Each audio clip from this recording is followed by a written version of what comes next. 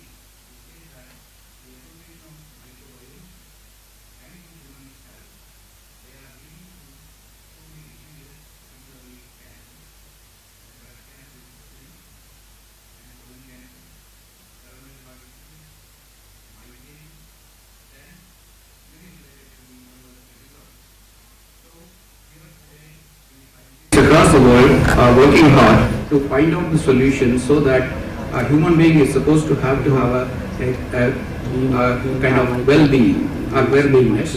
For this well-beingness, the science is paving the way and giving the solutions for many problems. I think here this forum, this platform must have been discussed and deliberated many of such aspects and must have disseminated knowledge for the young generation scholars and students, because it is you to take forward this science and it is to be given the solutions for the society. I am indebted to be here today amongst you to give few words on this occasion, and thank you very much for patiently listening to me. Thank you very much.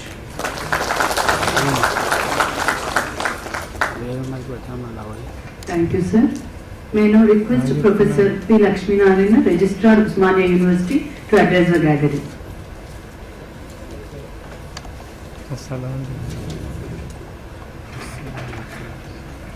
Namaskaram to everyone.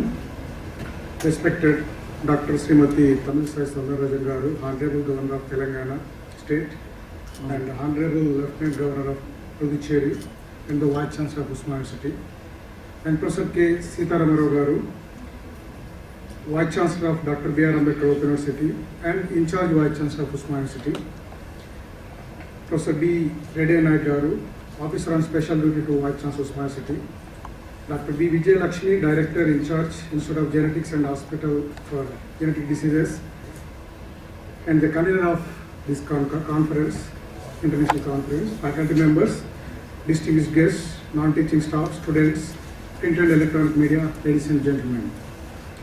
Namaste, greeting from the Usman University.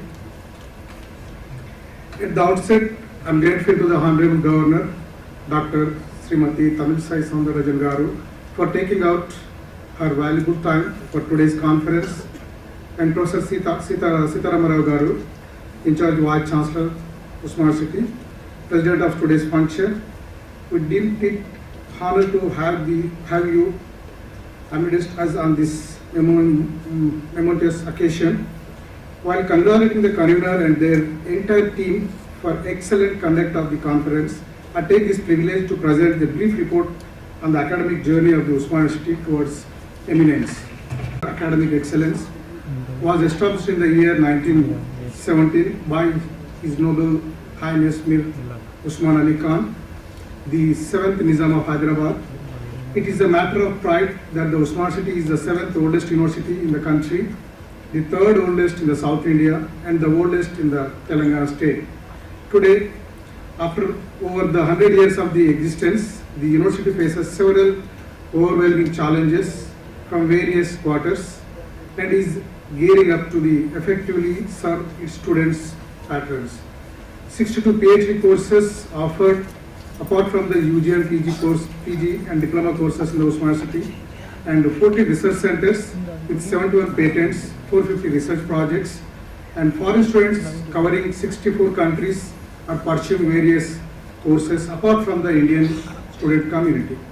Recently, to encourage the research activities widely, the universities have initiated steps to invite autonomous professional and non-professional colleges under the jurisdiction of Usman University to enroll them as a recognized research centers affiliated to Usman University to offer the research activities at the autonomous institutions and award the PhD degrees by the university. The responsibility implementing the new education policy of 2020 with sweeping charges lies on the university. The UGC has decided to create academic bank of credits with multidisciplinary graduate attributes, learning outcomes, skill-based dynamic and flexible curricular structure, multiple entry, multiple exit option, and experimental learning instructions. The COVID-19 pandemic, which has disrupted the academic world, has prompted the university to build systematic changes in administrative, evaluative, and teaching learning process. Today we stand on the tip of change to make academic more resistant. The university has been expanding infrastructure facilities, forging links with the industry, reinforcing bonds with the alumni, and the networking with the foreign institutions for promotion of international cooperation and higher education. The new administration has embarked on sweeping changes in the academic, administrative, research, and outreach domains. So based on its academic character, the Usman University aims to further rejuvenate itself and develop a more vibrant education and research environment with a view to cultivating courageous intellectuals who will support the society of the 21st century. We will also strive to expand its global network with the aim of creating world-class academic achievements and developing world-class human resources. The university is committed to accelerate its efforts to drive the university into a group of world-class universities. So, university alumni is pursuing very actively and striving is the best for the spread of higher education and research activity in the university. Many alumni students within the country and abroad are coming forward to extend their help in this regard. On behalf of our Vice Chancellor, Professor B. Ravindra Garu, presently on official US trip. I express my deep sense of gratitude for the tremendous support and cooperation that is being extended from the Telangana state government. I place on record my deep sense of appreciation and gratitude to Professor R. Limbaldi Garu, Chairman, Telangana State Council for Higher Education, and other Telangana state government officials and learned members of the Executive Council of Usman City for all their cooperation in order to achieve the vision of the university. I take this opportunity to convey my sincere thanks to all the sections of the university community, research scholars, students for their unstained support and cooperation and their commitment and contribution to enable the university to maintain its noble traditions and scale new peaks of academic excellence. Finally, we are all looking forward to our Honorable Governor and the Chancellor of Usman City, respected Dr. Srimati Tamisai Soundarajan Garu, and as a source of inspiration in our pursuit of academic excellence. Thank you for your attention and listening to me patiently. Stay safe and stay healthy. Thank you very much.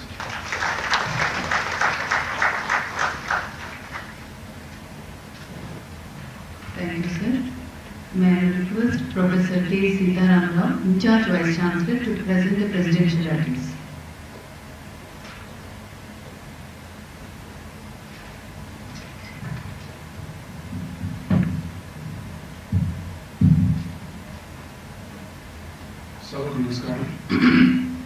Good morning, everybody. Highly esteemed and honorable Dr. Tamisai Soundarajan, Honorable Governor of Telangana, and Honorable Lieutenant Governor of Pondicherry, and also our respected Chancellor of all of our universities, and Professor Vidyanaya, who is on the dais, Professor Lakshminarayana, Registrar, Dr. Vijayalakshmi, Director in charge of this institute, and convener of the International Conference on Advances in Genetic Analysis in the Era of OMICS. It is a very interesting area of research. I do appreciate and congratulate the Institute for organizing this two-day program here. The Institute of Genetics and the Hospital of Genetic Diseases is a premier institute established in 1978 by Usmania University. It has been accomplishing a pioneering role in southern part of India for the past 4 decades in providing basic to advanced diagnostic and genetic counseling services, research, training, and outreach activities. The objective of the institute is mostly to prevent morbidity and mortality in women during pregnancy and after delivery, and also in childhood due to genetic disorders and diseases.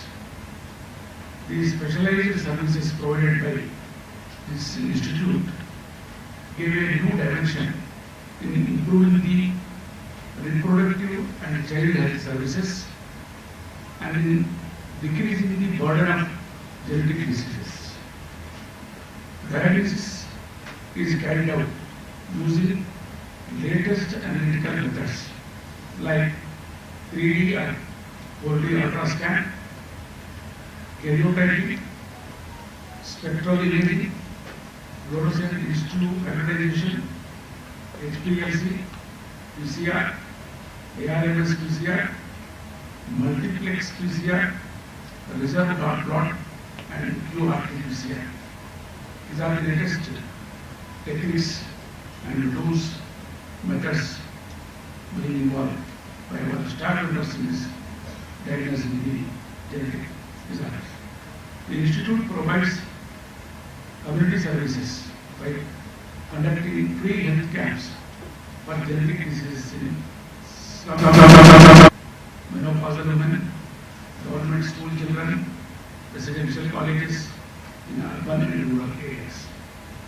Population at risk for certain genetic diseases based on their ethnical origin are screened for the presence of genetic defects. High school children and college students within the reproductive age group were also screened for the disease and preventive strategies were explained. As part of extension services, the institute has established genetics clinics at Nilofer and the government maternity hospitals. Newborns from Nilofer and the government maternity hospital were tested for the presence of metabolic disorders. Pregnant women visiting government hospitals in Hyderabad were tested for fetal developmental defects. Awareness programs were taken by the institute among the public through handouts, posters, video presentations in English and Telugu languages. To its credit, the institute provides teaching and training programs, offers postgraduate diploma in genetic counseling, program for skill development in biotechnology, supported by DBT Government of India.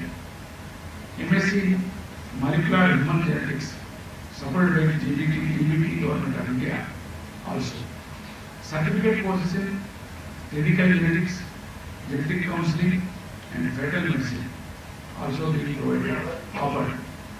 Short-term training programs for medical, paramedical, life sciences students at graduate and postgraduate levels. The institute has collaboration with various national and state level hospitals and the research organizations and received financial support from Ministry of Science and Technology, University Grants Commission and Department of Atomic Energy, Telangana State Council of Science and Technology and Telangana State Pollution Control Board to conduct multidisciplinary research. More than 100 students received graduate degrees and got placements in national and international research organizations. Putting together, the institute is a unique place where clinical diagnosis, counseling, research and academics are under one roof. As a referral center, it is serving the patients of the patients community from Telangana and other neighboring states. As the disease burden is high, establishing a regional center for genetic diseases will serve the needy patients below poverty line. Telecounseling services can be offered to various regions of Telangana and guidance can be given for diagnostic management and prevention of the diseases. With this small brief introduction about the institute, I take leave of you. Thank you very much for giving me this opportunity. I thank the Honorable Governor for your patience in this speech. Thank you very much. Thank you.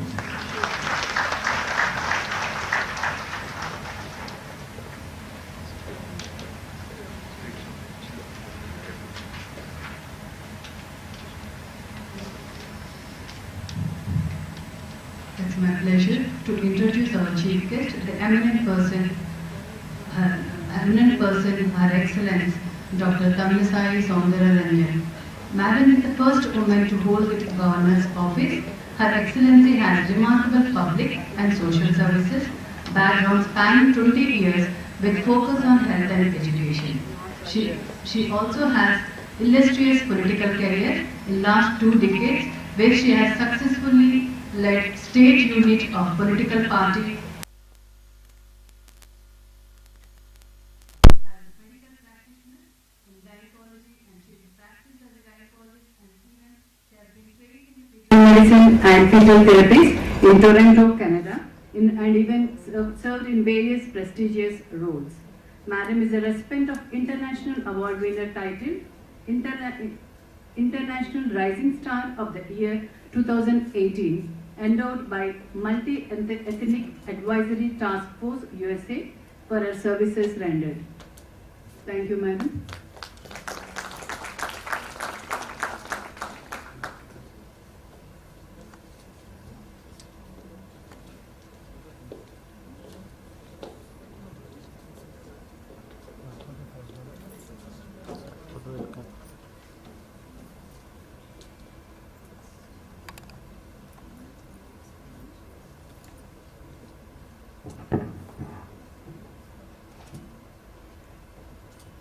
Professor Sitaram Rao Garu, in charge Vice Chancellor, Osmania University.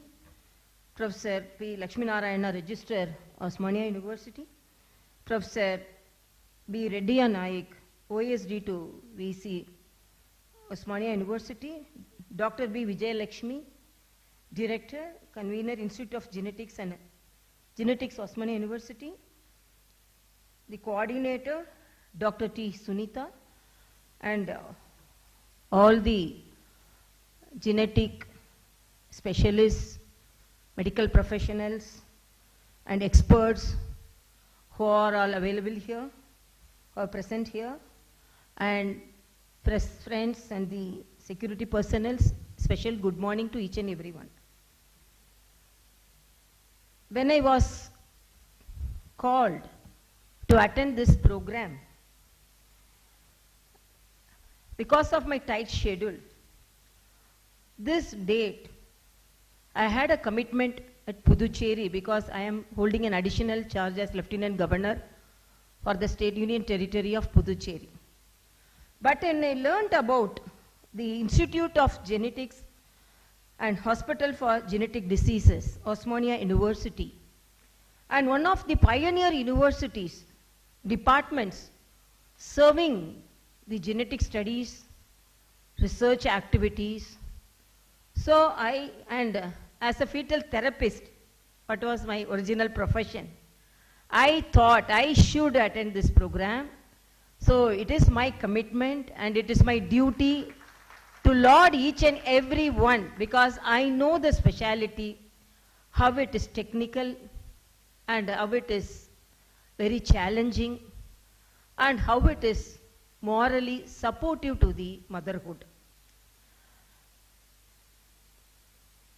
Though the World Health Organization repeatedly cautioned and issued guidelines for the developing countries for control of genetic disorders and birth defects, priority was not given due to more prevalence of the communicable diseases. Particularly, this specialty faced the challenge during the pandemic. And I always felt, because after completing my MBBS, when I selected the gynecology, it's not of my interest, my mother wanted me to be a gynecologist.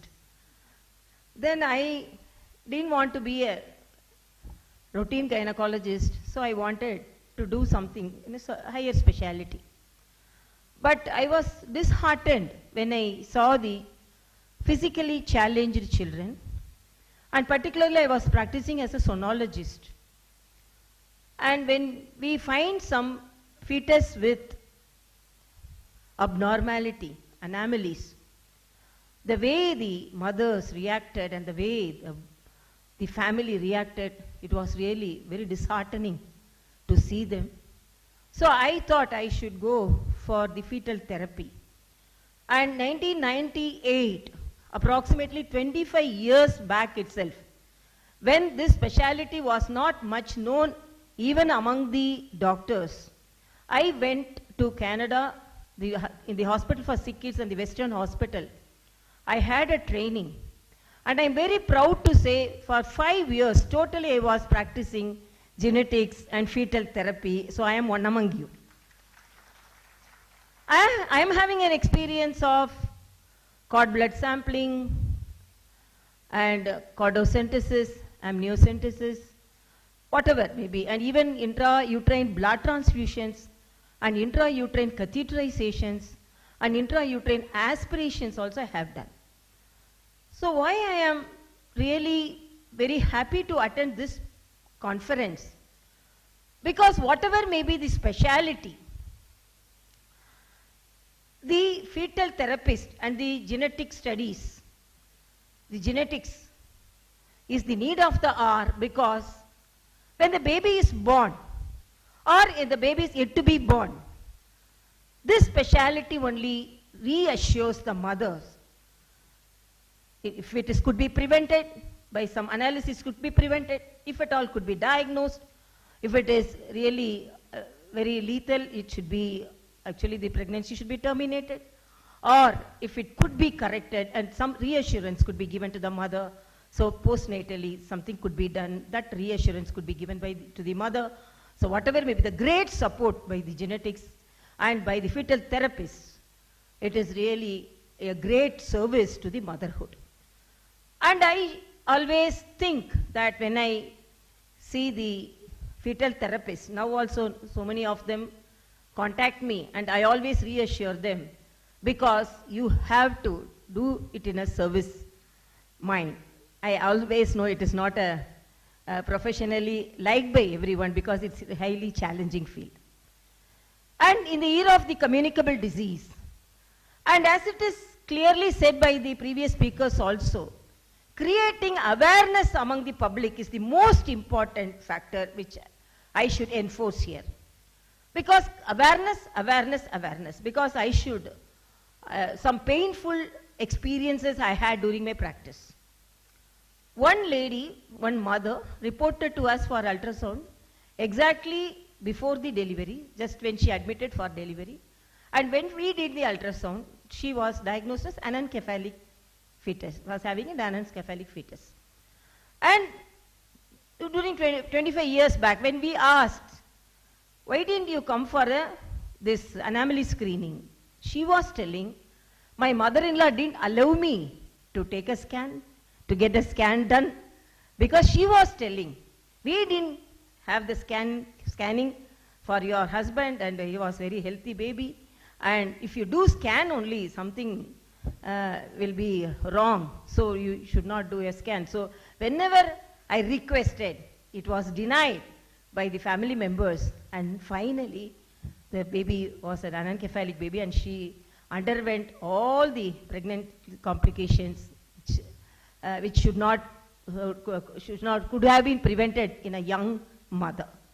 So even now, when I talk with my friends, even now in this era also we are seeing patients like that. So creating awareness about the genetic abnormalities, the disabilities, is the need of the hour, and that is the service rendered by each and every one of us to the motherhood.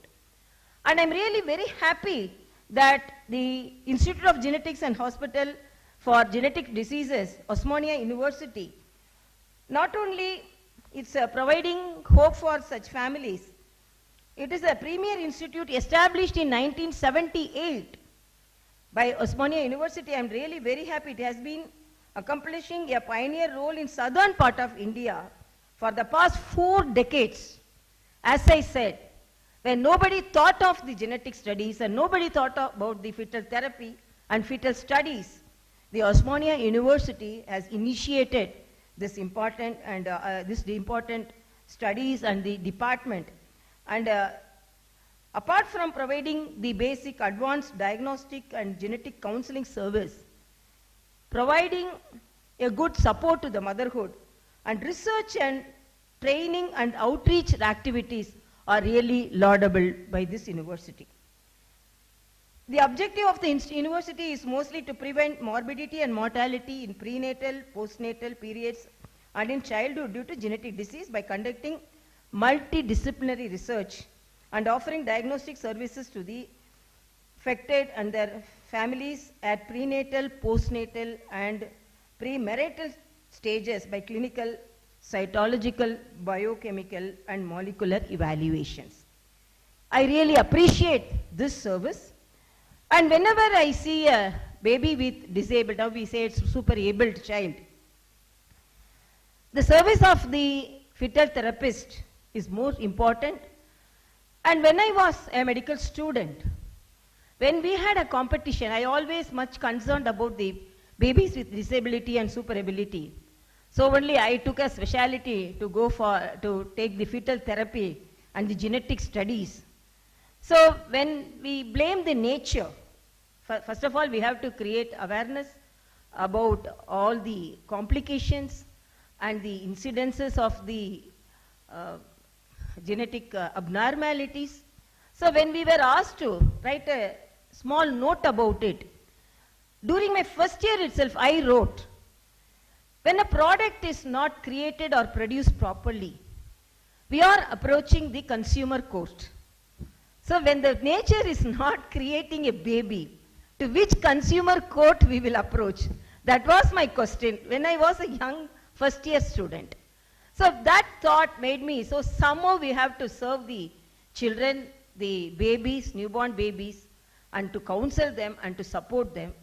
And as a gynecologist, I always feel that the service of the gynecologist and the service of the fetal therapist is more morally, physically, mentally, and socially supportive to the families. So I always, whenever we all belong to the medical fraternity, in a lighter sense, I always say, when I was posted as a governor of Telangana, I am the youngest governor, and when it's the youngest state, when the critics actually wrote how a youngest person, that is a medical professional, will manage this youngest state, I rebutted saying that I am a gynecologist, so I can handle the newborn babies. So Telangana is a newborn baby, so as a gynecologist, I can handle this. So when I was given an additional charge, same critics told, oh, how she can handle the two states. Then again I rebutted saying that I am a gynecologist. If single baby is born, I will manage. If twin baby is also born, I will manage. So I am managing the twin babies.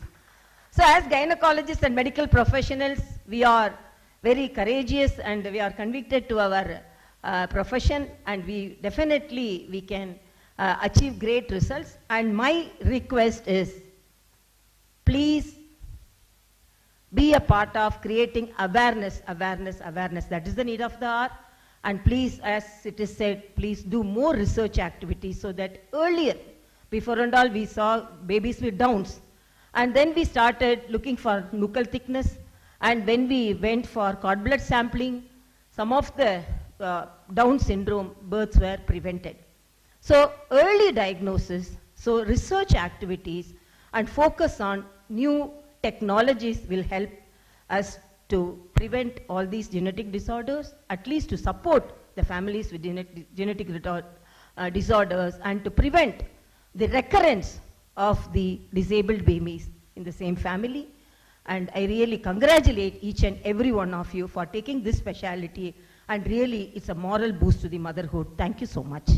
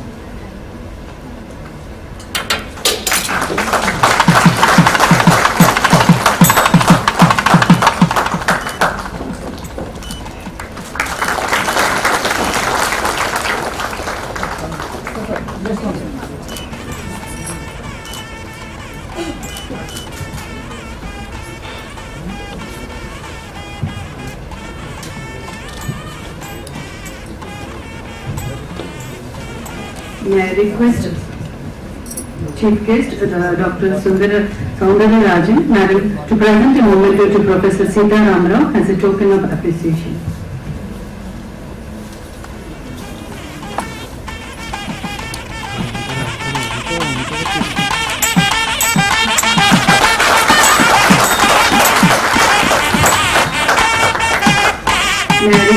Madam, to present a memento to Professor Lakshmi Narayan sir as a token of gratitude.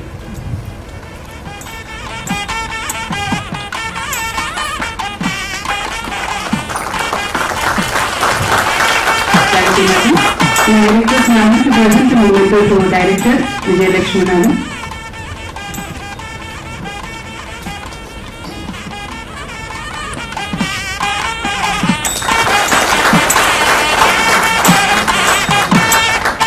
May I request Madam to present a memento to Reddy Naik sir.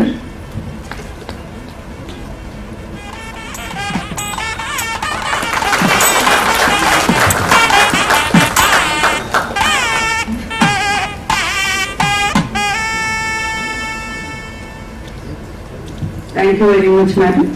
So we request to have a photo with a picture with all our staff, Madam, please.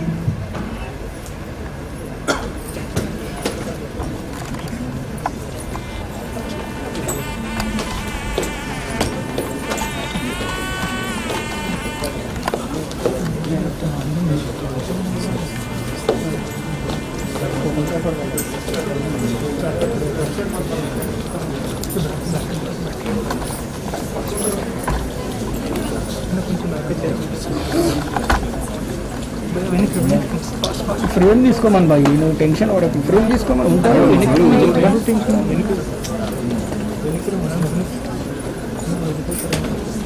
ఇంకా వస్తూనే ఉన్నారు ఏడు పోతారు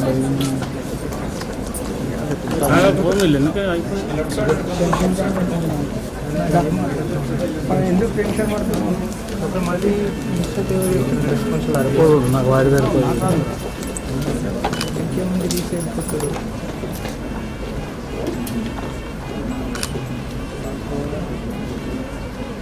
నేను మాట్లాడుతున్నాను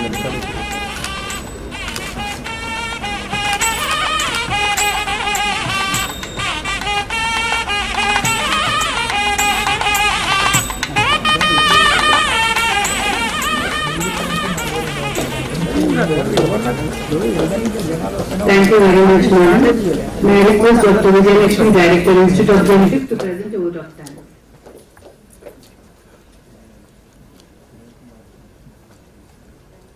Thank you very much, ma'am, for accepting the request. Respected Chief Guest and Chancellor of our University, Honorable Governor, Dr. Tamilsai Soundararajan, our beloved in-charge Vice Chancellor, Usmania University, and Vice Chancellor for Dr. Ambedkar Open University, Professor Sita Ramarao Garu, Professor Lakshmi Narayana, Registrar Usmania University, Professor Reddy Naik, Officer on Special Duty to Vice Chancellor, Usmania University, other dignitaries, esteemed guests, eminent speakers, media, a very good afternoon one and all. We have successfully completed the first day of the conference with brainstorming sessions on advances in genetic diagnosis in the era of OMICS, and along with some cultural programs in the evening. Madam, our Vice Chancellor has already briefed about the institute activities. Just want to add few more points, like we are involved in screening programs too. We have conducted many health camps at rural villages in Mahabub Nagar, Gajwal and urban slums too. And we have completed many DBT sponsored projects in training for the clinicians as well as for the faculty in the universities. And based on our expertise, our institute expertise, DBT UVID initiative has selected the institute for screening for some of the common genetic disorders in aspirational districts. So now we have been selected for screening for the Bhadradri Kottagudem, one of the aspirational districts in Telangana. So I would like to add to this, ma'am. And also that we have completed some of the research programs, and many students received PhDs from this institute. And to update, as you said, like creating awareness is one of the most important facts in preventing the genetic diseases. So with that intention, we have taken up many conferences, workshops, and this conference is also taken up with the theme that the new advanced technologies in the era of OMICS, how they are useful in diagnosing the genetic diseases at early stage. Because we all know, except showing the sympathy to the child and parents, we cannot do anything because these diseases are not treatable. They can only be prevented. So we all have to know what are the preventive aspects and what are the coming up technologies to diagnose these diseases at early stages.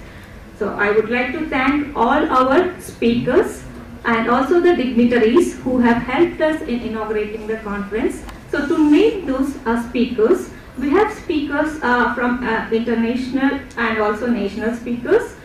The speaker from University of Wisconsin, Dr. Shema, Dr. Satish, University of Cincinnati, Dr. Kumar from University of Texas, and other eminent speakers, Dr. Ratnapuri from Sir Gangaram Hospital, New Delhi, Dr. Banu Prakash Reddy from National Institute of Nutrition, Dr. Babu Rao from National Institute of Immunohematology, Dr. Sudeep Ghosh from National Institute of Nutrition, Dr. Prashant from Amrita University, Dr. Sheetal from Newburgh Center for Genomics and Medicine, Dr. Bhaumik Trivedi from Shimaju Laboratories, and other participants who have come from far distances to share their experiences and expertises in the field of omics.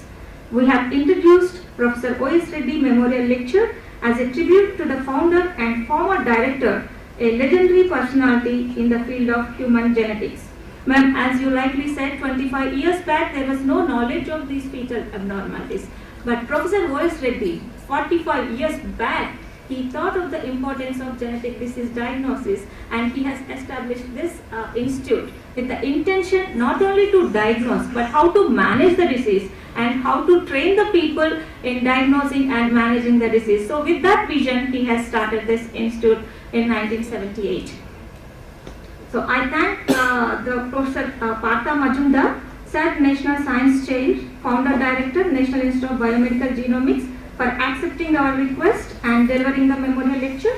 I thank the chairpersons, the alumni, senior professors, former directors towards their constant support and encouragement in flawless organization of the conference. I thank all the participants for their participation and healthy discussions and their contributions towards learning. So we are really missing the presence of our Vice Chancellor, Professor Ravindra. He is the motivation behind all these programs. So now our aim is to establish this center towards the center of excellence in advanced genetic diagnosis. So for that we need your help, madam, to develop this institute. So if you like, give us some time, we would like to come to you and explain about the plan and future. So I thank the media people from print and electronic for the media coverage. I thank Department of Science and Technology, Telangana State Council of Higher Education, and sponsors Newburgh Center for Genomics, Yoda Diagnostics, and Lifestyle Diagnostics for the financial assistance.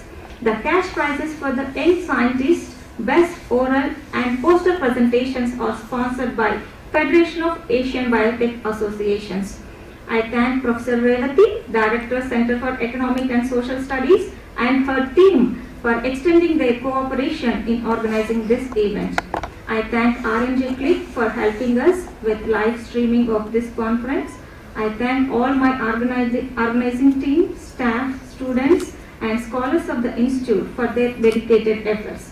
So due to time constraint, I am not able to mention all the names, but I sincerely thank one and all those who are with us in successfully organizing the conference. I thank our beloved Vice Chancellor, Sir, Professor Sitaram Rao Garu, and our Registrar, Professor Lakshminarayan Garu, and our OSD2 Vice Chancellor, Professor Rejanayat Garu. I sincerely thank you, sir. And madam, we are really privileged to have you here, and we are so happy that you also belong to the same field and you also experience the same kind of feelings when you see the newborn with some kind of genetic problems. So our day is really memorable in the history of Institute of Genetics, ma'am. Thank you very much. Thank you very much. Thank you, Dr. Vijayalakshmi. I request all the delegates and dignitaries on the dais, off the dais, and the delegates to stand for the national anthem.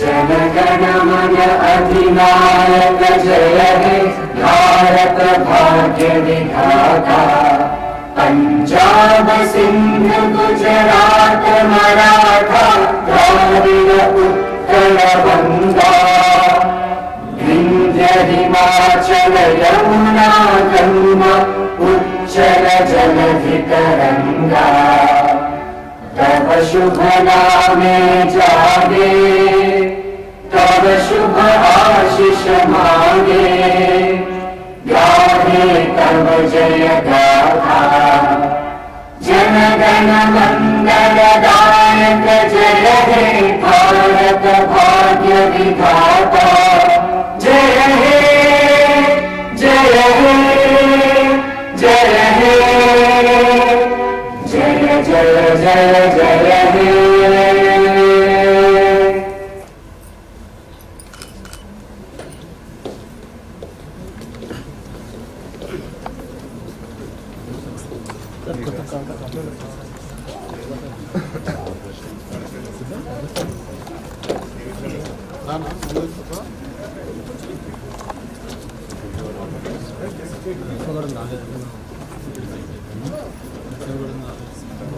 Sir sir sir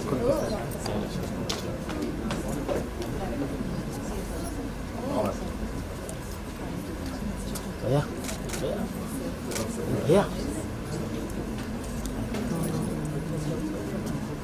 Laxminarayan थोड़ा पीछे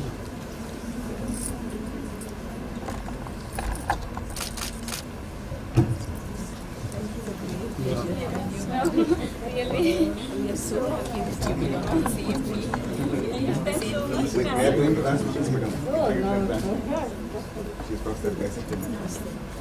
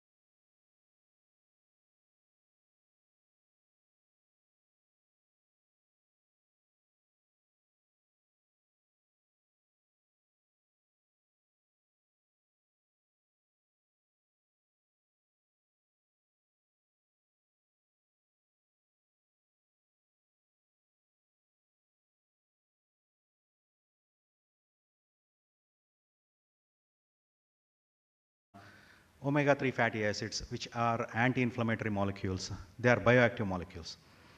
So today I would be splitting my talk into two parts. One is nutrigenetics, because Dr. Vijayalakshmi Garu asked me to present on nutrigenetics. And the second part of my talk, I would focus on novel inhalation omega-3 anti-inflammatory molecules, which we have developed with Luteus Pharma. They funded this project. And I would be talking about, during the COVID time, everybody were interested in developing new molecules for COVID therapies. So we had this idea and we developed novel formulations which directly target the lungs. So it's called like the direct targeted therapy.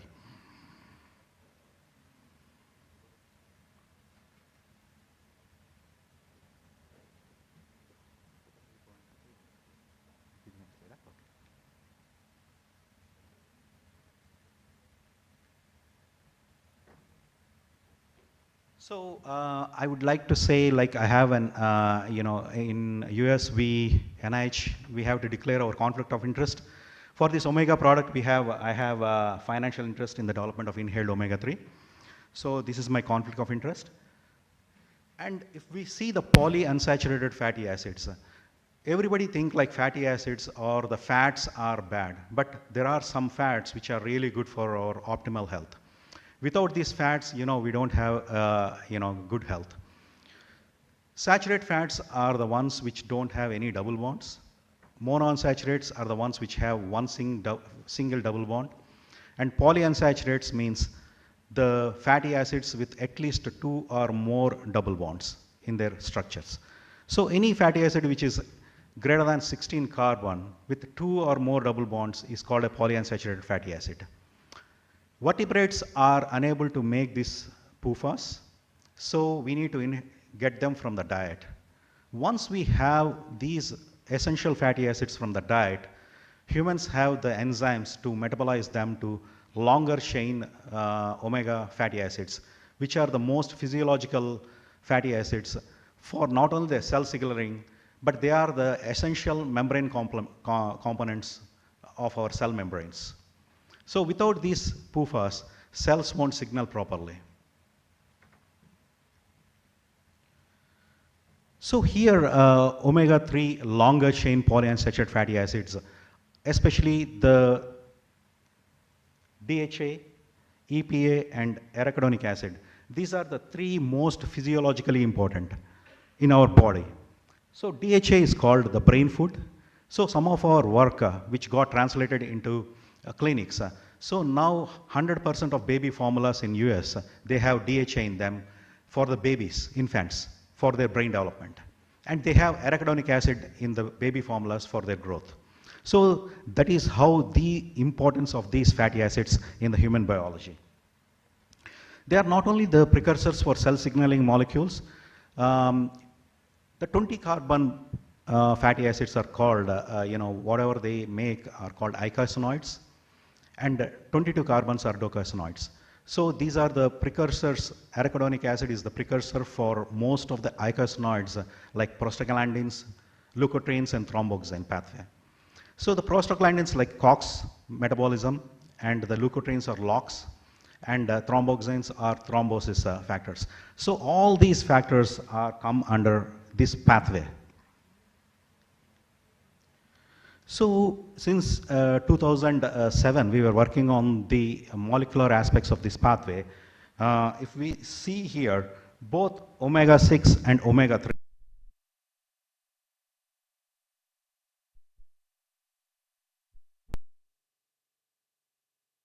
and 6, this is the pro-inflammatory. That means if you have this fatty acid in your body, you have pro-inflammatory response. Whereas the opposite one is anti-inflammatory, the EPA and the DHA. So when we evolved as humans, we evolved by taking 1:1 ratio of omega-6 and omega-3. But now in US, the ratio went up to 10 and 1-fold. So we are taking more pro-inflammatory food, dietary things, and we are not, taking a lot of anti-inflammatory molecules. But if it is coming to India, it's 20:1 ratio. Why? For the past 20 or past 4 decades, we have moved from industrialized oils, we moved out from traditional cooking oils to more industrialized oils, which have more omega-6 fatty acids than the omega-3s. There is a huge, controversy regarding this pathway, but for the past 17 years, we figured it out, alternate pathways for this, omega-3s and omega-6s. If we see here, arachidonic acid is pro-inflammatory, pro-coagulation, pro-arrhythmic, and anti-vasodilation. This was the motivation for developing the anti-inflammatory molecules to, for the lung disorders, especially lung inflammatory disorders like COPD and COVID-19. So when we see the omega-3 fatty acids, they are formed by desaturases and elongases. Desaturases are the enzymes that add double bonds into the carbon atoms. Elongases, they add 2 carbon atoms. So if we see here, chromosome 11q13 is considered to be the major cancer hotspot. And on this 11q13, FADS1, FADS2, and FADS3, these genes are evolved by gene duplication events, and they are present as a cluster. And all these 3 fatty acid desaturases, they share the same exon-intron boundaries. They are extensively spliced, and the splice variants are evolutionarily conserved. Then moving to the nutrigenetics part. Yesterday, Bhavan Prakash Reddy garu was talking about the nutrigenetics and genomics, the differentiations. But here, I would like to present the data from 2 clinical studies, multi-center clinical studies, what we have done to identify one functional genetic variant which is responsible for the endogenous biosynthesis of pro-inflammatory arachidonic acid. So in 2006, first genetic paper on omega-3 fatty acids has been published by Schaefer et al. They have shown that this is the classical pathway, 18.2 to 18.3, but in some individuals who are having minor alleles for 11 SNP haplotype, they use a different pathway, which is alternate pathway, and the individuals who use this pathway, they have more of 20:2, less of 18.3, and less of 20 carbon 4 N6 arachidonic acid. That means these individuals are protected from inflammatory conditions, the minor allele carriers. So they have a variation of 29% of the pro-inflammatory arachidonic acid levels. That means the individuals who use this alternate pathway, they have less pro-inflammatory conditions in their physiology.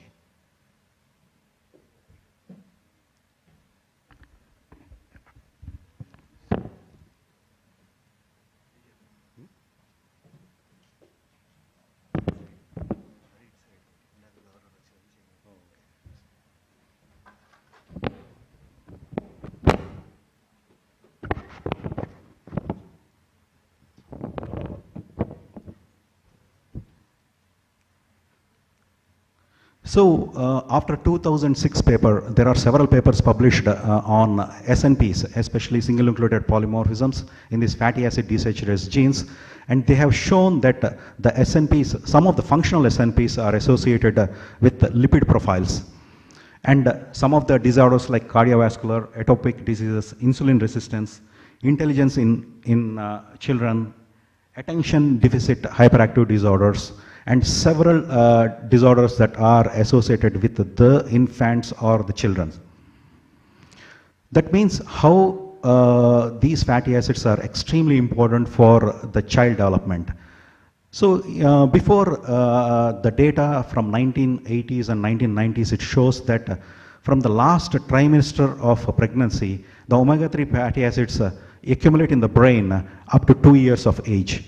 But now the new data shows that up to 18 years and throughout the life, these omega-3 fatty acids, they accumulate in the brain. And any loss of these fatty acids, especially during the lactation period, the mothers get postpartum depression, and because they feed the babies with breast milk, and the breast milk has good amounts of omega-3 fatty acids, DHA. So some of the things in genetics we need to think about, like, if there is a depletion, how we can give the awareness. Even our Honorable Governor was talking about the awareness program. And now in India, we need to get awareness spreading to the societies, because once I show my genetics data, it shows like up to 70% of Indians are probably omega-3 deficient. That is the reason why we are seeing a lot of chronic inflammatory diseases in our population. So this is our study on, we used a Japanese HapMap lymphoblasts to identify, 10 SNP haplotype in FADS1 and FADS2 gene. But when we did this analysis, we found that in the second block, the 10 SNPs, they showed that the expression of FADS1 is down regulated, not the FADS2. But if we see the most important SNPs, they fall in the block 2, which is in the FADS2 gene, not the FADS1. But these SNPs, they are influencing the FADS1 expression. That is the bidirectional, regulation of this thing. And when the ENCODE project has started, they have shown that a lot of genes are multiply spliced, and the splice variants can be extensively spliced, and some of them have non-catalytical functions also, or they might have a catalytical function too. That is the reason why we need to be extremely careful while studying the genetic polymorphisms in populations. And here, if we see this minor allele carriers, this is the major haplotype, the minor haplotype. All the minor haplotypes, they have lower FADS1 expression. The individuals who have the lower FADS1 expression, they might have lower levels of arachidonic acid. That means the pro-inflammatory one. So this helps, genetically, the individuals who carry the minor haplotypes, they might have lower arachidonic acid levels compared to the major haplotype carriers. And when we did this analysis, we found a region here which is evolutionarily conserved from zebrafish to human. This region has binding sites for sterol regulatory element binding proteins. SREs, they are called sterol response elements. They are the elements first discovered by Goldstein and Brown, where they won the Nobel Prize for cholesterol synthesis. So the same consensus 10 base pair sequence we found in these region in FADS2. That triggered our interest, seeing the sterol response element, that same 10 base pair sequence which Goldstein and Brown found for cholesterol biosynthesis, we found the same thing in our FADS2 gene. Then what we got interested was seeing the basal expression levels of this FADS gene. If we see the major haplotype, the expression was high. In the minor homozygotes, the expression was low. But when we treated them with simvastatin, the cholesterol lowering drug, the expression of the minor allele reaches to the maximum, and it is now equivalent to that of the major haplotype. That means, statins, one of the pleiotropic effect of statins is increasing the LC-PUFA levels. That means one of the effects is increasing the good fats. Similarly, when we did, this is a liver X agonist, liver X receptor, and here also we found the same. But for the PPR gamma, we didn't find any correlation at all. So once we saw this 10 base pair consensus sequence, everybody as a genetist, we are interested to know, what is happening in that region. When we do GWAS studies, we go for genome-wide association studies. When we find a real big Manhattan plot hit, we do fine mapping. So what here, we already got a very good hit, the 10 base pair consensus sequence. Then we thought of designing primers flanking on the either side of these sterol regulatory element 10 consensus sequence. When we sequenced that region, to our surprise, we found that all the minor haplotype homozygotes, they carried the 22 base pair deletion. Here there is a deletion, and all the major haplotype homozygotes, they had insertion. So it's based on the genotypes, they are II genotype, ID genotype, and DD genotype. insertion, insertion, insertion, deletion, and deletion, deletion. So most of the people are focusing on SNPs. Now our interest shifted to indels. Indels are the second most common genetic variants in human. This is because most of the microarrays, they are targeting only SNPs, and finding the indels are difficult. That is the reason why most of the people are not studying indels. So indels not only in the protein coding regions, but the regions in the intronic are regulatory, and they might have functional significance. So this 22 base pair indel, what we have found, it is in the intron 1 of FADS2. This shows that the FADS2 indel in the intronic region, it has a regulatory effect. That regulatory effect can be on both sides, which can go on the FADS1 as well as the FADS2. It's bidirectional. Then we hypothesized the individuals carrying DD genotype might have lower arachidonic acid levels and low inflammation, and II individuals, they might have more pro-inflammatory thing. So to test our hypothesis, we needed a population where the maximum amount of the population should be vegetarian eating population, and the other population should be on a non-vegetarian diet. For that thing, to get the samples from vegetarian population, we had a collaborator from Pune, India. We got the IRBs approved and the ethical bodies, everything approved from both US and India. And then we started this study. So we analyzed the samples from Pune, and they are all mostly vegetarian eating population.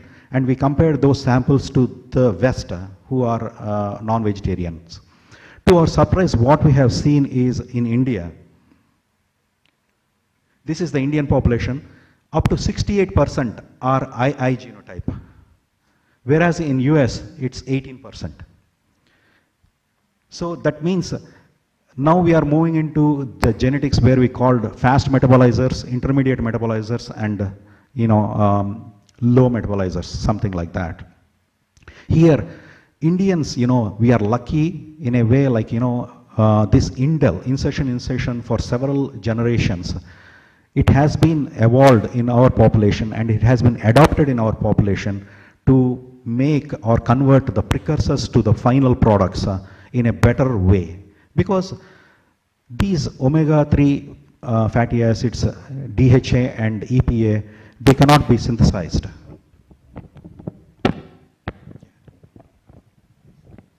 Thank you. Hello. Yeah. So here, then our interest. Everybody were thinking like, okay, you guys have found 250 samples from Pune, India, and how can you compare it to the whole Indian population? Then we analyzed the data from 1000 Genomes Project, and we have seen different parts of India. Here, Gujaratis, Punjabis, Bengalis from Bangladesh, Telugu speaking population here, Sri Lankan Tamils here. And if we see here, the II genotype is present in 70% of the South Asians, which is completely different from the Western or European populations. So this is where when we started to publish this paper, the journal got very excited and they embargoed our paper for press release throughout the world. Not only that, we wanted to compare another study from China. Here, because Asians might have the same thing, then we had a collaborator from China, and we got like over 1500 samples from Chinese population. And when we did the same analysis, here 45% of the Chinese, they have the II, and 11% are DD. So from the West to here, our genetics is different. Then we went on to see this during the pandemic time. We published a review article on COVID, especially the SPUFA levels. Why? Because there is some clinical studies happening in West as well as in Asia. They showed that the patients or the people who have higher amounts of omega-3 in their body, it's called omega-3 index, They didn't die, they had severe infections and they were hospitalized, but they were not dying from the COVID. So that got us motivated for our study, next study what I will be showing on lung inflammation.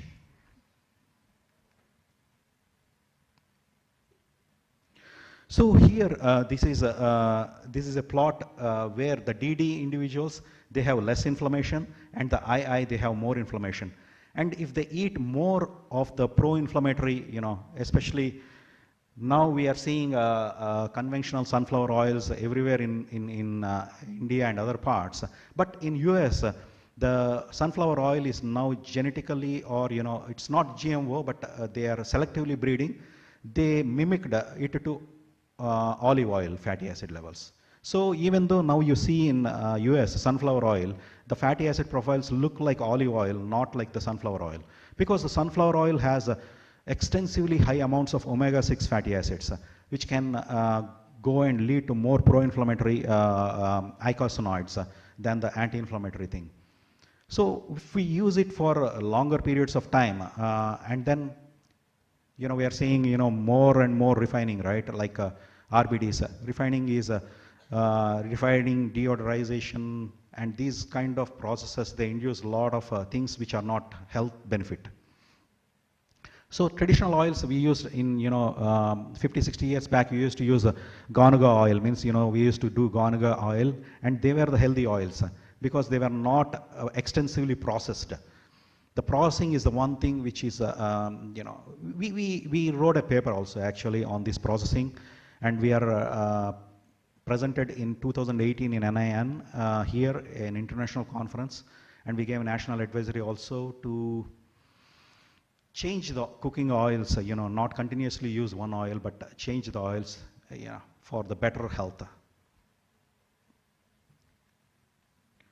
So this is what the embargo thing, what we were talking. And here in Good Morning America in 2016, there was a coverage of our study showing that these Cornell University medical geneticists and lipid biologists, they have identified one functional genetic element, and they coined the term called nutragenomics and nutragenetics. And Lupuk, he's a very famous guy who comes on Good Morning America in CBS News. He said that these guys have started a new field called nutragenomics. So here if we see the conclusion part of this part of my talk is like II genotype is present in 68% of the Indians, 46% in Chinese, and 18% in US. It is evolutionarily selected in South Asian population because of the traditional vegetarian diet eating patterns. And then the variability, if we see between the precursor and the product, arachidonic acid is 84% higher in II individuals when compared to the DD genotype. Similarly, if we see the anti-inflammatory to the pro-inflammatory to the anti-inflammatory ratio, it is like 47% higher for the II genotype individuals.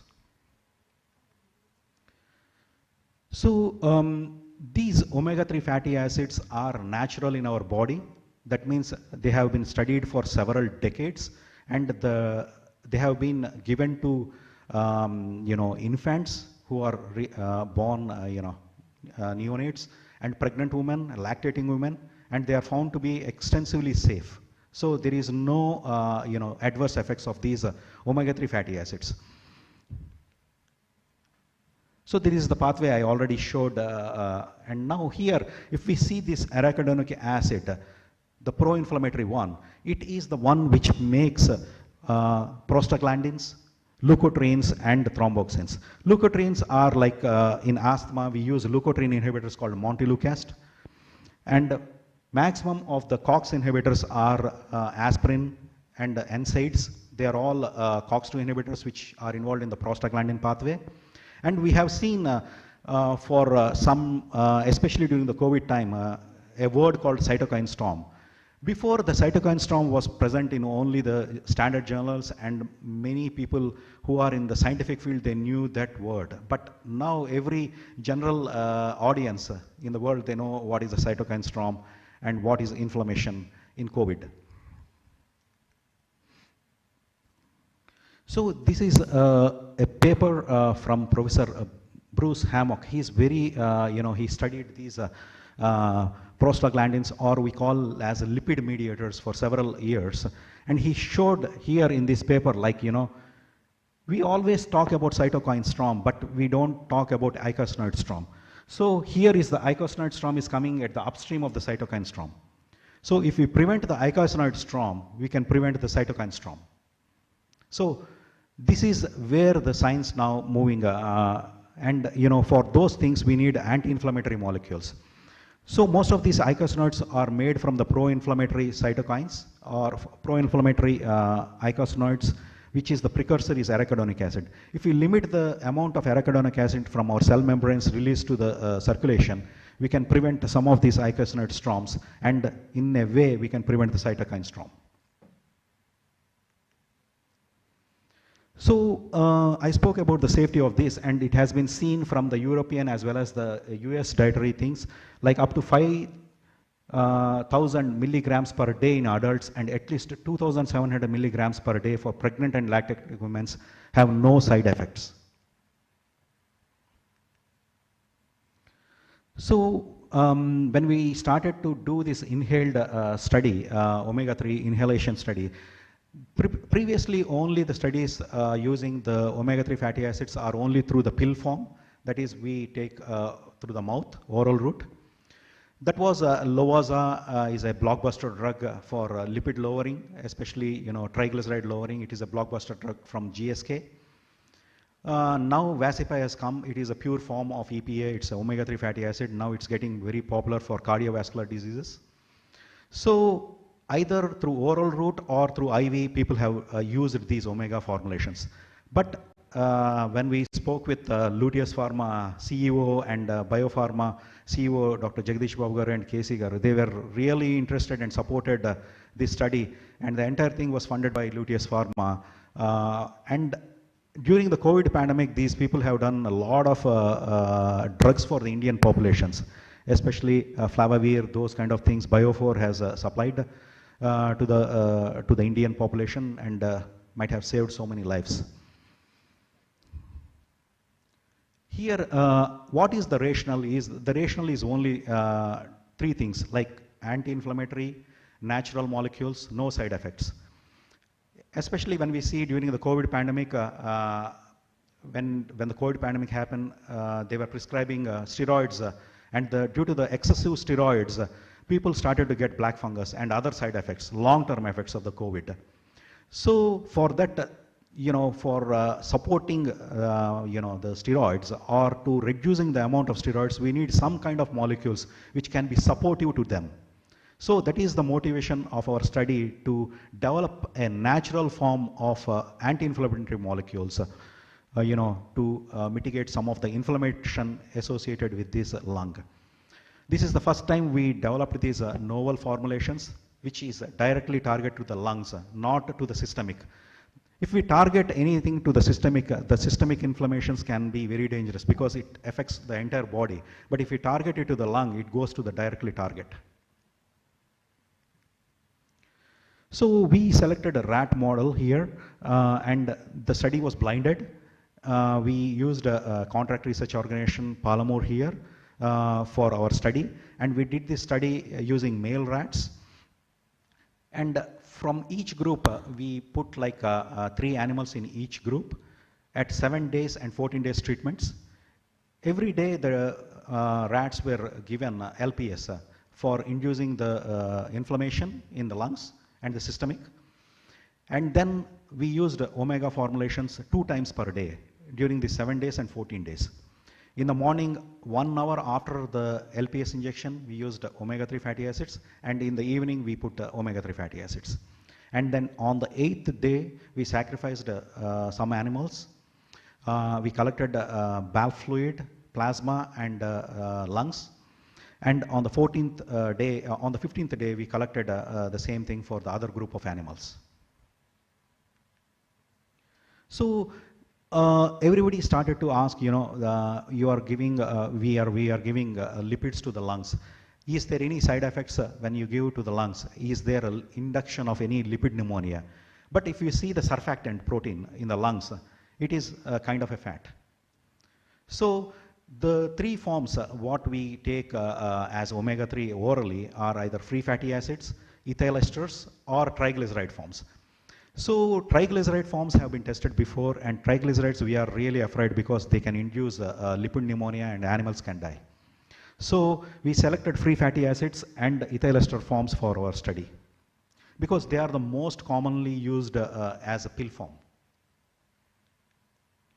And when we are designing the study, the KC was interested in doing synergistically, like not only omega, but he wanted, and the Bio4 CEO Jagdish Babu, they also wanted some of their proprietary medications like CBD. CBD means cannabidiol. It is an potent anti-inflammatory molecule.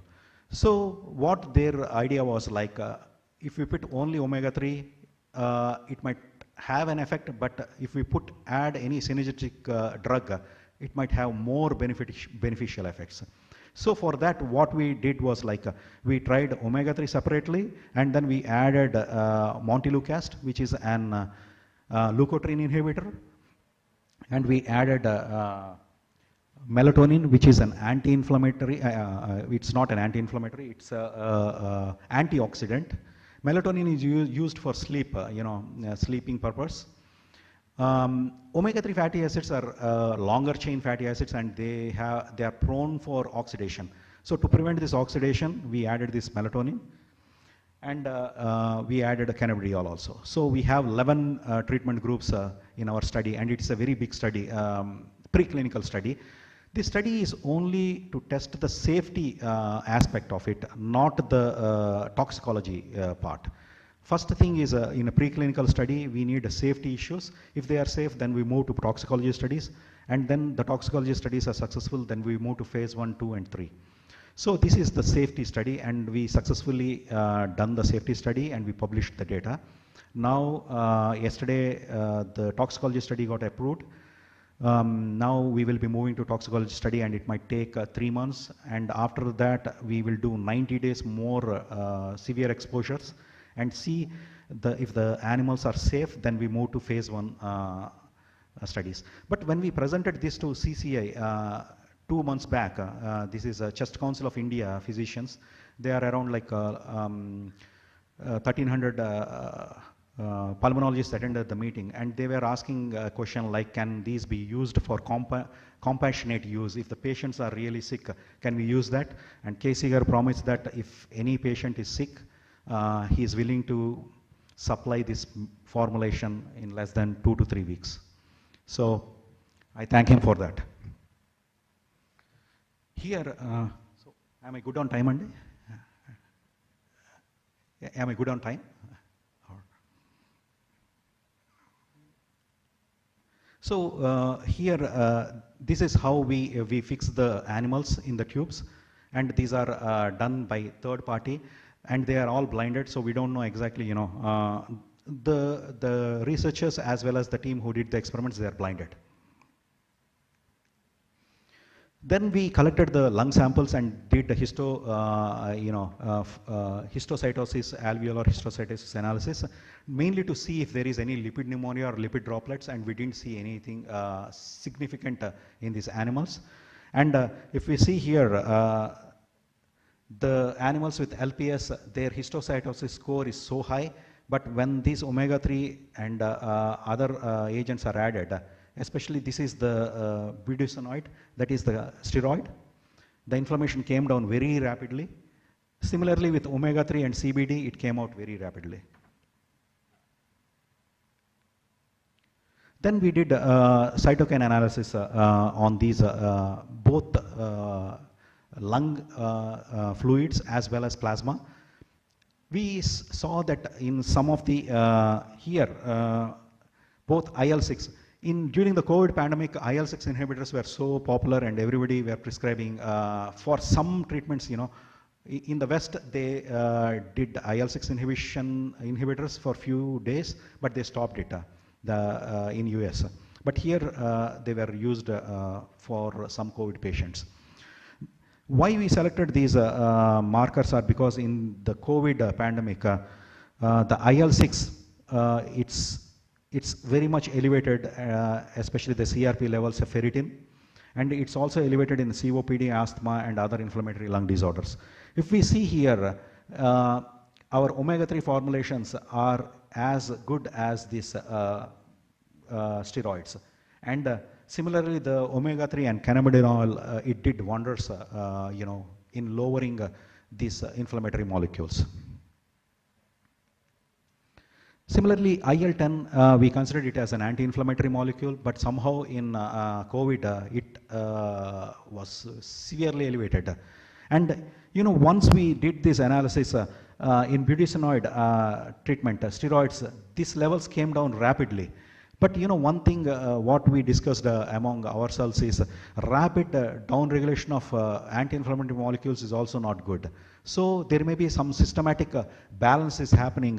That is the reason why these omega molecules are not downregulated as compared to the budesonide in IL-10. So we need IL-10 for some kind of anti-inflammatory mechanisms and feedback mechanisms. Similarly here, even IL-1 beta, omega-3 and CBD, it showed a good result, and they are all statistically significant. So I think I'm exceeding my time, then I will rush here. So I would like to mention, like any study, we should mention about the study limitations. When we did this LPS, it was we did intraperitoneal that induces a systematic inflammation. And the second thing is some people who are allergic to fish and fish products or eggs, they are not, these molecules, they are not prescribed for them. They might get allergic reactions. So very limited population, these molecules might not work, or they might get even anaphylactic things. Especially when we see mRNA vaccines in US, some people got anaphylactic shocks because the lipid nanoparticle which is carrying this vaccine, they have PEG molecules, polyethylene glycol. Some people who are allergic to these PEGs, they develop allergic reactions. So I thank my my long-term colleague Tom Brenner. He is one of the experts in lipid, and now everybody knows the dietary cholesterol is safe. He is one of the member, only the lipid member in that team who suggested that, and he is very well known in the lipid biology, and Jyoti madam knows him. He came to NIN for presentation in 2018. And I thank all my collaborators. My funding, our funding is from NIH, and Luteus funded this inhalation work. I thank them, and I thank Dr. Vijayalakshmi Garu for inviting me to give this talk, and all the organizers, Deepika Garu, and my friend Srinath Garu. He is the one who is very active and asking me to do a lot of things in India, and we are planning in future. He is instrumental in getting me as an advisor, international advisor to Institute of Genetics. And one of the things what I would like to add here is one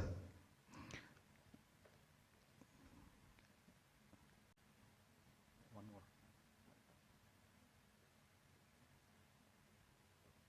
In each area, yeah? No, not pointer, another slide.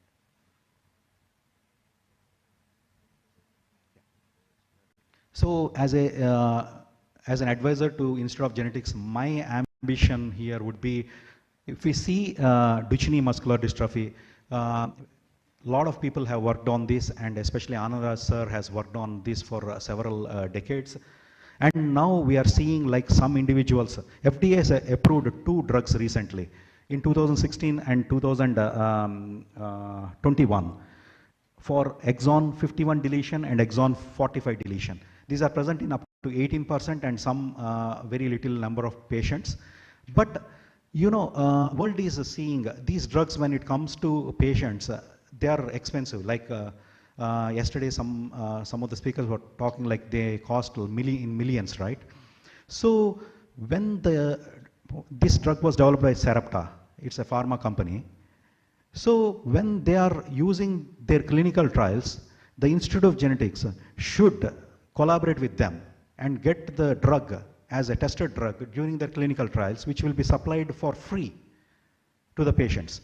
That is the one thing I would like to bring to the attention of the Dr. Vijay Lakshmi Garu and Srinath Garu, and take it forward. You know, there are so many companies now which can give the drug for free during their clinical trials. But once the clinical trials are done and FDA approves them, it's very hard. And I have seen some cases, SMA cases. Zolgensma is approved recently by FDA for people with spinomuscular atrophy 1. And it is approved for people who are less than 2 years old. But the diagnosis itself is taking longer time in India. You know, most of the people who are coming and asking the genetic counseling to us, they are 4 years and 13 years and 6 years like that. And at that time, you know, from the Delmed also, you know, they send their WhatsApp reports and ask for like one of my close relatives, family friend, they send me a report and ask for SMA Zolgensma. And the kid was 4 years, and even though they were living in California, they didn't approve it because the kid passed the 2 years cutoff mark, which FDA approved. So identifying the disease early, because Sujata madam is there and she is very expert in diagnosing these diseases at early age, right? When we diagnose these diseases early, we will have some of the new molecules or the drugs that are being getting into the preclinical and clinical forms, use them and get the benefit to our society. Thank you so much. And I think I'm exceeded my time. Thank you.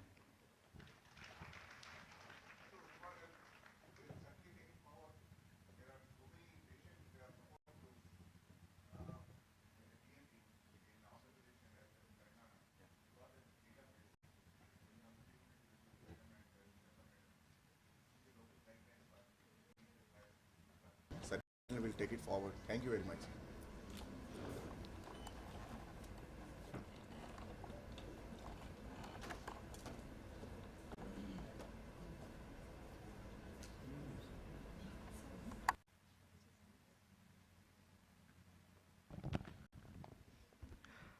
Thank you, sir. May I now request Chandrasekhar Garu to present a memento to Kumar Kottapalli Garu as a appreciation, as a token of appreciation.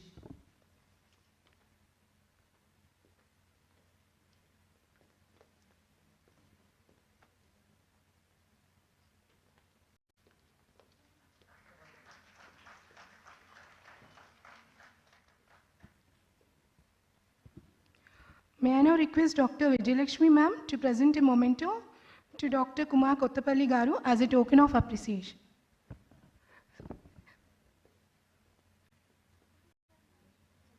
Sorry, Chandrasekhar Garu.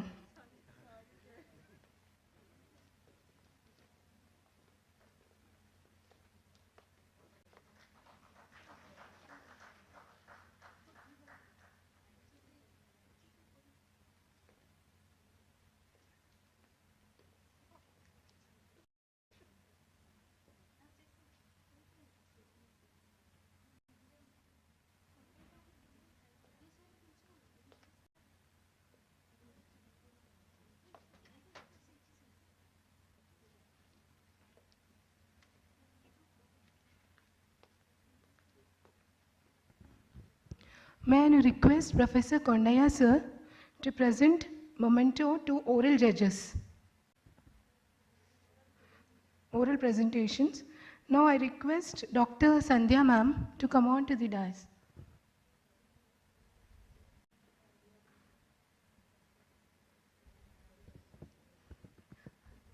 I request Professor Kondaya sir to present a memento to Dr. Sandhya ma'am as a token of appreciation.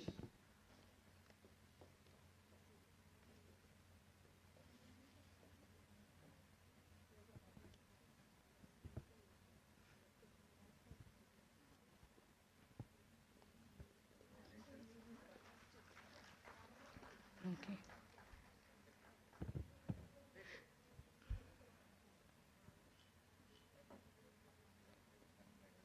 Sir, now I request Dr. Ramakrishna sir.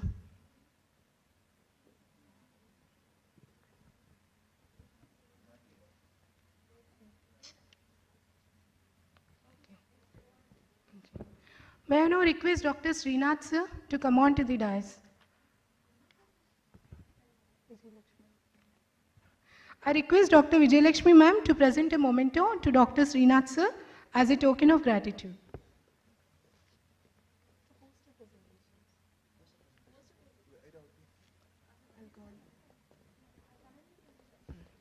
Now I request Dr. Airavati ma'am to come on to the dais.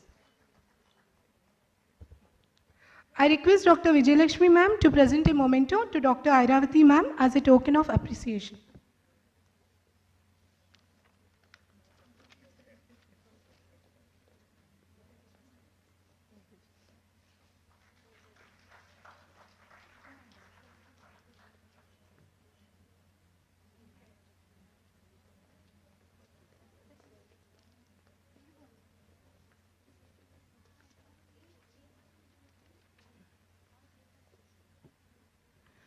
May I now request Dr. Vijay Kumar Kutala sir to come on to the dais to chair the session.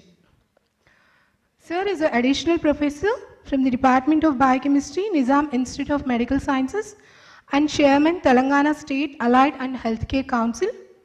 Sir has served more than 3 decades of research experience in biomarkers for disease prediction and prognosis, genomics and epigenetics. He focuses on personalized medicine by developing population-specific pharmacogenomics algorithms to optimize warfarin dose in patients with thrombotic events and to predict 6-mercaptopurine-induced hematological toxicity in acute lymphoblastic leukemia in renal retransplant patients. Sir has published more than 175 papers in journals of national and international repute, and he had published 12 book chapters and received many research funding from DST, DBT, DHR and ICMR. Thank you, sir. May I now request Dr. Sujata ma'am to chair the session. Ma'am is a clinical genetist and genetic counselor with more than 35 years of experience. She is an experienced researcher with expertise in the diagnosis and management of genetic disorders. She visited and underwent training in clinical genetics, prenatal diagnosis and genetic counseling in Germany, UK and USA. She has 35 years of experience in teaching of clinical genetics and genetic counseling and human genetics. She has a recognized research supervisor in genetics and zoology, Faculty of Science, Osmania University and NTR University of Health Sciences. She has awarded 12 students and she is a principal investigator and principal co-investigators in projects sanctioned by TBT, DST and UGC.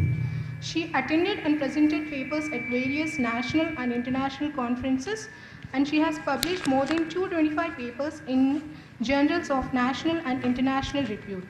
She is the organizing secretary and scientific secretary for many national and international conferences organized by Institute of Genetics, and she is a reviewer for international journals.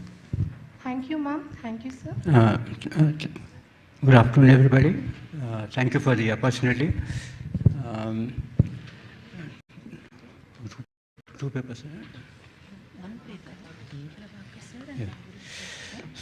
So I think now this is the lunch time. So before that, I think we have 2 very important presentations.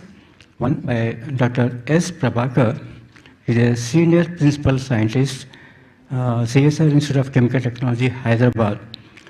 I hope he is very expert in mass spectroscopy. I think many of the students definitely benefited with this presentation. So today he is going to speak on mass spectroscopy based metabolomics in chronic kidney disease patients plasma towards the effective disease markers.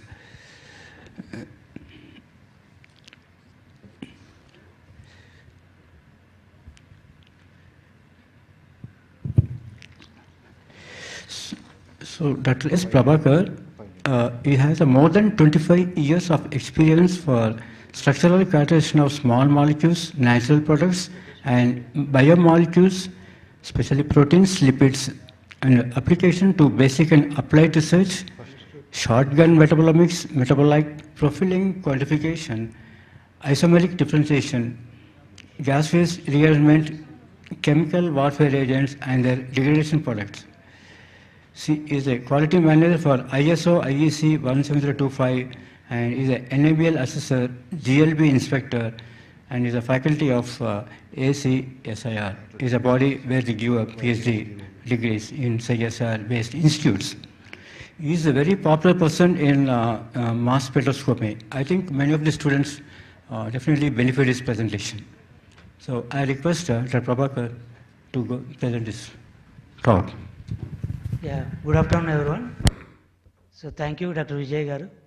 So I can recollect our collaborations before with you. So give me one.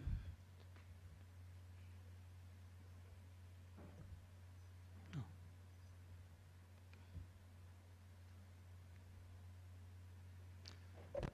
So everybody may be hungry. I'll try to finish within the time. The topic I was given is the mass spectrometry based metabolomic studies to study the CKD patients at a metabolome level, so that what is the status in our country and also what markers can be used in future.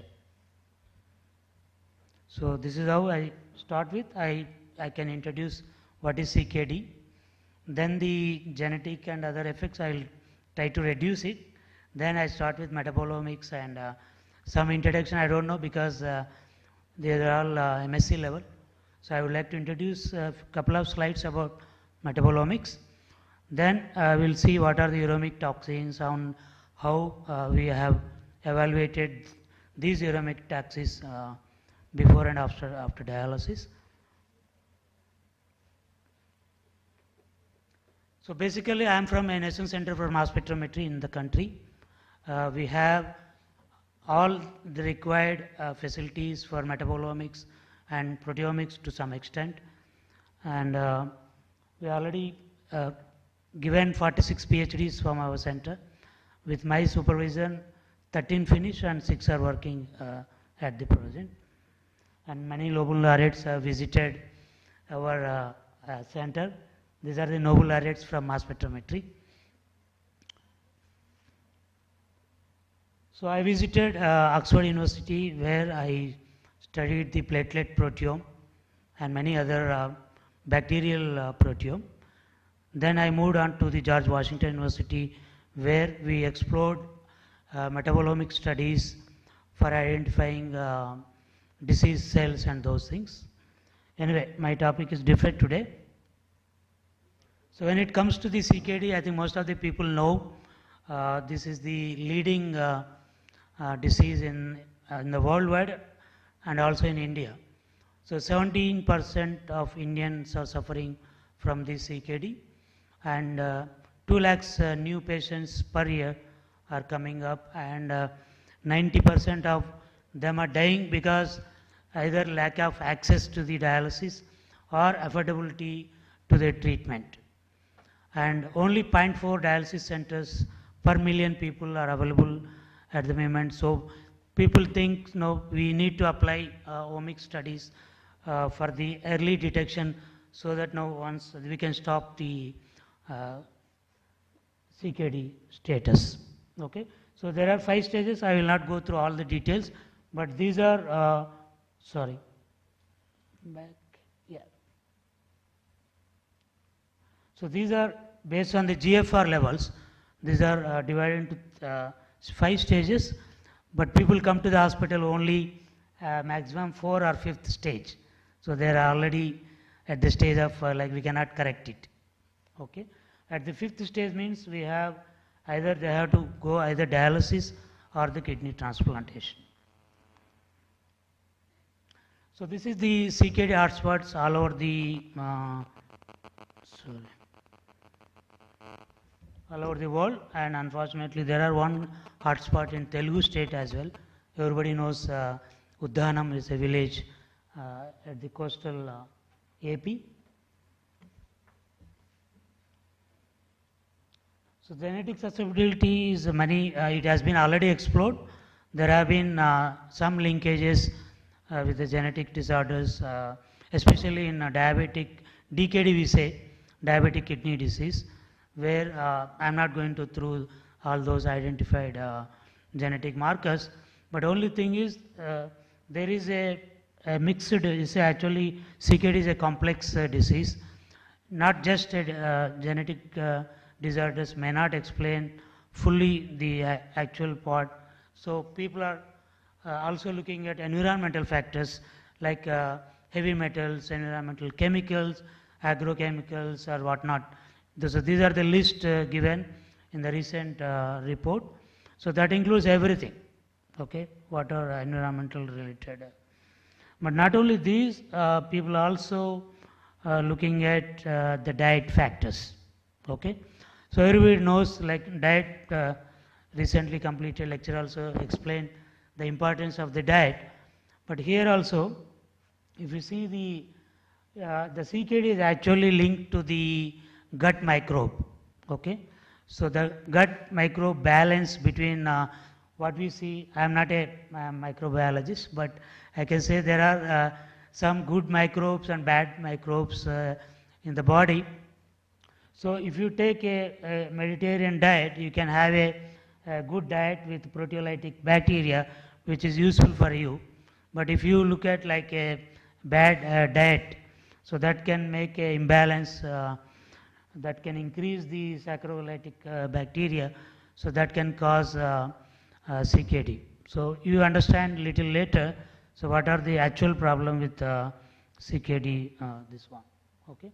So that's why diet factors also come into picture. So we can say, we can conclude like CKD is a complex heterogeneous disease. So both genetic and environmental factors, including the diet factors, come into pictures. And despite the efforts to find genetic basic of CKD, many challenges are there to explain whether it is heritable or not. But the recent proposal is there should be an integration of multiple omics to be explored, and that includes like phenome, genome, epigenome, transcriptome, metabolome, and proteome and microbolome, whatever it is. So I am here to see the recent studies in India. So how we explored the metabolomic studies to study the CKD patients, okay. So you are not new for the OMICS cascade, but only the difference is only that, oops, it's going back, sorry.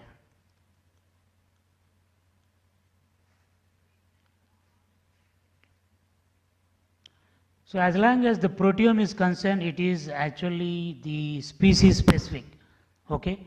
The protein which of human is different from rat, is different from other species. So when it comes to the metabolome, no, it is not a species or plant or animal specific. So all are same, metabolome is same. And if it comes to the human metabolome, the complexity is very low here in this case, whereas here we are looking at 10 to the power of 7. Whereas the metabolome, we are looking at thousands of molecules, especially in human metabolome. So if you look at the plant metabolome, it may be 10 times higher, but definitely lesser than the other omics cascade. So that is one thing. But the other thing is we have two types of metabolome, like endogenous and exogenous. So endogenous is like produced by host itself, whereas exogenous is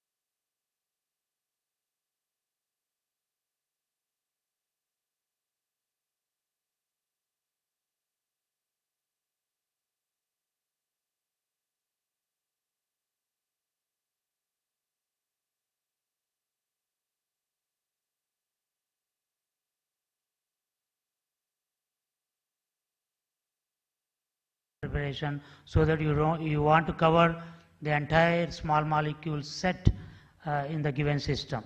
Okay.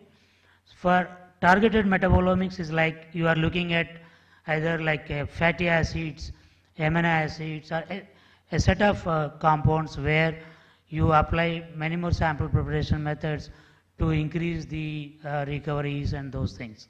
Okay. But normal metabolomic studies, they start with untargeted, then come up with the actual changes at the metabolome and go for the targeted metabolomic studies. And it's a simple plot here. You can see in our human blood or plasma, whatever we say. So there are some molecules, metabolites, which are in high concentrations. I can say about 1000 ppm. So whatever marked here, so these are little bit higher concentration where your non-targeted metabolomics can help you in studying. But if you are looking at lower concentration levels like steroids or vitamins and those which you require a targeted way of analysis so that you can get low concentrated samples. Okay, so these are the preparation methods. I don't want to go into details. So you can see sample preparation is more important because the conversion of one molecule to other molecule is like a microsecond or nanosecond. So by the time you prepare the sample, you extract the sample, there may be a possibility that it will change the metabolite's status, or one metabolite can change to other metabolite. So sample preparation is very important. You should take care of, nothing should be changed. It should be intact in the given system. So that is the only thing. The second thing is what workstation you are using. Okay. So there are many workstations where it's NMR, but most of them successful are with mass spectrometry. So I can say GCMS and LCMS are the most important analytical methods for the metabolomic studies. So again, there are like low resolution and high resolution. So if you have high resolution instruments, that's all. You have everything with you to conduct your metabolomic studies. Anyway, there are some challenges in that. So as proteome and other transcriptome, in the metabolome also, you will be having databases without which very difficult to confirm or characterize the sample metabolites. So there are many metabolites databases. As long as you are doing a human, then you have a gold mine with HMDB, human metabolome database, which was launched in 2005, but it has been upgrading with time.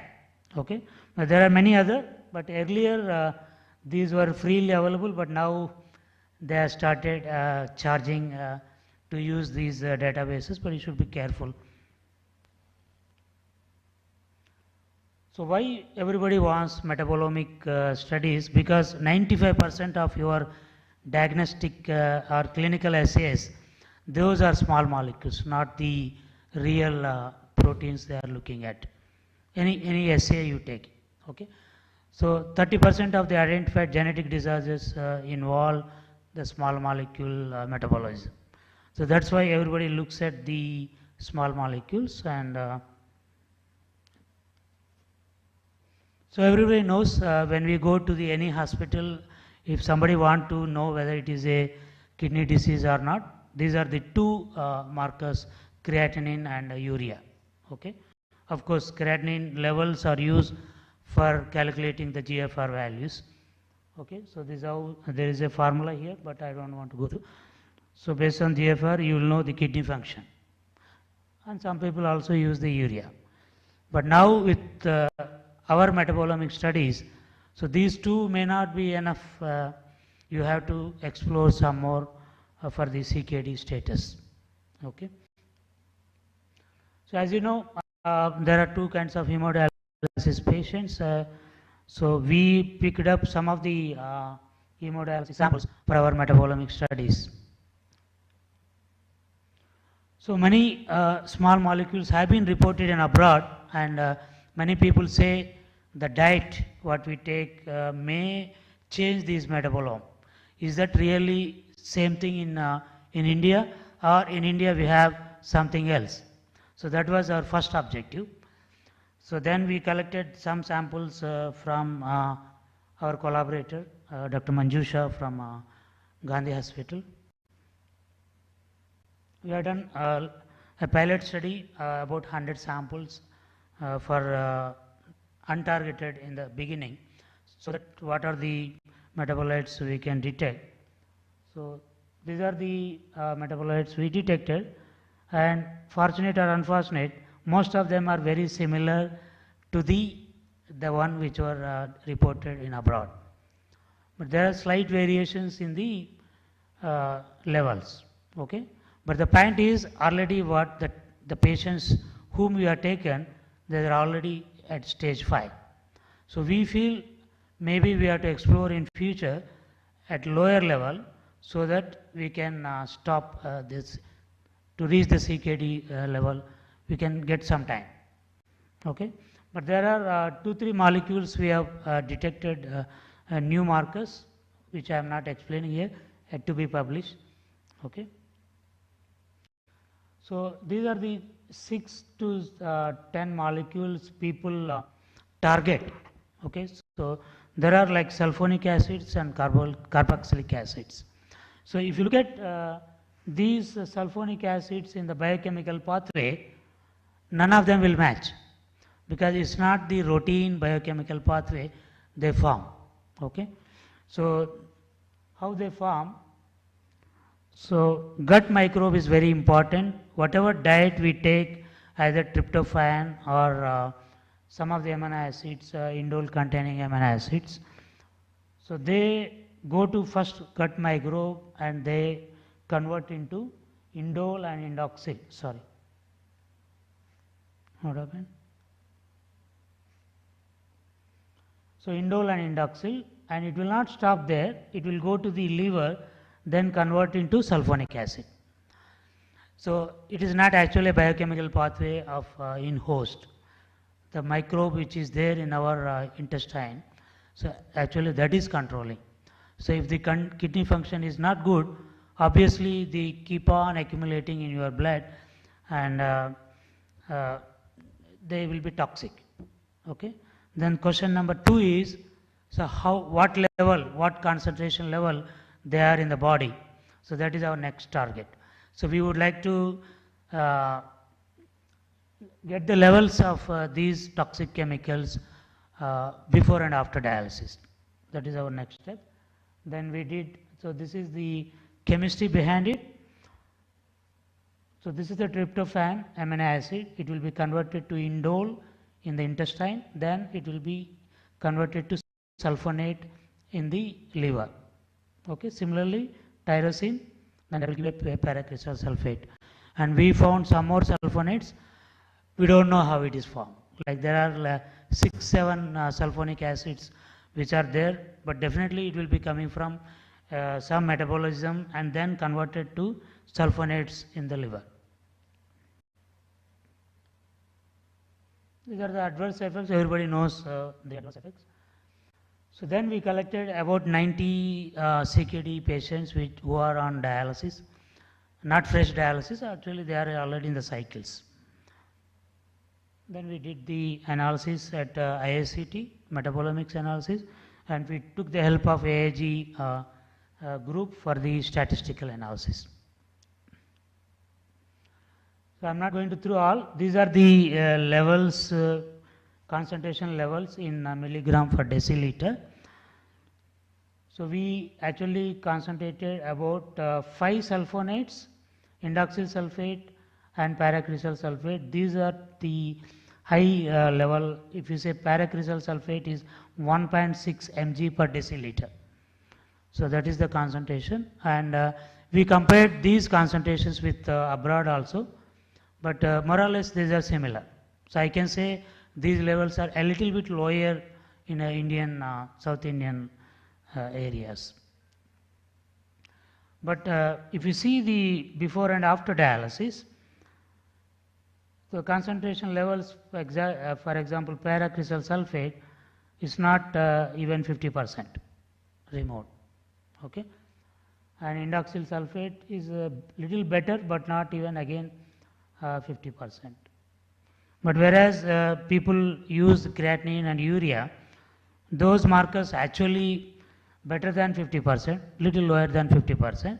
So they think that okay, process is okay, and we are removing other uremic toxins as well. But in a real scenario, the other real toxins are being accumulated in the body. So that's what our study highlights. So then we moved at the statistical analysis, how better they are, whether we can use as a markers. So we have, at the end, we could find they can be used as a markers. Whatever 5 sulfate molecules we have taken, they can be used as a markers. That is the story.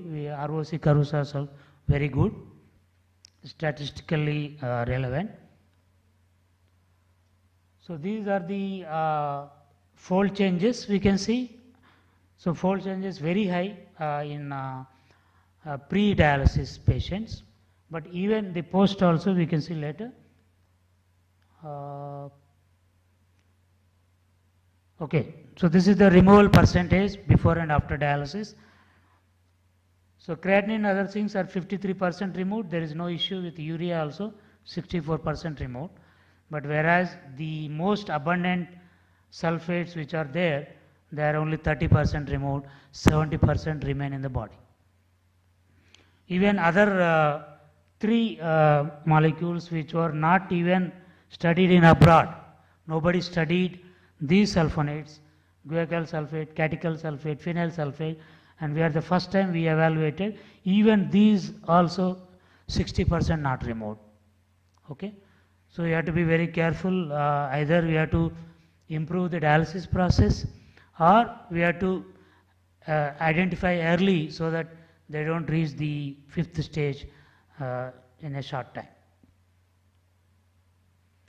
So the next marker what we look at is the ADMA, SDMA. So these are the known markers for the cardiovascular diseases. Okay, these are dimethyl arginines, symmetric and asymmetrical dimethyl arginines, and well-known CVD markers.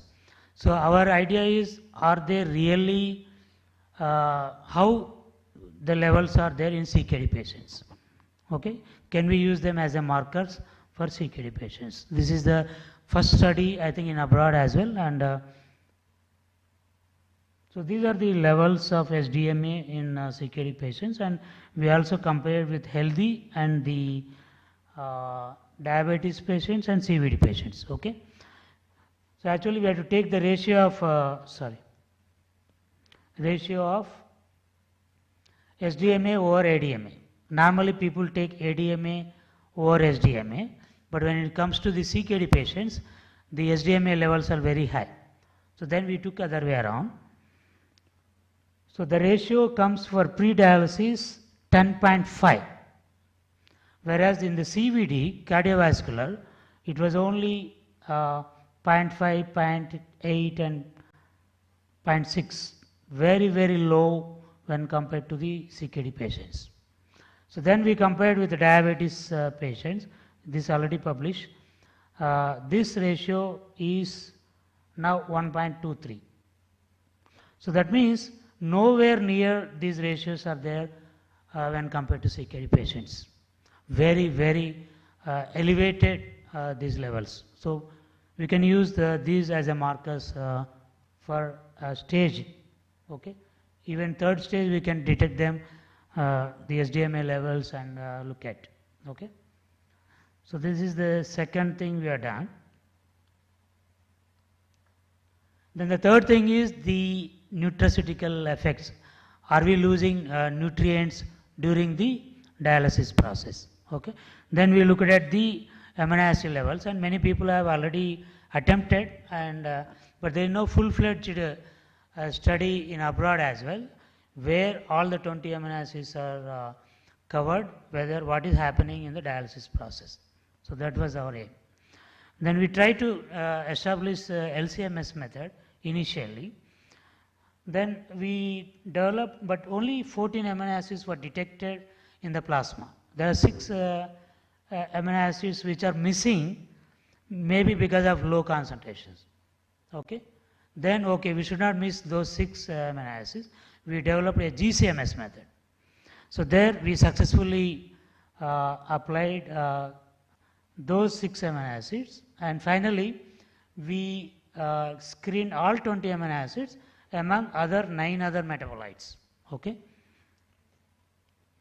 So if you see the concentration levels, again phenylestyl glutamine is known to be very high in pre-SD, and also arginine, lysine, glutamic acid. These are the 3 amino acids, either they are increasing or decreasing. Okay? I will tell you in the next slide whether increasing or decreasing. So what we can see in the CKD patients, the 4 amino acids which are upregulated are 4 metabolites. So phenylestyl glutamine, creatinine and cannulin, these are all well known. Okay? But however, other 14 metabolites, these are mainly the amino acids which are down-regulated. That means we are losing in the dialysis process. So then we look at the ratio, how much we are losing. Okay? So if you see the important arginine, lysine, histidine, all basic amino acids, they are more than 50%, 40 to 50%, they are lost in the dialysis process. Whereas other amino acids, they keep change, it is about 20 to 40%. But there are some amino acids which are unaltered. Okay? That's good. These are the amino acids which are unaltered. Those are methionine, glutamic acid, isoleucine, tyrosine, tryptophan, asparagine. Okay? So then we look at it, why are we losing those basic amino acids? So then we understand dialysis fluid, sometimes it will be basic in nature to balance the acid-base ratio. Okay? Maybe that could be a reason why we are using basic amino acids a little higher ratio. So this is our 3 areas we looked at. So finally, I would like to conclude. So there are 3 things. There are uremic toxins which are not covered in clinical assays. So our first thing is we recommend please consider those concentrations. Number 2, SDMA levels are very high. We can use them as the markers because it is like tenfold we are getting, and the amino acids and other 9 metabolites also losing. So we need to take care of those. Either you have to add supplements or we have to change the dialyzer. Okay? So I would like to thank our director, CSR ICT, for facilities and encouragement, TS Cost for the funding, and collaborators Dr. Manjusha from Gandhi Hospital and Asian Institute of Gastroenterology, Dr. Shashikala Madam, and my PhD students, Dr. Nagarjuna, already awarded, Dr. Pawan Kumar, he is the Ramanayadu. He may be recently has come in the news, right? A bad incident happened to him, but he is safe. So thank you. Thank you. Thank you, Dr. Prabhakar, for your excellent work and very good presentation. I think due to time limit, I think definitely we must have many questions. Please ask any questions during lunchtime. Yes. Thank you very much. I understand. Thank you. So I request my co-chair to introduce next person.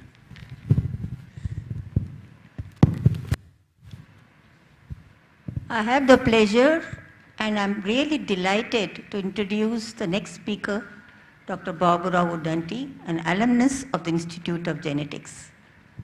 Dr. Baburao is F at ICMR National Institute of Immunohematology, Mumbai. He has more than 25 years research experience in the area of human genetics. His major research areas include cytogenetic studies in hematological malignancies, and BCR-ABL dependent and independent mechanisms. Also, genomic changes in myelodysplastic syndromes and their role in overall survival.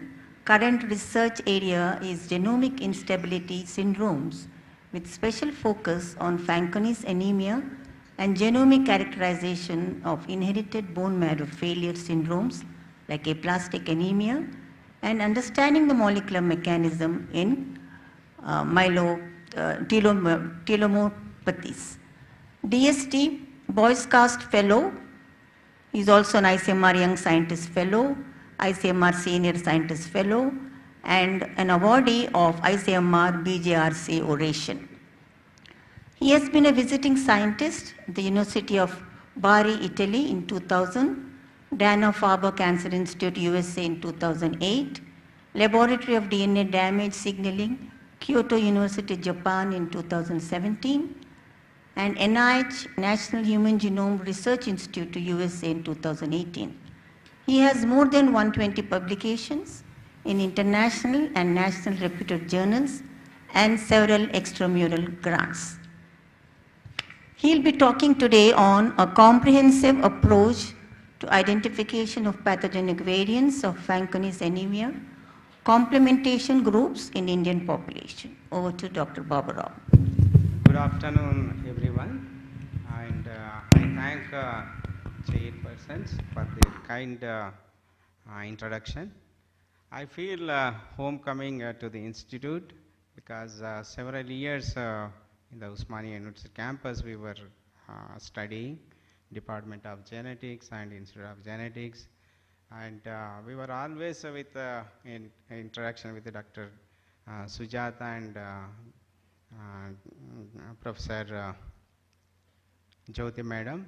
So we were enjoying the work those days, and the name, and we were really a geneticist. Now it is transformed to the medical genetics. So with that education, we are expanded our research areas. I am really happy that I am working in this area. So I would like to present the piece of work carried out in my laboratory. Actually, the cytogenetics I have established at my institute. So then I have changed my field, a different mechanism I was looking for. And now cytogenetics total I put for the diagnostic different diseases. So the area I have selected recently, that genomic instability. So, in my institute, in the clinic, we were seeing the different patients, and I come across one patient with Fanconi anemia, and then I thought this area need to be explored and research should be carried out. So it is related to the chromosomal breakage syndrome.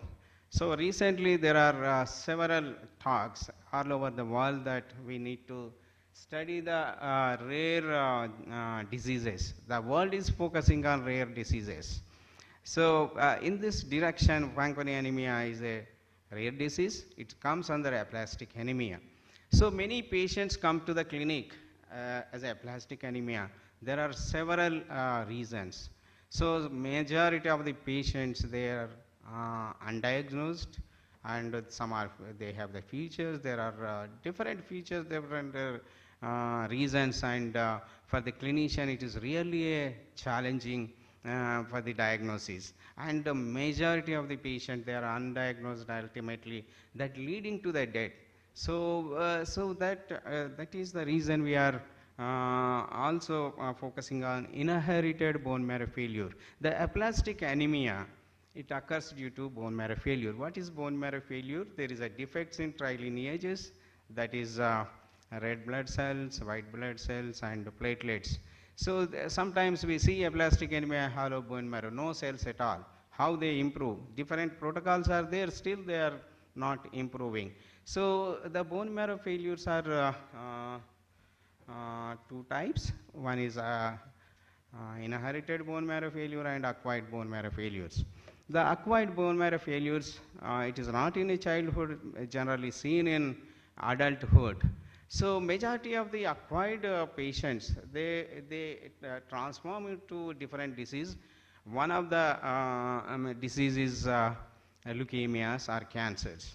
So that category need to be seen and properly diagnosed. One interesting category is inherited bone marrow failure syndromes. These are mainly, we see the pediatric age groups. So they come with the aplastic anemia, some are with the symptoms, some are without any symptoms. So the inherited bone marrow failure syndromes include the Fanconi anemia, dyskeratosis congenita, diamond blackfan anemia. These are all frequencies very less. So these are mainly characterized by bone marrow failure in association with one or more extra hematopoietic abnormality. So as I said, these are involved, bone marrow failure syndromes are involved with the defects in the cell lineages. So if you see the inherited bone marrow failures syndromes, these are the different types of syndromes. So some are, all are the rare diseases, but their presentation incidences vary. For example, if you take ataxia telangiectasia, this is 3 million in UK. And some of the syndromes like Nijmegen breakage syndrome, this is associated with only particular population. And xeroderma pigmentosum and Bloom syndrome, which are rarely seen. And many these patients are the subjects goes to the clinic, and ultimately there is no proper investigation available. They are treated with some hematonics and they suffer lifelong and leading to the death ultimately. So seeing this all belongs to the genomic instability. So we have taken few syndromes, so that is ataxia and dyskeratosis congenita, but our main focus is the Fanconi anemia. It is a multi-spectrum disease. So there are some of the cytogenetic protocols available to diagnose. So if you see the chromosomal damage or chromosomal breakage, they presented with different breakages. So if you see the ataxia telangiectasia, these are mainly involved with the translocations. And Bloom syndrome, if you do the same technology, you will not diagnose that. It's a sister chromatid exchanges, and these are the basic investigation in cytogenetics. Now it is progressing to the advanced cytogenomics, but these things need to be applied whenever the patient comes to your laboratory. Now Fanconi anemia has a different presentation. These are chromosomal breakages and mainly the radial forms. If you see the one chromosome number D, there are radial forms, means multiple chromosomes, they break and fuse and forms a ring-like structures. So on the basis of this, we can diagnose the Fanconi anemia. So why the Fanconi anemia is very interesting. The Fanconi anemia, a hematological disorder, and mainly due to genomic instability. There is a lots of scope in Fanconi anemia, and there are many advantages in studying Fanconi anemia. This is an ideal model disease to understand DNA damage, repair, and cancer. The Fanconi anemia is mainly due to DNA damage, and one has to understand, one can understand how the repair mechanism can be seen in this disease. This can be applied in different diseases to understand the DNA repair and damage, studying various proteins. And the Fanconi anemia associated with various clinical features, the comprehensive genotype-phenotype correlations are not available in plenty with conclusive remarks. Mainly, so they are overlapped with the other syndromes. The diagnosis is not accurate due to heterogeneity at molecular level. That is, this Fanconi anemia is associated with several genes, that is up to 22, now 23 is going to be reported. So the mutation analysis is challenging. And strategized molecular analysis is important for accurate diagnosis and management of the disease. So Fanconi anemia is basically a rare genetic recessive disorder, and one gene is X-linked disorder resulting in the damage of DNA machinery. So if you see the prevalence, that is 1 in 160,000 in the population, and the carrier frequency, it is very interesting, that is 1 in 181. So if you see the prevalence and the frequency of the carrier, so in the population there may be the carriers. So one has to see how means heterozygous are forming and resulting the homozygous recessive genes that is ultimately calling. So one has to be careful about this heterozygous carrier condition. So we have lots of data on this carrier condition, and there are very interesting data. And first, the Dr. Guido Fanconi has discovered this syndrome by examining the clinical features of the child. They have the skeletal anomalies and stature and skin pigmentation. So on the basis of these clinical features, he said that this is a aplastic anemia. Later, it is named as a Fanconi anemia. So this is when he studied the pedigree of this family, they are found to be a autosomal recessive.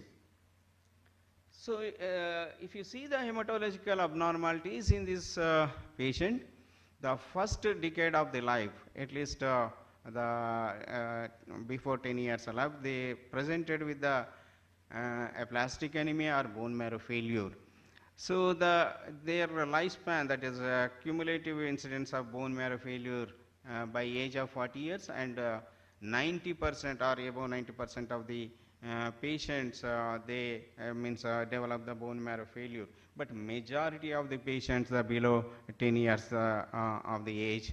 The thrombocytopenia associated with elevated levels of fetal hemoglobin and microcytosis and onset of anemia and neutropenia. These are the leading to the acquired condition like myelodysplastic syndrome and AML. So the genomic instability, why it is interesting, means the Fanconi anemia is a genomic instability. They developed the genomic imbalances and leading to the cancer development. So it is a very good model to study how the cancer is developing by this type of genomic instability.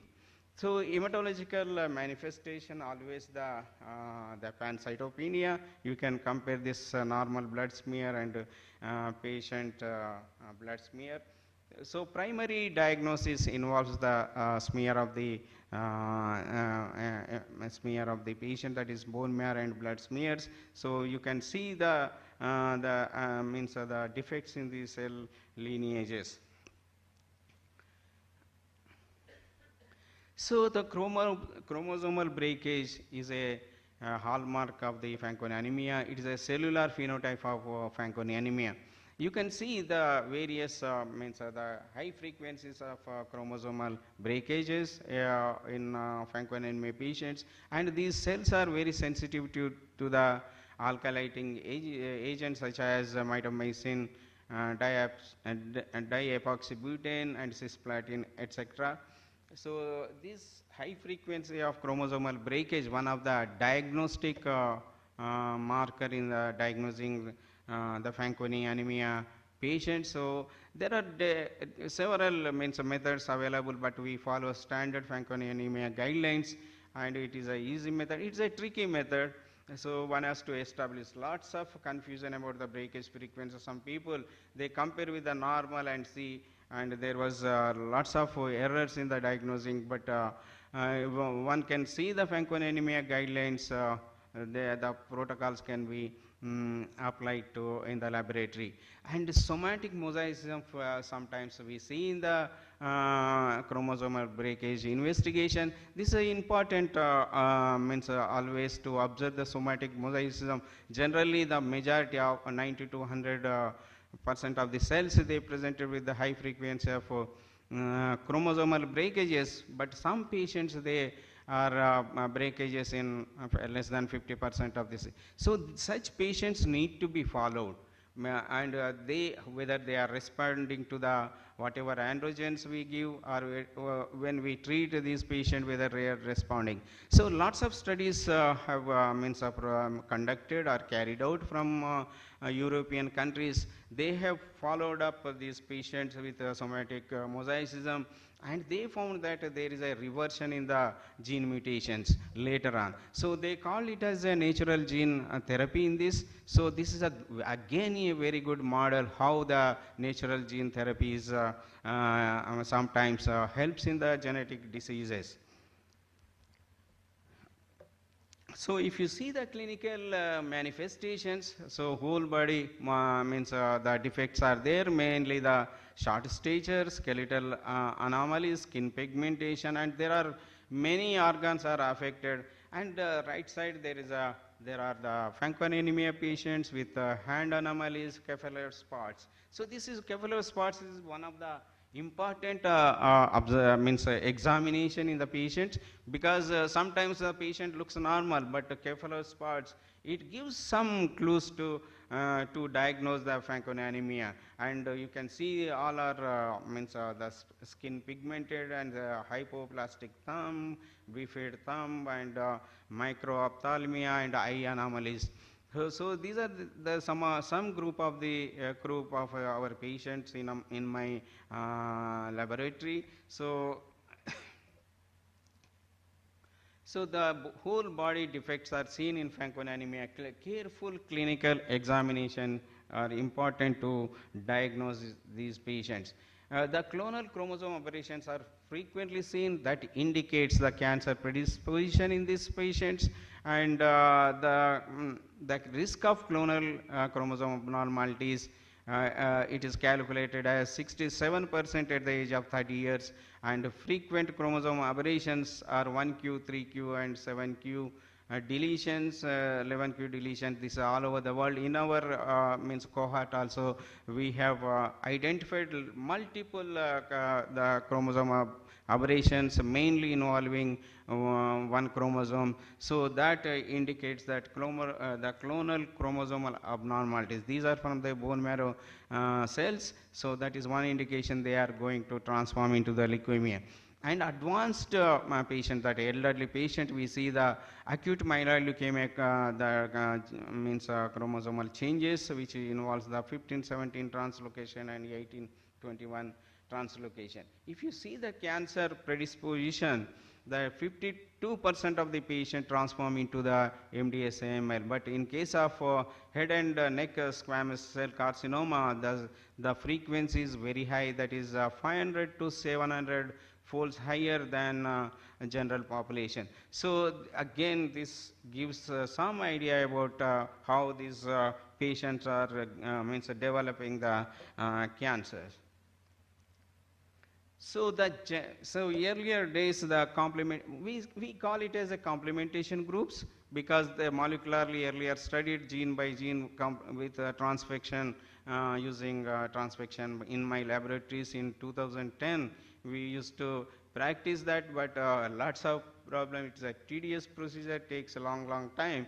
But thanks to the next generation sequences, it made easy to identify the pathogenic variants in Fanconi anemia. So as I said, till date there are 22 genes known to be associated, including the X-linked 1 gene.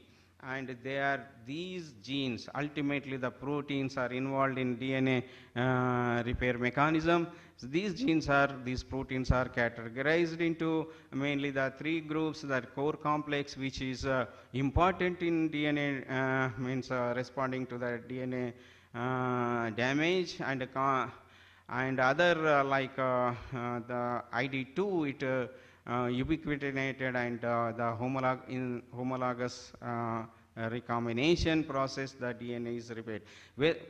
When there are defects in these genes or proteins, So that leads to the DNA defect in the DNA repair mechanism, ultimately leading to the genomic instability. But interestingly, there are upstream and downstream genes.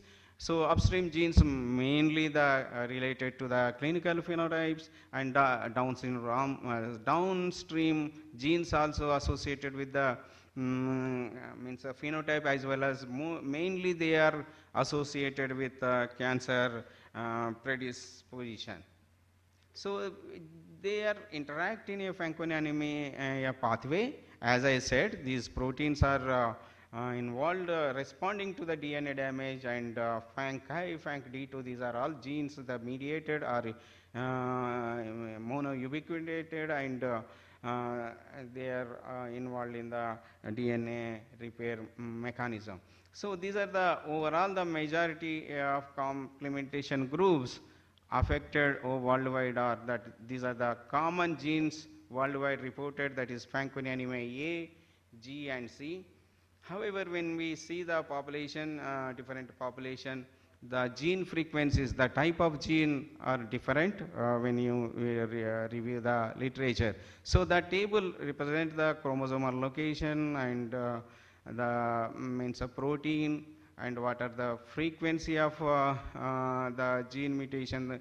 So that the table highlights the FANC-A, G and C are more frequently seen in Fanconi anemia phenotype. So if you see by this US American cohort or registry, so there are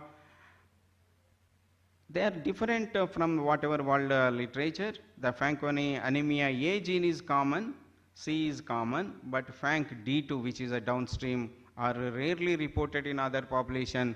These are frequently seen in US population. If you see the other population like Japanese, the FANC-A is the major, this is common in all the population, and FANC-G and FANC-C is absent in Japanese population. FANC-B, which is a X-linked gene, this is frequently seen in Japanese population. And when we compared with Chinese population, the FANC-A, FANC-D2 and FANC-E, which is very rare in 22 genes, but it is seen in Chinese population. So our extensive work on Fanconi anemia revealed that FANC-A is common, FANC-G is common, and FANC-C is absent. Only in our cohort, only FANC-C is seen, but instead of that, FANC-L, worldwide only 5 patients are reported, but it is frequently seen in Indian population. So if you see the overall the Fanconi anemia complementation groups, they are different frequency in different population, and they are different phenotypic means the phenotypic presentation also. So this is the distribution of Fanconi anemia complementation groups in our study. So if you see that majority of FANC-A, that is a blue color, and again the FANC-G and FANC-L. So these are the frequent genes in our population, Indian population. So there are different types of gene mutations. So the variant status, if you see, so at least the 56% of the novel variants are seen, that is represented in red and blue color. So why this is important novel? Because these are related to the phenotypic presentation and cancer predisposition. So this is very interesting. We found FANC-L in our cohort. So we thought whether it's a variant or it is a the pathogenic variant. So this is occurs due to the skipping of exon 13. So we try to do some functional studies that also proved that FANC-L, immunoprecipitation and some other Western blot and cell cycle, these are all conclusive that this is a pathogenic variant, because there is a cell cycle delay when you study through the flow cytometry, and when you see the Western blot, there is a FANG-D2 monoubiquitation, and the immunoprecipitation, if you see, there is a FANG-D2 foci was very less, so graphically it is presented right side. And this study we have reported in human mutation, and we have proposed that it is not a variant, it is a pathogenic variant. And we have done some SNP array. So these are all with the SNP arrays, we have concluded that this is present in only the South Asian population. So in our study, when we surveyed, it is showed that the South Indian population are more in FANK-L. So, but interesting observation in our study also, there are lots of referral from the Tamil Nadu, but I have not seen only couple of patients seen in from Andhra. So when we analyze the data, so in Tamil Nadu, consanguineous plays an important role. So I have not shown the data. So we have the collaboration with the Fanconi anemia registry in Chennai, and this is located at Apollo hospitals. So the consanguineous plays an important role because ultimately the homozygous recessive genes are transmitted to the offsprings. So some of the hot spot mutation also established in our Fanconi anemia patients. And yesterday we were listening to the Ratnapuri lecture. There is sometimes heterozygous we get, and we have no clue whether it is a pathogenic or not. But there are different technology to be applied, not only the NGS, not only the Sanger sequences. Before Sanger NGS, we used to study 43 exons in FANK-A. It used to take months, but using next generation sequencing, that is a clinical exome. Now it is a whole exome, but a clinical exome, this is a targeted sequencing. It showed, it could identify many genes, but some are no idea about whether it is a heterozygous or no mutation found. But alternative technology is important when you are studying the dealing with the patients. So we have applied a MLPA technology, and we found that the large deletions are frequent in Fanconi anemia, so which causing again the genomic instability. So this I will skip. I think there is a mismatch. So we have compared the clinical features of our cohort and other populations. So the USA population, they have different clinical features, and Chinese population and Indian, Pakistani populations are similar. In US population, instead of skeletal anomalies, which are rarely commonly seen in Fanconi anemia, it is absent in US populations, and there are thumb anomalies are frequent in Fanconi anemia, so these are less seen, and there are vector LH and phenos are common. And a similar pattern was compared with the Chinese and Pakistan population. This is all the data can give some pictures how phenotypically they are different population to population.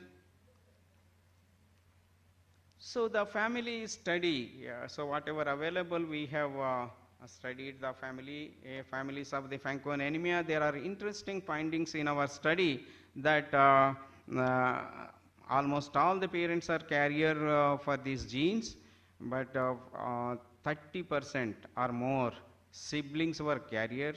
So in family screening also we have identified 29% of these siblings were affected, and these siblings were not presented as a classical Fanconi anemia, but they have the only mild clinical features. Sometimes the clinicians may ignore that, but these 30% of the siblings are affected. So this is why this is very important in family study, because though there are hematonics or androgen therapies in Fanconi anemia, So the hematopoietic stem cell transplantation is the ultimate answer for the the management of the disease.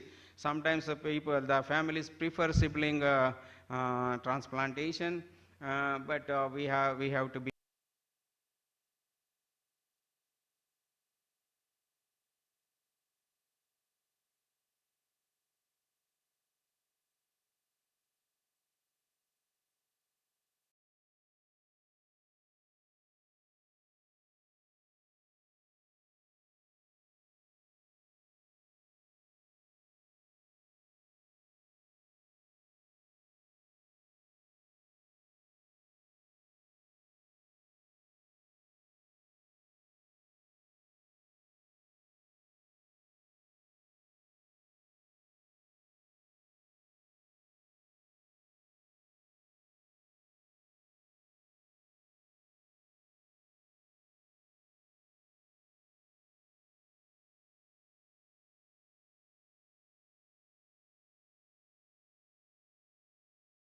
this indicates that the FANK-L, which is we see in our population as a founder mutation, they are mild type of Fanconi. This can be managed very well with whatever the treatment protocols available, basic protocols available for the management of this aplastic anemia in this patient.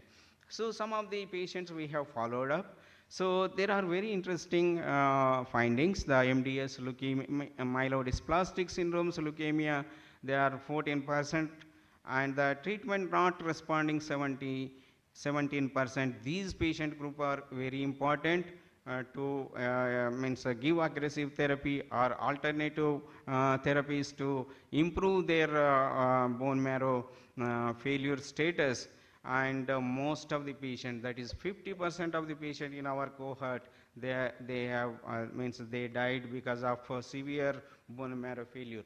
So this data shows that the Fanconi need to be identified at the childhood, and they should be monitored properly, and whatever the therapy protocols available, that can be initially to be given. So different phenotype correlation by gene when we have studied, and BRCA2 associated with early onset of acute leukemia. So there are downstream genes in Fanconi anemia pathway. So when you identify BRCA2, FANCB, you have to be very careful, because they are associated with the leukemia, some tumors and other cancers. So early detection of these patients or genes are very important for the proper management of the disease.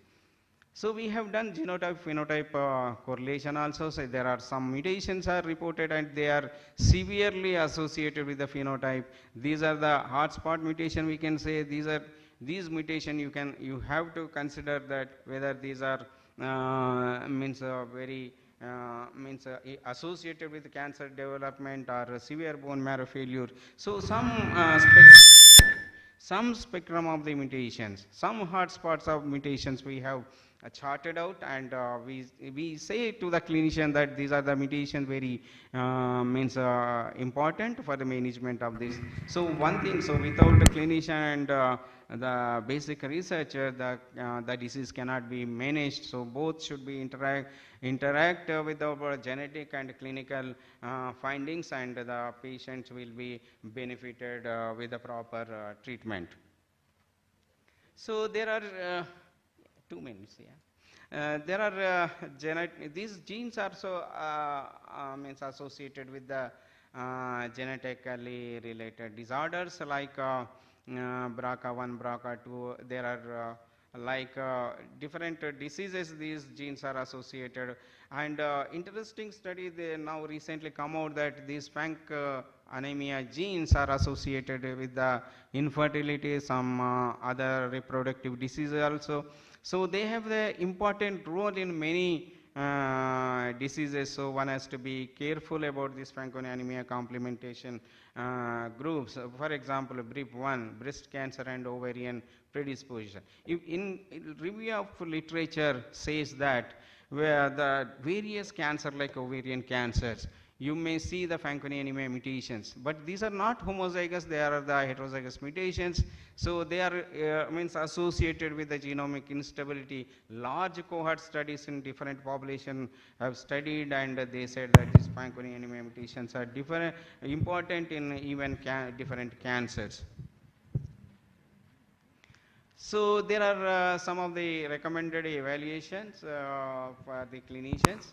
So when these are the parameters like growth, eyes, genitourinary endocrine problems are commonly seen. So these are the means properly examined, and ultimately the related therapy to be given.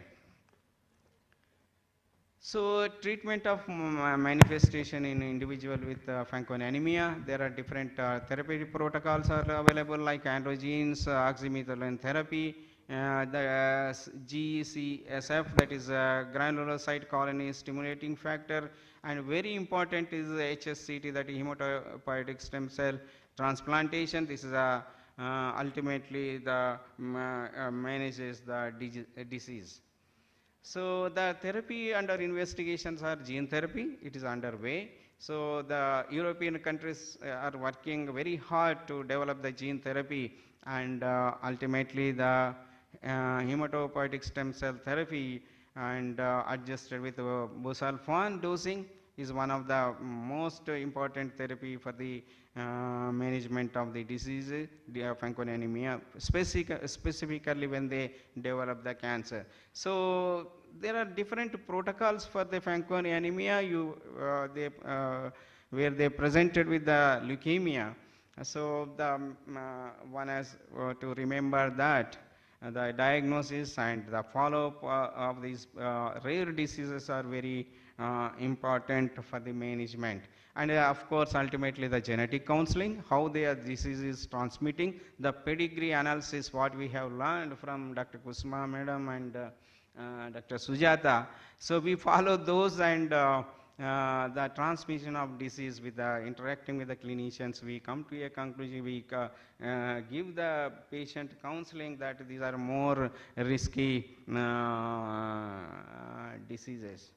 So in conclusion, this is a very important disease, and comprehensive investigations of physical phenotypes and clinical outcomes in centers experienced with Fanconi anemia will provide opportunities to get the more knowledge of Fanconi anemia and utilize phenotypes and genotypes to stratify risk of outcomes. As I said, follow-up studies investigate finer molecular association will provide opportunities for tailored risk estimates and surveillance strategies and treatment plans. So with this, I would like to conclude my topic on Fanconi anemia, which is a rare disease. Thank you. Thank you, Dr. Baburao, for his very interesting lecture. Due to lack of time, questions cannot be taken now, but if anyone has any questions, you can interact with him during the lunch session. Thank you. Thank you.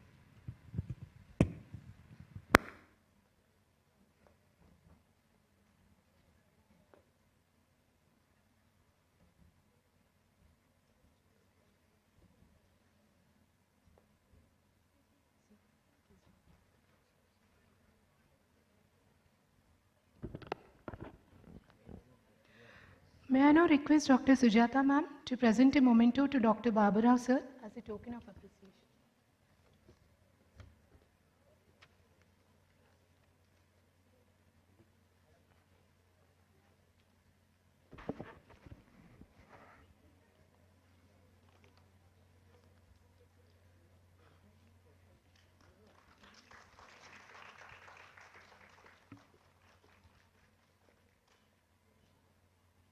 Thank you, ma'am. May I now request Dr. Vijay Kutala sir to present a memento to Dr. Prabhakar Sripati sir as a token of gratitude.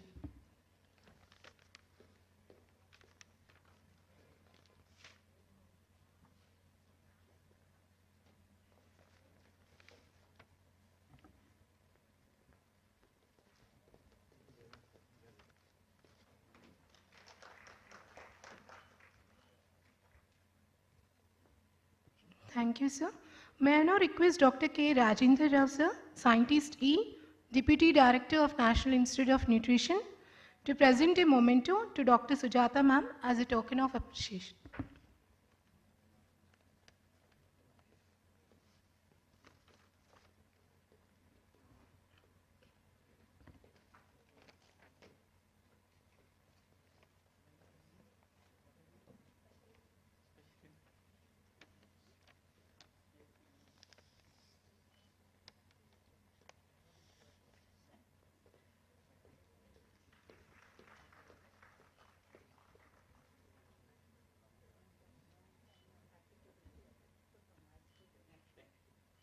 Sir, I also request you to present a memento to Dr. Vijay Kutala, sir, as a token of appreciation.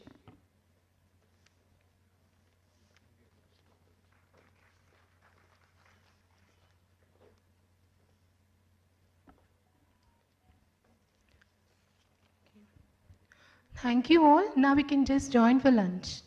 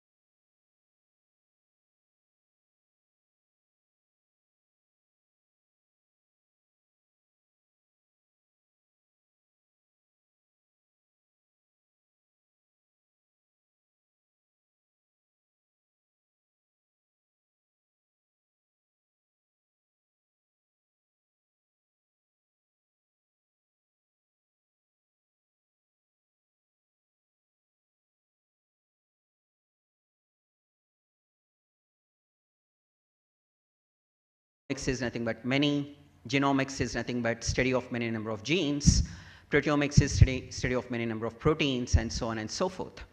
But every particular context could be attributed to every organism. So if you really talk about the plants, if you really talk about what you call the animals, if you really talk about the humans, we have got influence of every genes and every proteins and every entity. And these particular things play a very important role. And the bottom line is the non-genetic entities. It is nothing but the epigenetics. What is the status quo of environment? How good we are trying to put ourselves, and how good is the influence of the genes on the environment, and vice versa. So these play an absolute very important role, and the unfortunate ones are those particular people where these rare diseases are. So if you really ask why, I would probably say that many of these are misdiagnosed, or many of them are probably misidentified to a larger extent. Unless otherwise you're a mitochondrial expert, that's because mitochondria harbors only 32 protein coding genes, whereas there are many proteins that are sitting across different organelles that are targeted to mitochondria. So which means there are nuclear encoded mitochondria or cytosolic encoded mitochondria, which unfortunately these particular variants are sitting over there, and they are absolutely misdiagnosed. So and largely they are homozygous, but many of these heterozygous mutations are again not really conferred, not probably taken into consideration. And of course, the prohibitive cost for the treatments and the lack of genetic tests and therapies is also very important. So if you really look back as a systems geneticist, I would always ask that if there is a sequence, you could always try to predict the structure, and if you have a structure, you can probably predict the function of any sequence, or for that matter, any biomolecule. And unfortunately, if there is a mutation that is sitting in any of these particular sequences because of those misfolds or those particular mishaps that are happening in not allowing the structure of that particular sequence, then unfortunately you cannot predict the function of that particular sequence. So which means you have a lot of known unknown regions in the genome, and which unfortunately these known unknown regions are a part of these particular so-called the variants harboring sequences, or the mutations harboring sequences. So what you see is what you get. So that's what we really see. So if you really encounter a kind of a person today, it's what we call it as Wiswick. So we know that so-and-so person X is with a rare disease like autism spectrum, or probably Klinefelter's, or maybe Downs, or whatever. This is also applied not only from the computer jargon, but also from the native rare disease jargon as well. So there are different approaches. Our lab has established a good number of pipelines in identifying certain variants that are pathogenic, or pathogenic determiners, or likely pathogenic, and now we are steadfastly working towards development of variants of unknown significance. So what is that? I'll just try to convince you in the next few slides, but largely most of those particular entities are largely towards the environmental factors, okay?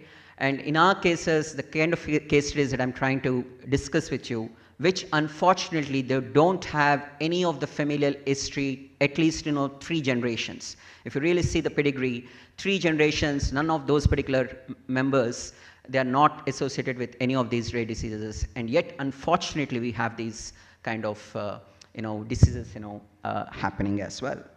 So the genetic basis of health and disease could be attributed to how better we could test the heritable mutations, and then we apply certain NGS pipelines, the next generation sequencing pipelines, but we are not ending the story saying that we are running through these particular pipelines and getting certain variants, but an intelligent person is how better this particular variant is influencing that particular pathogenesis or that particular rare disease. So which means if you say that you have found a variant that is probably disposable to some disease X, whether or not that particular diseased mutation would have by and large a large influence that is known to be heritable in the next generation is the need of that. So it's not just finding whether or not you found a variant. Okay? So for the path to discovery for rarity is also very important. There are different approaches like the whole exome sequencing, the whole genome sequencing. We also apply something called RNA sequencing. We can also apply the targeted genome sequencing, or even for that matter, the clinical exome sequencing, so on and so forth. So imagine, you are paragliding, from an outer space like this, somewhere 10 kilometers above the Institute of Genetics. And after 5 kilometers, maybe 2 kilometers, you can see the periphery of Institute of Genetics, Begumpet and Amirpet and all those areas. But if you go deeper, maybe about 500 meters above the sea level, you know where the CES auditorium is. And that's where, you can stop your glide and you can, drop down here. But you may not really exactly come over here. You might really fall somewhere outside the periphery of CES auditorium and other things.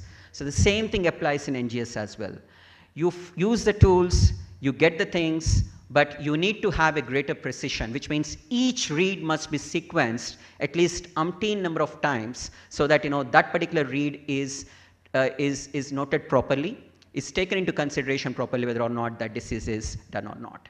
And then comes your so-called validation, of course the Sanger validation, many mass spectrometry based validation like the Casper, the Casper technology, which is a kind of a genotyping method.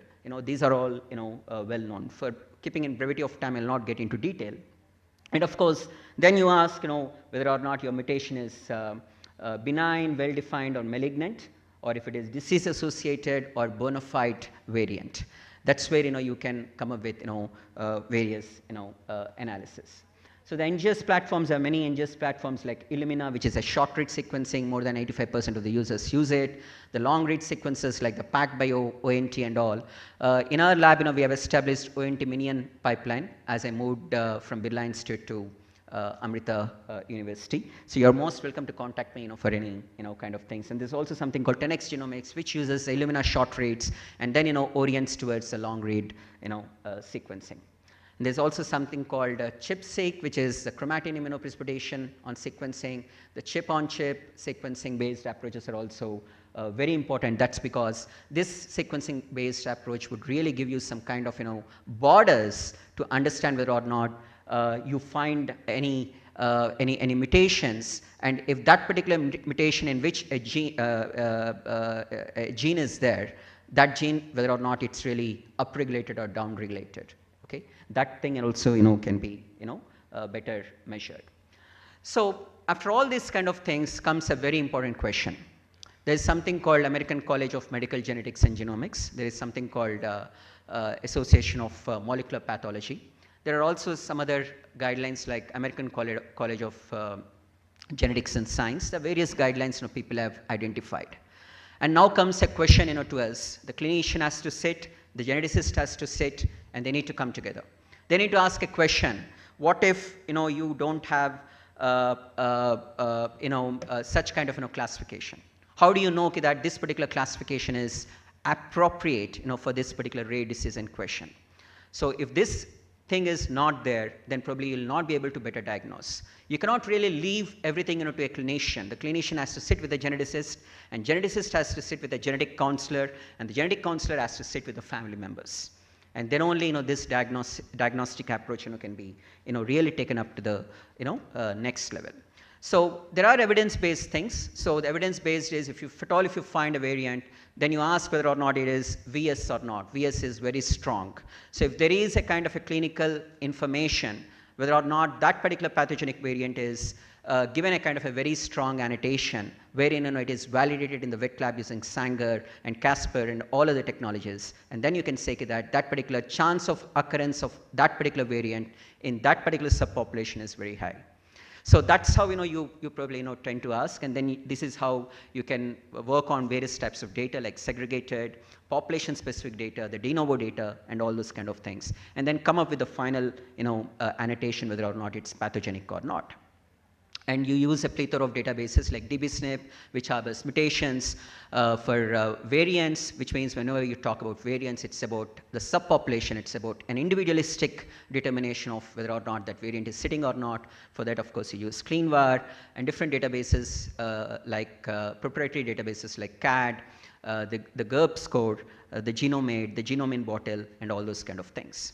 So over the years, the whole exome sequencing has been a gold standard. But there are fallacies. There are always big number of fallacies, which probably I'll try to discuss when I discuss about the case studies.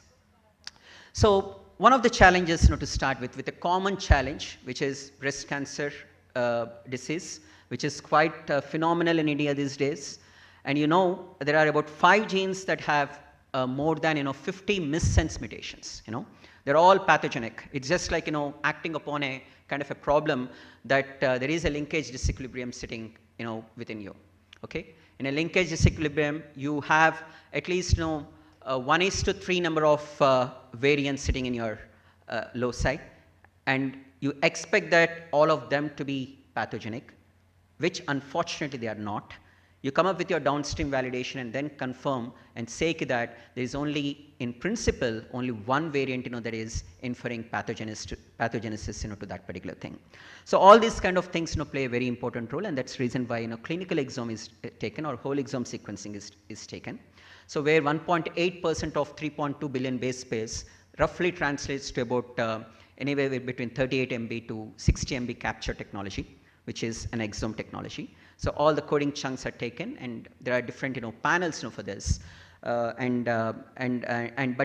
the fallacy here is you'll not be identifying the variations or variants sitting in the non-coding chunks.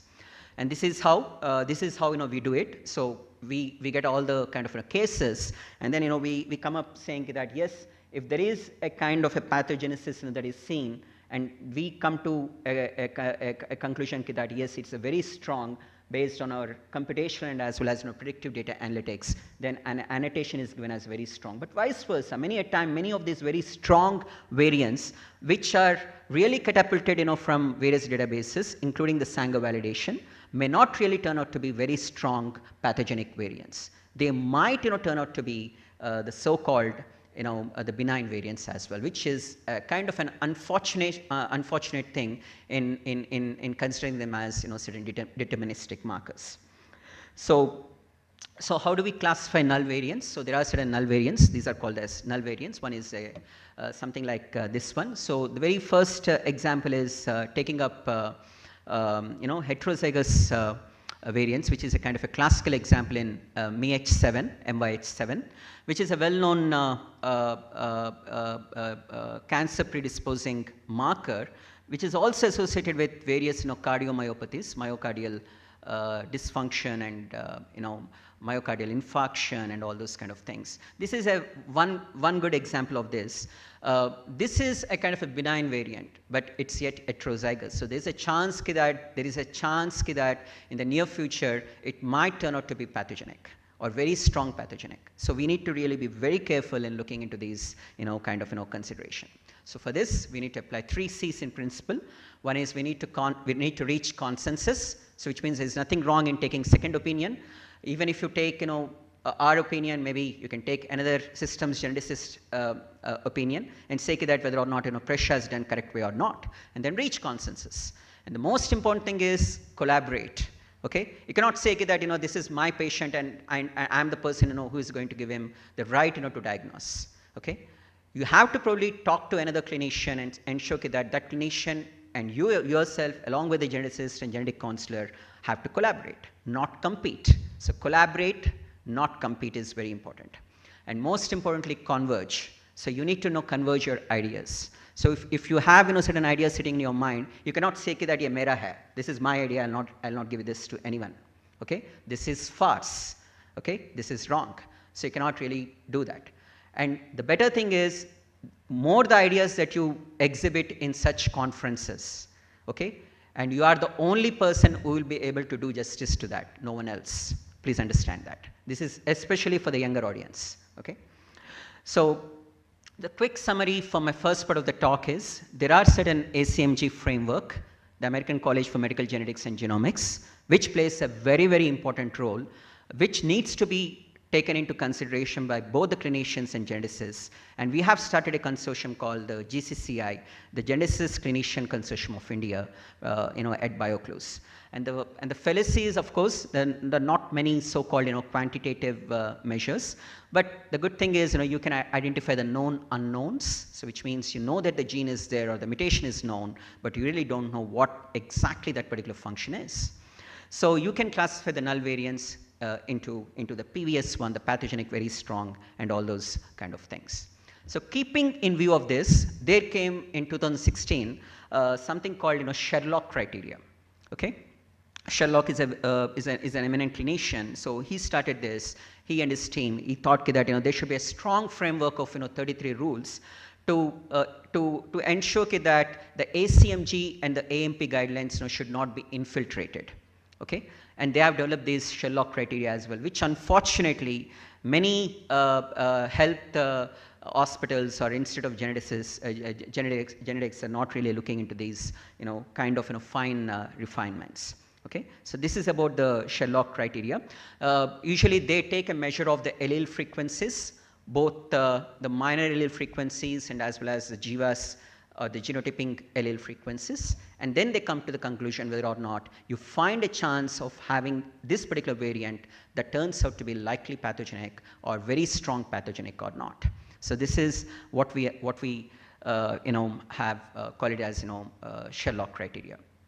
So I'll come slowly to the case studies, keeping in view of the time. So as a part of my postdoc, I had about 8 years of postdoc actually, which is big news these days. I was not getting any independent positions or tenure track in US or in Denmark, so I continued my postdoc and all. So during my 8th year of my postdoc, this was a problem that I came upon. Okay, in 2014, it so happened that there's something called linkage disequilibrium. I hope I need not tell the audience here what is LD. So as you could see here, this is a vitamin D specific region in chromosome 6 of humans, which is syntonic to chromosome 4 in cows. Okay, and there's a small region where there is a gene called GC sitting somewhere over here. Okay, and there is NPFFR2, which is in that small region there is about 2,600 bases. And you'll be surprised to know that there are 1,487 mutations. So which means almost every second base harbors a mutation. And now comes a challenge. What are those particular mutations that are pathogenic? This was the problem that I was facing. And then this is something related to vitamin D deficiency, largely taken into somatic cell count in milk. Which is taken from the cow's milk, and we take whether or not the somatic cell count in milk is very high, then that particular milk is not palatable, or that particular milk is not to be considered for the human diet. So that's how we try to measure.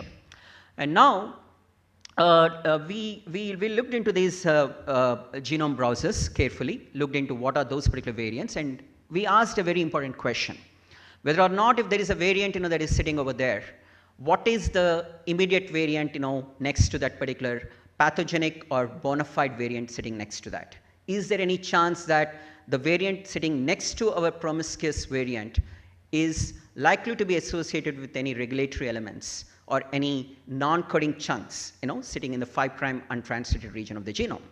So that was the question that we asked.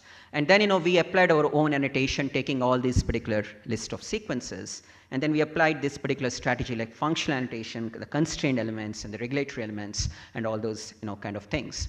So as you could see here, so each of these particular circle is one particular SNP or a variant or a mutation.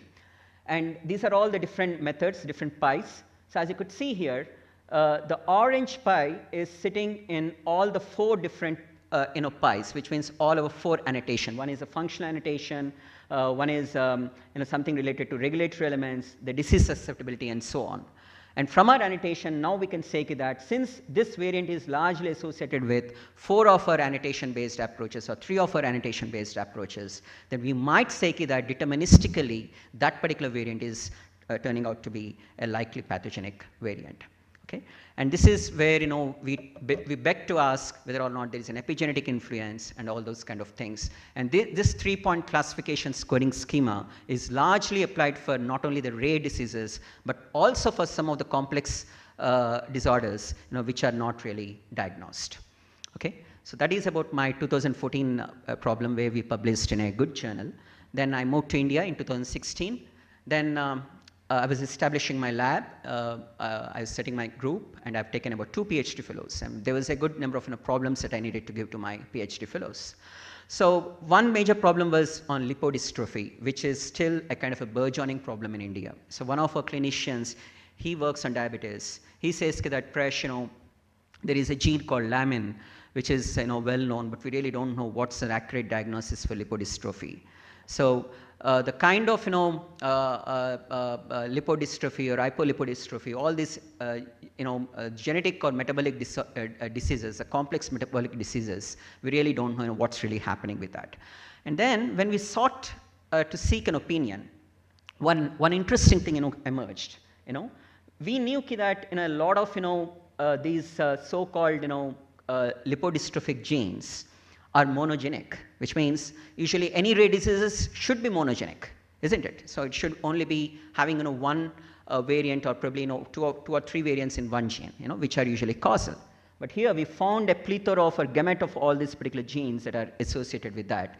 But unfortunately for lamin, there is no genetic test or there's no gene therapy that is associated with that. But for other genes, we have that. So what if if we therapeutically target the other genes, leaving the main gene, what would really happen to that? So that's the reason why we propose something called LMNA sequencing, which is a laminase sequencing, which is a typical Sanger validation where we take those particular sequences and try to come up with this. And incidentally, Iowa Diagnostic Laboratories in University of Iowa, they have started working on these kind of things. And then we looked into the pathways. We have proposed for our cohort, what are those particular susceptible genes from our systems genetic interaction network like this. So here, what we have seen here is a large number of interactions are there. Only the ones with the center are those particular targets. So since there is no therapy for lamin A, probably we can target the diabetes susceptible gene like PIPA gamma, which is well known, where several other genes are really target. So a quick case for summary 1 here is perhaps there are no genetic tests, but there is certainly a need for genetic diagnosis for in vitro improvisation of these particular methods. So if there is no therapy for one particular gene, we could always try to ask what are the therapeutic targets for its interacting partners. That is certainly the need of the hour. The second thing is about the long non-coding RNAs, which is my favorite. I've been a big fan of long non-coding RNAs because my PhD was on hypothetical proteins that are targeted to mitochondria in home non-polyposis colorectal cancer. And then many of these hypothetical proteins became as predecessors for long non-coding RNAs. So what we devised was, we thought that yes, we started annotating the hypothetical proteins. What are hypothetical proteins? The proteins that are known to be existing in the genome, but we really don't know whether or not its expression is known. Okay. So how the wrong genes come up, or how the pseudogenes come up, right? The code is triplet, you've got 6 reading frames, only 1 frame is translatable. And if at all, if by advent of misannotation, if 5 other reading frames, if by unfortunate means, by wrong means of annotated or someone gets translated, okay, or shown as translation product, then that would probably come up as a pseudogene or a hypothetical protein sometimes. So this is what we tried to do this, and we came up with a hypothesis saying that hypothetical proteins are absolute predecessors for long non-coding RNAs. And then we found a wonderful long non-coding RNA, which is largely associated with rare polymorphisms. And this is, we have taken into type 1 obesity and type 2 diabetes. As you could see, these are all the genes, the differential express genes, which we call it as the systems phenome interactome networks. So you see commonmost genes between type 1 and obesity is about 2, and between type 2 and type 1 is about 6, and between obesity and of course type 2 is about 12. So there are a lot of these particular genes that are evaluated, and among them we found one long non-coding RNA that is largely associated. So a quick summary is that don't expect the expected always. There's always expect the unexpected as well. So don't think that the genes that are only coding would probably be expressed, or they would be probably be influencing the epigenome. There's always a room for long non-coding RNAs as well by advent of such translatable reading frames or whatever. So there are many non-coding RNAs which play a very important role. Among them, the long non-coding RNAs which are greater than 200 bases in length, which sit in the 5' untranslated region, play a very important role towards pathogenesis of these particular diseases. Okay. The third one is something similar to the previous talk, the aplastic anemia. This is also quite common these days, and I'm sorry, this is when I say common in terms of misdiagnosis. It's certainly a kind of a rare disease, so we have employed a whole exome sequencing. Ours is the first cohort of aplastic anemia whole exome sequencing from India. Okay, we have sequenced about 61 samples, and there are only 3 other cohorts all over the world. The other cohorts are sitting in Taiwan, UK, and in US. So there are only 4 cohorts, unfortunately. That's because many people think that it's a normal anemia or Fanconi anemia and all. So this is what we try to ask. The most important essence here is something called TERD gene, which is largely associated with a bone marrow failure. So in nature, we would expect this particular TERD gene to be having a lot of polymorphisms, a lot of SNPs. But from our whole exome sequencing from the 61 cohort, where we conceptualized both the benign variants and as well as the pathogenic variants, we found a large number of other variants as well, as you could see. One is the IFNG, PIGA, and NBS1, which harbors a lot of very important mutations, including the intronic or the non-coding mutation. And most interestingly, as you could see, these are germline mutations. Okay, so this is a kind of a very important thing that we have done. So we have whole exome sequenced about 51 samples, in fact 61 samples, and Indian phenotype has mutations beyond TERT. That is what we are trying to convince you. So this also has set as a precedent for the clinician to check whether or not the immunosuppressants that are given to the patient could be converted to the normal blood transfusion if that is variable. The fourth case study is something close to my heart, very close to my heart. The patient named AB is from my friend's son, is with an ASD, and as I tell you, 3 generations, if you really look into the pedigree, they're all absolutely healthy, excepting that the mother have had certain systolic effects during pregnancy, and she became pre-eclamptic, but not really pre-eclamptic, thoroughly. But that was only during the delivery. And the absolute things like any autism spectrum disorder, it's a low birth weight with then the NICU admission taking up to 8 days, and mother slightly as I told you pre-eclamptic. So there also we found a key number of long non-coding RNAs. This is under study, under scrutiny, so I don't want to get into details. But what I'm trying to convince here is, you see, this is a very unfortunate thing. So even an Institute of Genetics counselor sits here. The very first thing we really ask is if there is any familial history, if the mutations are homozygous or heterozygous, okay, or if at all if there is any kind of abnormalities seen in the behavior and all those kind of things. And if everything is perfect, then we ask a very important question to God: why with all such things happen? Why is that this is seen only in such particular children? Is there any kind of diagnosis that we can come up with certain improvements? So in this particular case, we have found certain Indian phenotypes with several ASDs, with all the autism spectrum diseases. We found certain novel variants, and we don't have, unfortunately, this particular variant sitting in our Indian genome variant database that Vinod Skaria, who will be giving a talk later, who has developed this. And this particular thing is also into question. The fifth case is about the congenital pouch colon, which we published in wonderful journals like Nature Scientific Reports and European Journal of Pediatrics and other journals. This is a very rare disease prevalent largely in the city of Jodhpur. A child is born with a dilated pouch with his or excretory system in a very dilapidated condition, and the pouch is like a sac, and the child needs to be operated within 3 months to maybe 4 or 5 years. Otherwise, which he'll die because of that excretory system. So our clinician, Dr. Praveen Mathur, he has done about 480 surgeries so far, and he has been successful. And he came to us and he said, Kipresh, this is the situation, and we really wanted to come up with a diagnosis. And largely, in large number of patients, there's no consanguinity seen. Okay, so there's nothing to do with consanguinity, nothing to do with the familial history, and nothing to do with this. And now comes a question. We have done something called a trio-based analysis. In fact, it's a quad. It's not trio only. It's also quad analysis, which means we have an index or a proband case. We take the samples of father and mother and probably the sibling as well. So the unaffected sibling as well. And then we ask, what are those particular variants that are common most to them, which turns out to be a pathogenic determiner, and whether or not these pathogenicity could be associated with only this particular index case or not.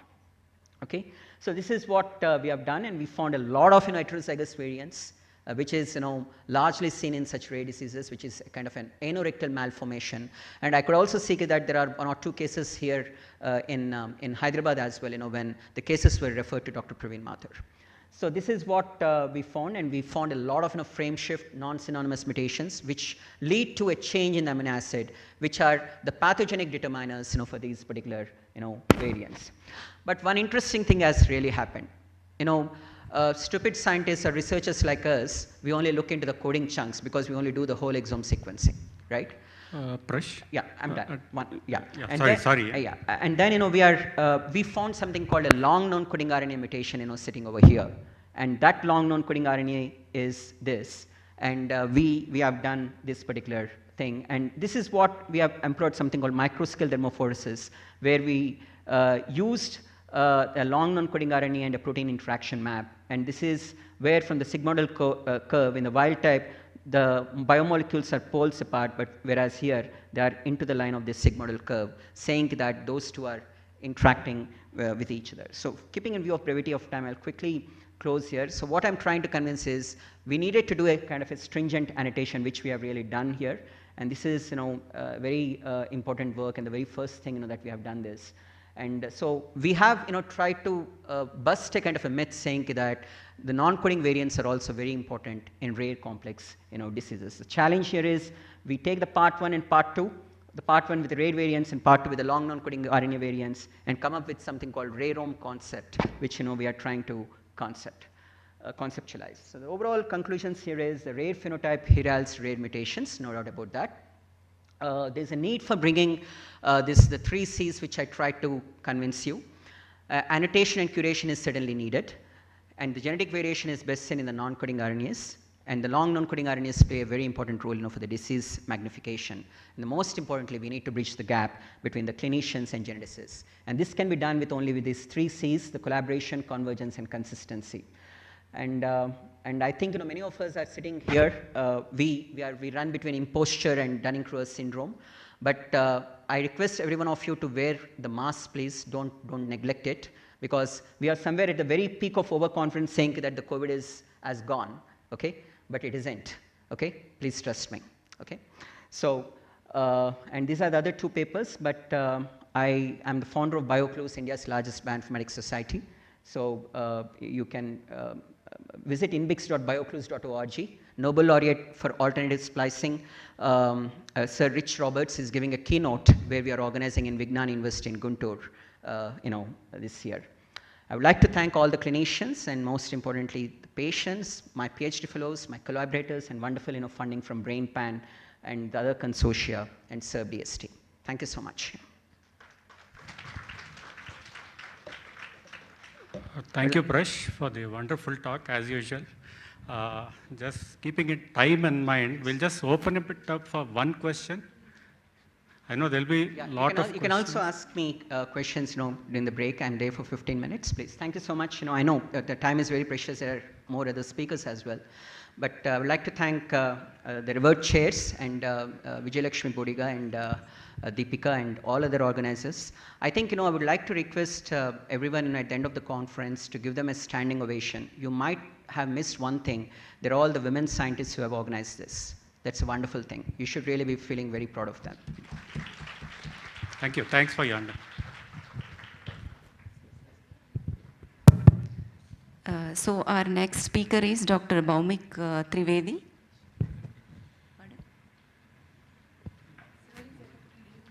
Yeah, okay, fine. Yeah.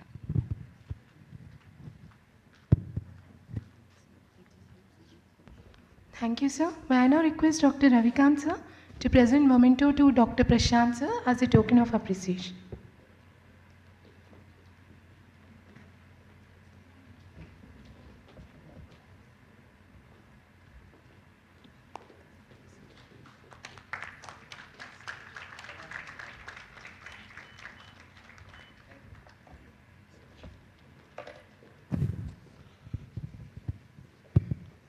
So our next speaker is Dr. OMICS Trivedi. So he is working in Simaju, India since 5 years, and currently designation is Assistant Manager, Clinical and Diagnostics. And he completed his Master of Science in Clinical Biochemistry, Medical College, Mumbai, and he holds a Diploma in Forensic Science from St. Xavier's, Mumbai. And his area of working has been more focused on bringing, by developing techniques and applying them in a forensic testing. So vision is to improve testing industry for betterment of mankind. So I welcome Dr. Trivedi. Thank you. Thank you so much for the brief introduction, ma'am.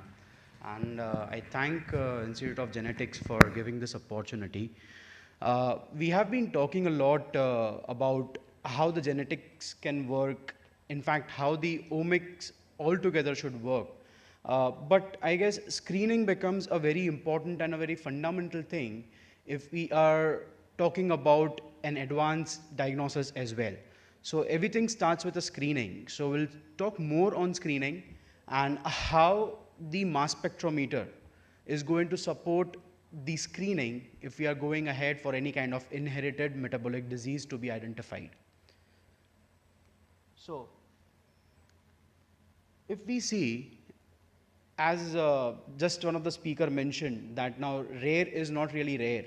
So, about 1 out of 1,250 newborns which are born, they have these kind of metabolic disorders, and they are called as the inborn errors of metabolism. Now, in specific, if we see what are inherited metabolic disease. Now, the normal metabolism activities wherein a particular nutrition, which is, or the food which we consume, from that we get the nutrition, it's ideally metabolized and it breaks down into its simplest form. In case if this metabolism functioning is not appropriate, then there are chances that the newborn who is there will have the inherited metabolic disease. Now, the accumulation of these compounds in the metabolism may lead to any kind of malfunctioning, and they basically accumulate and may cause a lot of severity because of the toxicity of these intermediates which are formed, and they affect the nervous systems, causing a lot of concerns. And because of this, the unmetabolized compound restrict and delay the development and the birth, resulting in death as well in most of the cases.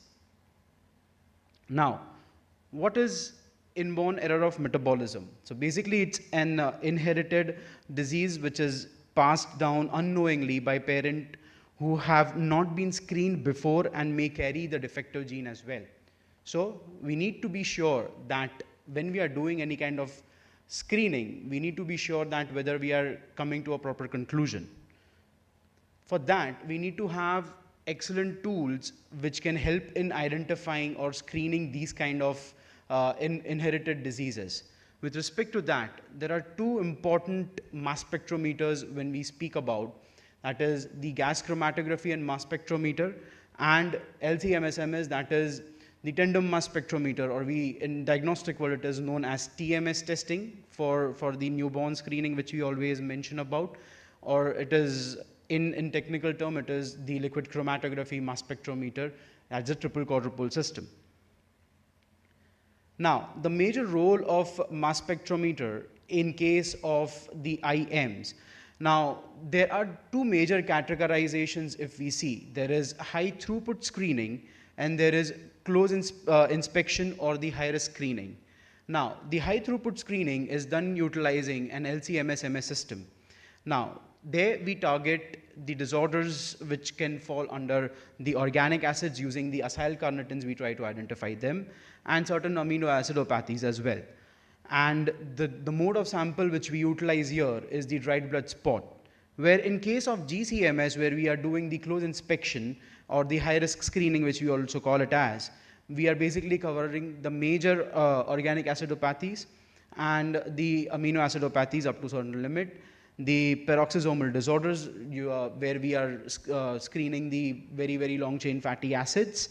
The mode of sample here is urine, and we can also use the dried urine spots if we are planning to get the samples from a long distance as well, because the stability of the sample on the urine spot is much better in comparison to the liquid form of the urine. And there are a lot of screenings which can help in identifying these kind of disorders. Shimadzu in specific, we worked with a very expert which is based in Japan, Dr. Yamaguchi, and he was one of the pioneer especially to develop a proper protocol for screening these IEMs on GCMS technology. So with the help of LCMS technology, by which at a very high throughput speed, he used to screen the samples, and then for close inspection, he used to utilize GCMS technology, wherein he used to identify many organic acidopathies. So with respect to that, we came up with a workflow which is more suitable when we are considering to do the newborn screening for inborn errors of metabolism. Now, we first focus on the first level of screening, that is, we call it as high throughput screening using LC-MS-MS. Now, the ideal workflow goes is that first you screen the baby with the DBS, that is the heel prick blood. If there are no defects, no problems, in case there is any identifications which we have done, or there are any positive metabolites which we are identifying, then you need to just retest it once to confirm whether the findings are appropriate or not. If there are no findings again, then it can be concluded there is no problem. In case, again, if you find that there are any defects, then you need to go for close inspections using GCMS technology. So we'll focus first on the LCMS part. Ideally, we use the DBS and we then extract the sample from that DBS, and then we put it on the LCMS system where the sample gets analyzed at the speed of 1 minute per sample. Now, it analyzes amino acids and acyl carnitins. Approximately 50 plus analytes are screened at a speed of 1 minute for a particular patient. Now, the sample process goes in this way, that you do the extraction, you inject it on the mass spectrometer, the molecules are ionized and separated on the basis of the M/Z, that is the mass to charge ratio on the LC-MS-MS system. Then the ions are separated by the first MS, then that enters the second collision, that is the second MS, that is the part of the quadrupole where it gets bombarded and forms the more fragments, and then it further enters into the third quadrupole where it gets further screened. Then these fragments enter into the second quadrupole, they get separated, and the mass to charge ratios are being identified for all of these molecules. On the basis of that, we come across a chromatogram in a minute which looks like this. Now it becomes a very complicated part to understand that what is there by watching such kind of chromatogram. So you need an excellent software which can help you in concluding these answers as soon as possible, because if we say high throughput, then it has to be high throughput. Then with respect to that, we provide a specific software utilized for these kind of screenings, that is, we call it as neonatal solution. In that, you get the final output of this software comes in the form of an Excel sheet wherein you will be able to get the list of metabolites which you are screening. If you have established the control values for the population, then you can mention the reference ranges for them. On the basis of it, the patients will be screened. Now, as you can see, there are certain colors. These colors indicate the abnormalities. If there are no abnormalities, then there wouldn't have been any color highlighted. It would have been a colorless Excel sheet. Now, there are certain abnormalities, hence an interpreter can quickly go through the sheet and quickly interpret that what kind of concerns can be there. At the same time, if we are talking about diagnosis, then it becomes very important that we are also maintaining the quality controls. So in this software, you can also maintain the quality controls regularly. You have to just mention certain prefixes like HC, MC, LC, that is high QC, mid QC, low QC. The software will automatically catch it as the quality control samples, and it will plot LJs for all of these metabolites which are getting screened. Now we are done with the first level of screening using the LCMS. Now comes the close inspection if we are identifying any positive cases. In that case, it's very, very important to have the protocols in place which are optimized with respect to urine sample. Now urine becomes the perfect mode of matrix to be screened when it comes to IEM, because as per the definition, if we see, these intermediates which are formed in case of any kind of metabolic defects, they get accumulated in the body and they are excreted through urine.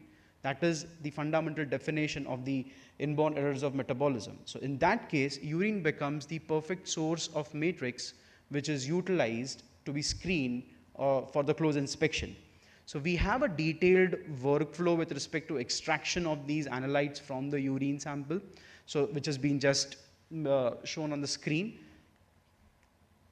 Now, once you extract and inject it on the GCMS system, you get a chromatogram which will have number of peaks.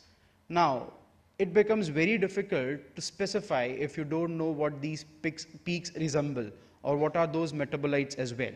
So, to again do it faster, because the analysis time on GCMS is quite lengthy, so we need to be quick with respect to the analysis of the data and interpreting the data as well. So with respect to that, we have again created a solution which will help in interpreting the identifications as fast as possible. So once you analyze the data, you can copy the particular area counts which you get here.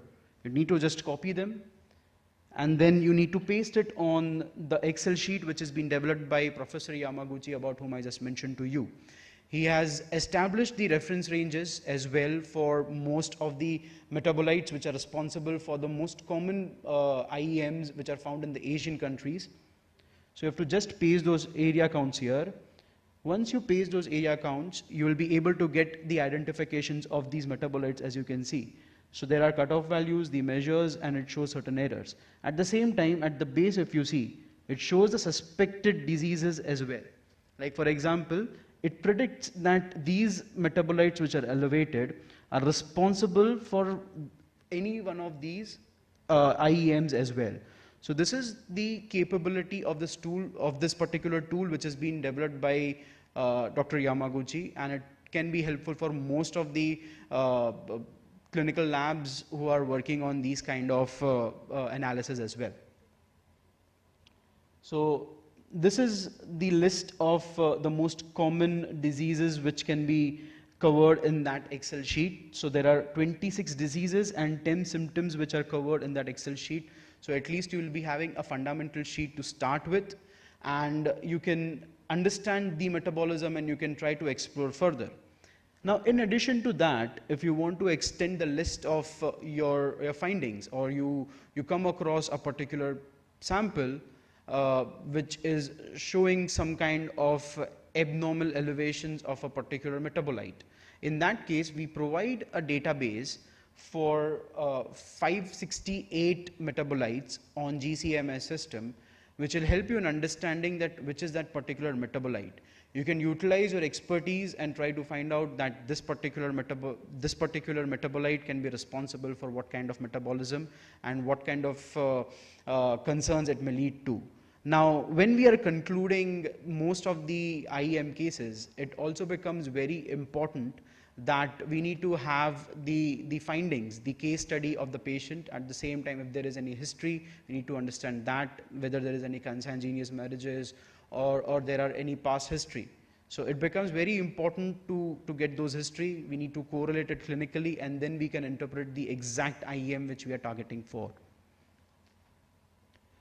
At the same time, in addition to this, the amino acidopathies are also something which are very important, which should be covered. Using the LC-MS system, you can try to analyze the plasma amino acids as well. You can do 47 plasma amino acids in single run at speed of 25 minutes per sample, and you can do differentiation basically for the difficult amino acids which are complicated to be resolved on an HPLC system, the traditional HPLC system, especially if we talk about the separation of leucine, isoleucine and allo-isoleucine, which is very, very critical when it comes to MSUD findings. So this particular technology, using this, you can try to resolve these kind of concerns as well. Even the physiological and the chiral amino acids can be covered in this particular profile. Now, most of us probably we know that how the LCMS and GCMS are being utilized for most of the common ones, common IEMs which we are targeting for. But GAGs or MPS is something which has been missed out on LCMS as of now. Hardly people know that even LCMS is capable of doing GAGs and MPS as well. So Shimadzu has recently developed the methodology, complete method package, which we call it as, to do these kind of analysis as well. Now, with respect to that, we have standardized this particular protocol with respect to DBS itself, because DBS becomes the best source of sample when it comes to newborn screening. And the complete protocol involves enzymatic preparations where we have to degrade the particular protein into the specific peptides, and it gets analyzed on the LCMS system. So here is how it happens, that the GAGs and the sulfated disaccharides are formed because of the enzymatic degradation, and then it gets analyzed on the LCMS system, and these are the targeted GAGs which can be identified using the LCMS system. So I'll just wind up quickly, and I will summarize that the scope of clinical diagnostic is it's continuously widening and increasing. The GCMS, LCMS systems are serving an increasingly important role with dedicated tools for LC-MS, that is the TMS and GCMS. Shimadzu makes IEM analysis very simple. Shimadzu provides total solution for IEM analysis on GCMS as well as on LCMS, and ready to support at your doorstep if there are any requirements. Thank you so much, and I will just close my session here. You can be in touch with us. This is my email ID. And we have our local distributors here, that is Spinco Tech. You can also get in touch with them if there are any concerns or any queries. Thank you so much.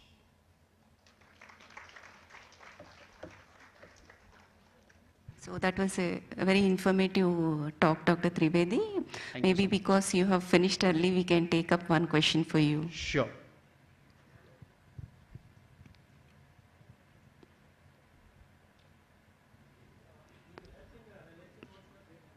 Sorry?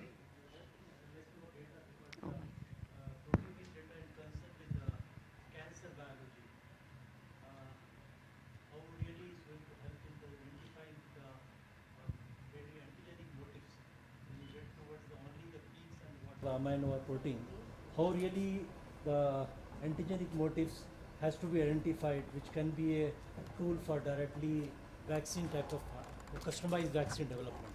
Kind of the oligonucleotide based, exactly, that is what you are targeting for?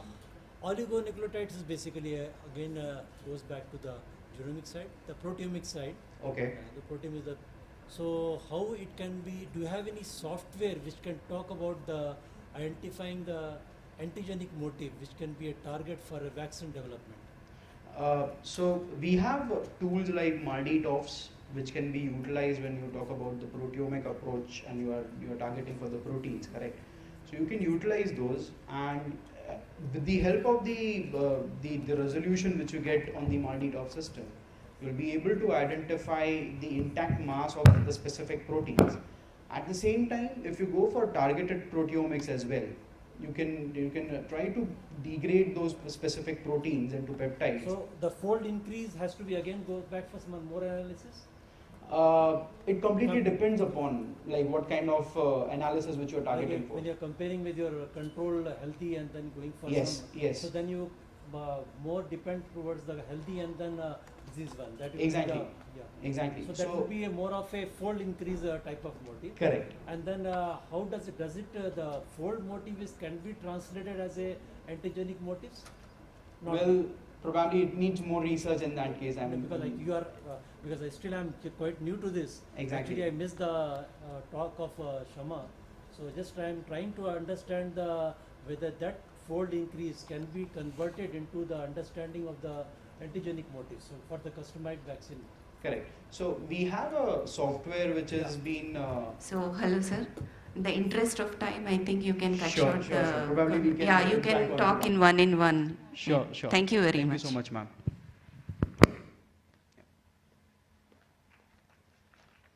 Thank you, sir. May I now request Dr. Usha ma'am to present a memento to Dr. Bhaumik Tridevi, sir, as a token of his appreciation.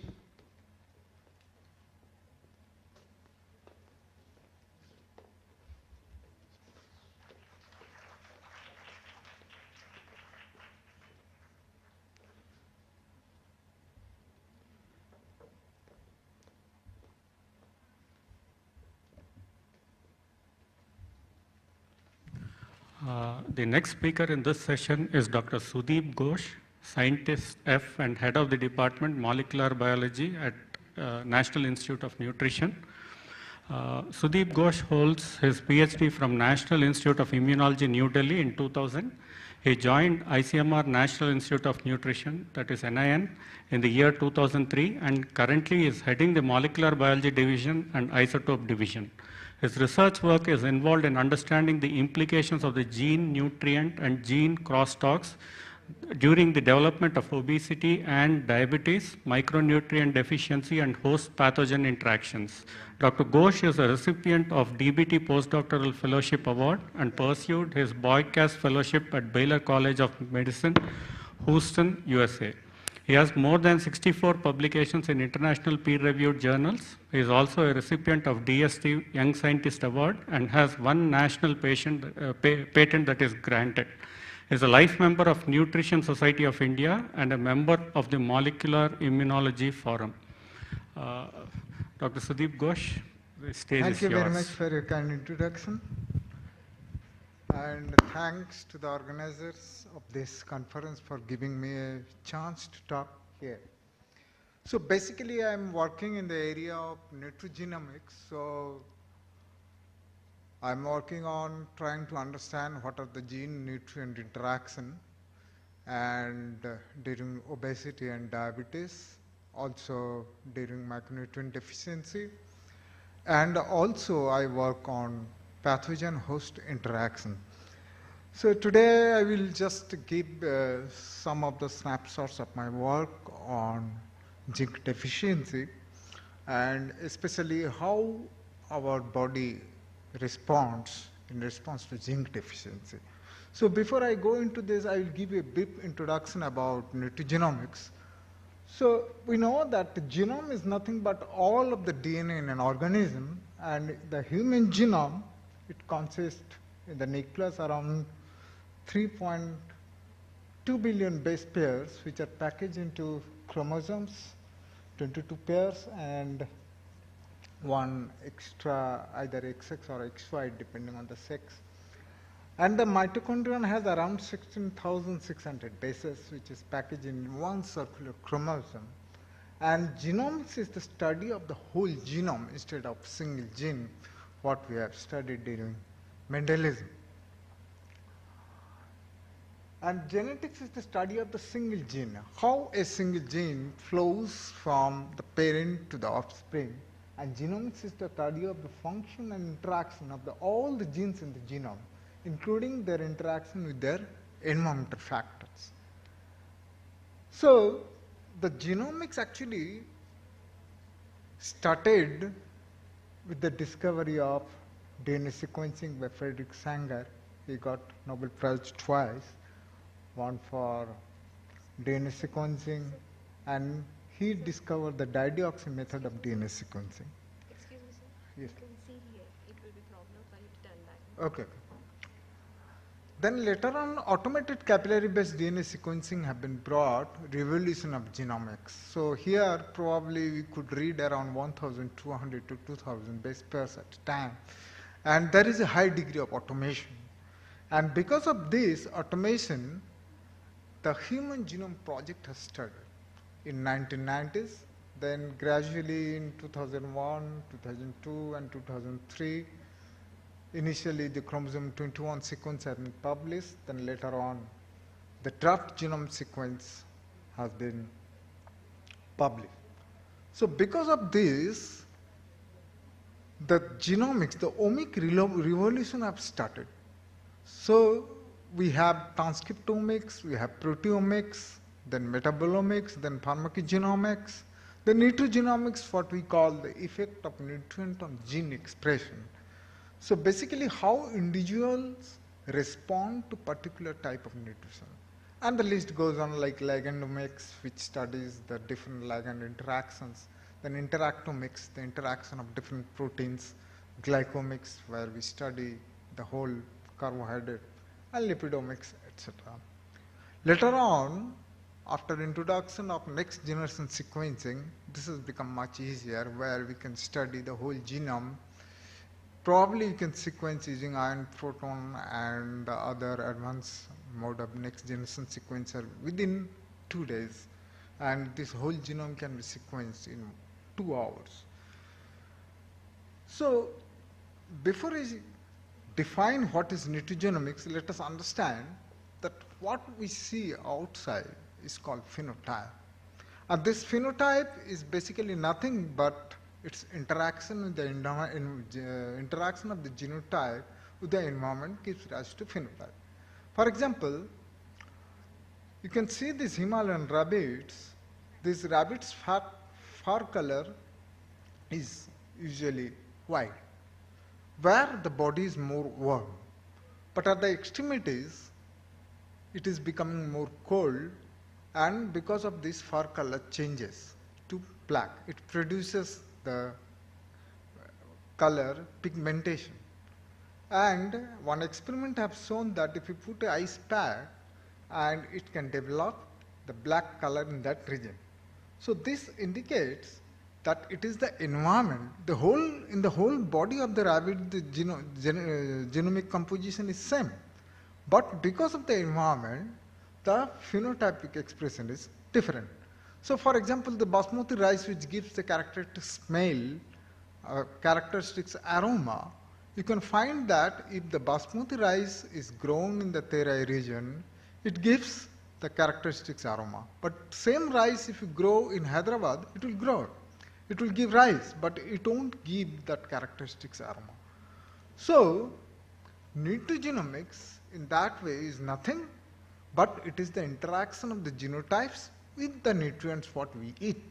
And this study we call nutrigenomics. So basically the study of how the constituents in the diet which can interact with the genes and the products to alter the phenotype.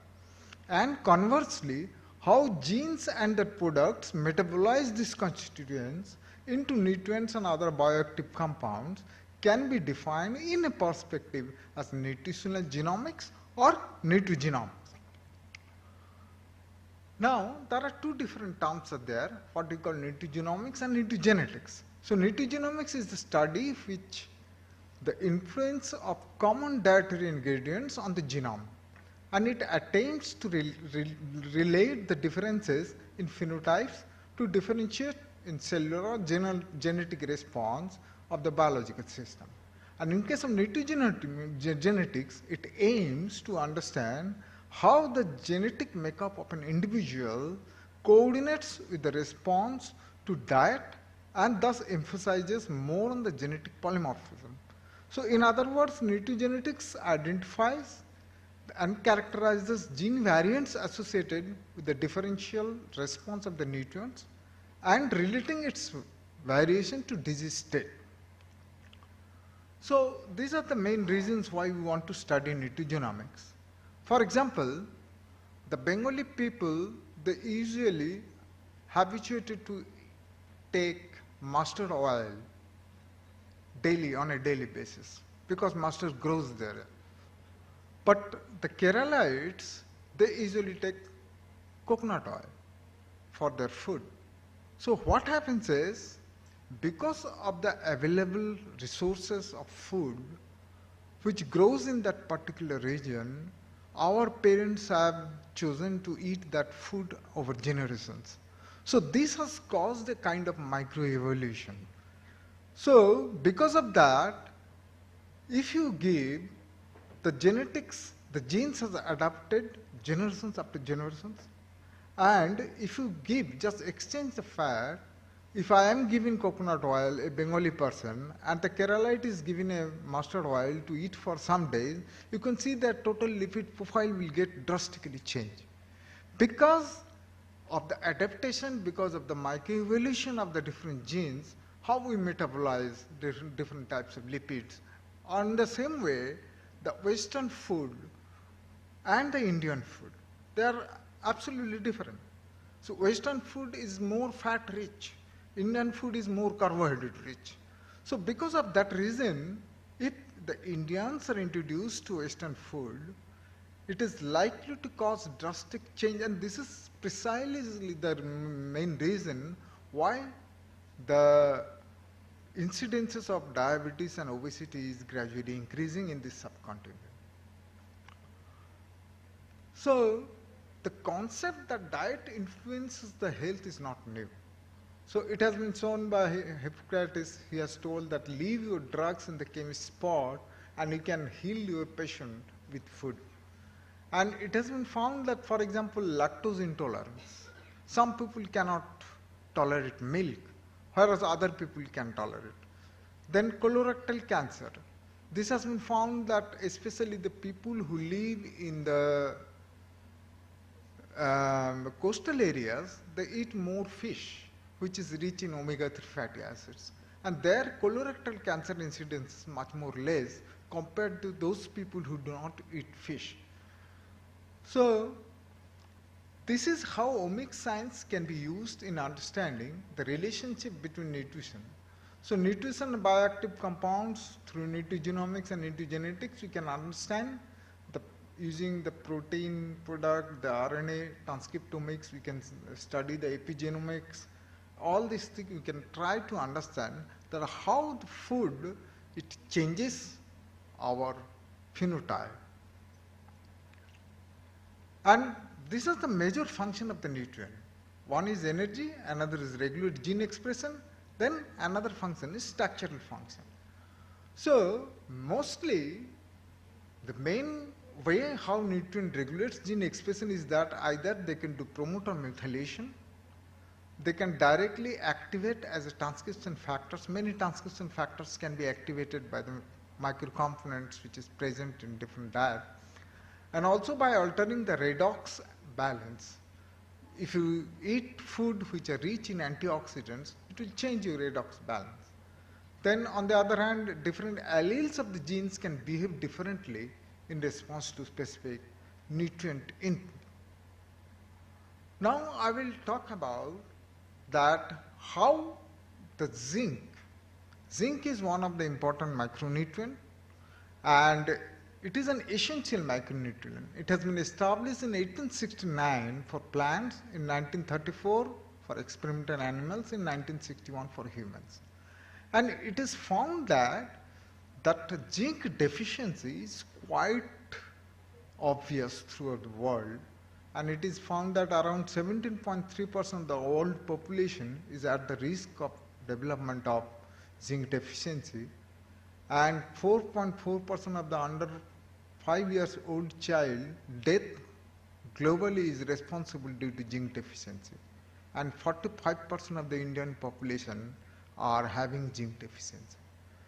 And this is our daily recommended diet. So most of the cases around 11 to 12 mg per day. So main reason why we have zinc deficiency is that either it could be due to inadequate intake or it could be low viability. You know that most of the Indians, they eat vegetarian. So because of this, zinc is the animal source food is the major source of zinc. And because of the reason most of the Indians are vegetarian, this is one of the reasons why we have more zinc deficiency as well as low viability. The food other components, for example tannins and all, they inhibit the absorption of zinc. So the major physiological function of the zinc is that most of the cofactor, they act as cofactor of many enzymes, like more than 200 enzymes. For example, the superoxide dismutase, the alcohol dehydrogenase, and also the activity of the many zinc finger transcription factors that requires zinc. In addition to that, they are required for cellular functions like growth and cell development, then cell membrane integrity, then tissue growth repair, wound healing. Then in addition to that, they have endocrinological function, reproduction, spermatogenesis, oogenesis, then thyroid function. They have immunological functions. They are required for the function of the neutrophils, the T cells, B cells, the neurological functions. They have hematological functions. For example, skeletal functions, that zinc is important for bone mineralization. And zinc deficiency, it leads to either, even in the case it is mild and moderate, it can lead to anorexia, it can lead to lethargy, diarrhea, and stunted growth, delayed bone maturation. Then impaired immune function, susceptibility to infection, then it may cause oligospermia. In case of severe deficiency, delayed sexual maturation, then impotence, then alopecia, then dermatitis, then intellectual disability, impaired nerve conduction and nerve damage, weight loss, macular degeneration, impaired taste and smell, and impaired wound healing. The thing is that unlike some other micronutrient like iron, our body do not have any specialized organ of storage. So the zinc content of the adult human body is around 1.5 to 2.5 gram, with higher content in men and less in female. And zinc is ubiquitously present in all tissues, organs, and body secretions like sweat, stool, urine, and seminal fluids. And most of the zinc is located in the fat-free mass, within about 30 mg zinc per kg, and almost all of which are intercellular. The majority, approximately 90% of the zinc, is found in the bone and skeletal muscle. And zinc stored in several compartments of the body, which we call exchangeable zinc pool. And about less than 10% of the total body zinc, the majority of which is slowly exchangeable zinc, located primarily in the muscle and bone. And this is the exchangeable zinc pool. You know, the zinc homeostasis is quite complex. When we take zinc, and during the zinc deficiency, initially the serum zinc doesn't show any decline. That's because there are two zinc pools measured, which is one is fast exchanging zinc, which contains about 10% of the total body zinc, and very slow exchanging zinc, which contains skeletal muscle, heart, bone, which account 90% of the total zinc.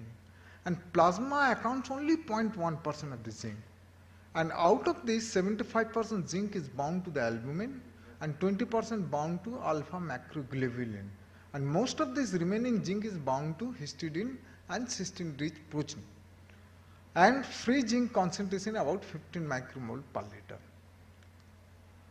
The problem is that unless and until we have a proper marker for zinc deficiency, there is a widespread of zinc deficiency And as a result, there is stunted growth, there is less brain development, and this stunted growth cannot be recovered by extragenous supplementation of the gene. So this is the main problem. When we can see the serum zinc level falls, we cannot actually measure that how much the total body zinc level is falling. And there are some markers are there. Out of that, serum zinc level is widely used, but it is the least reliable one. And because it can fluctuate due to many physiological conditions, even inflammation, fever.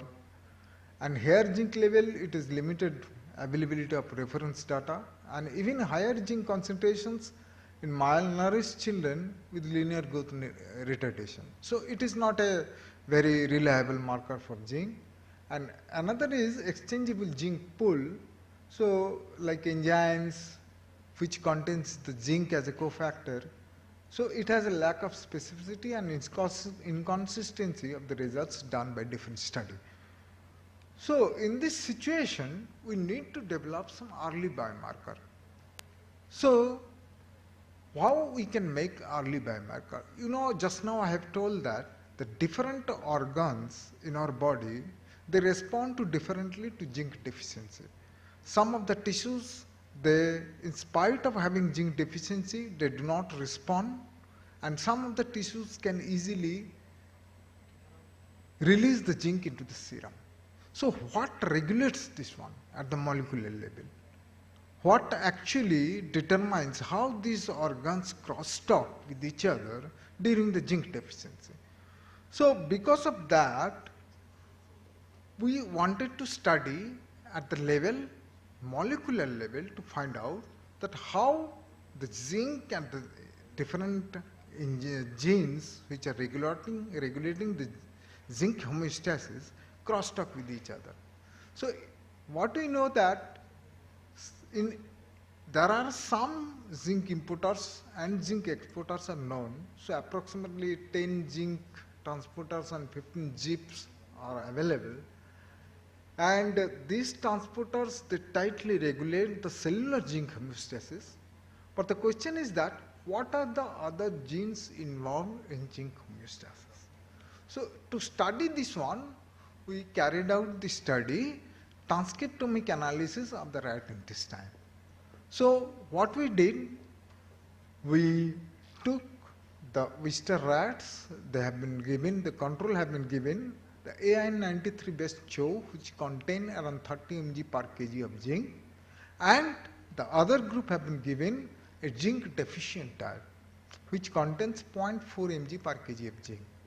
And this deficient diet have been followed for 30 days, and you can see that at the end of 30 days, the weight of the zinc deficient animals have reduced drastically, whereas controls look quite healthy.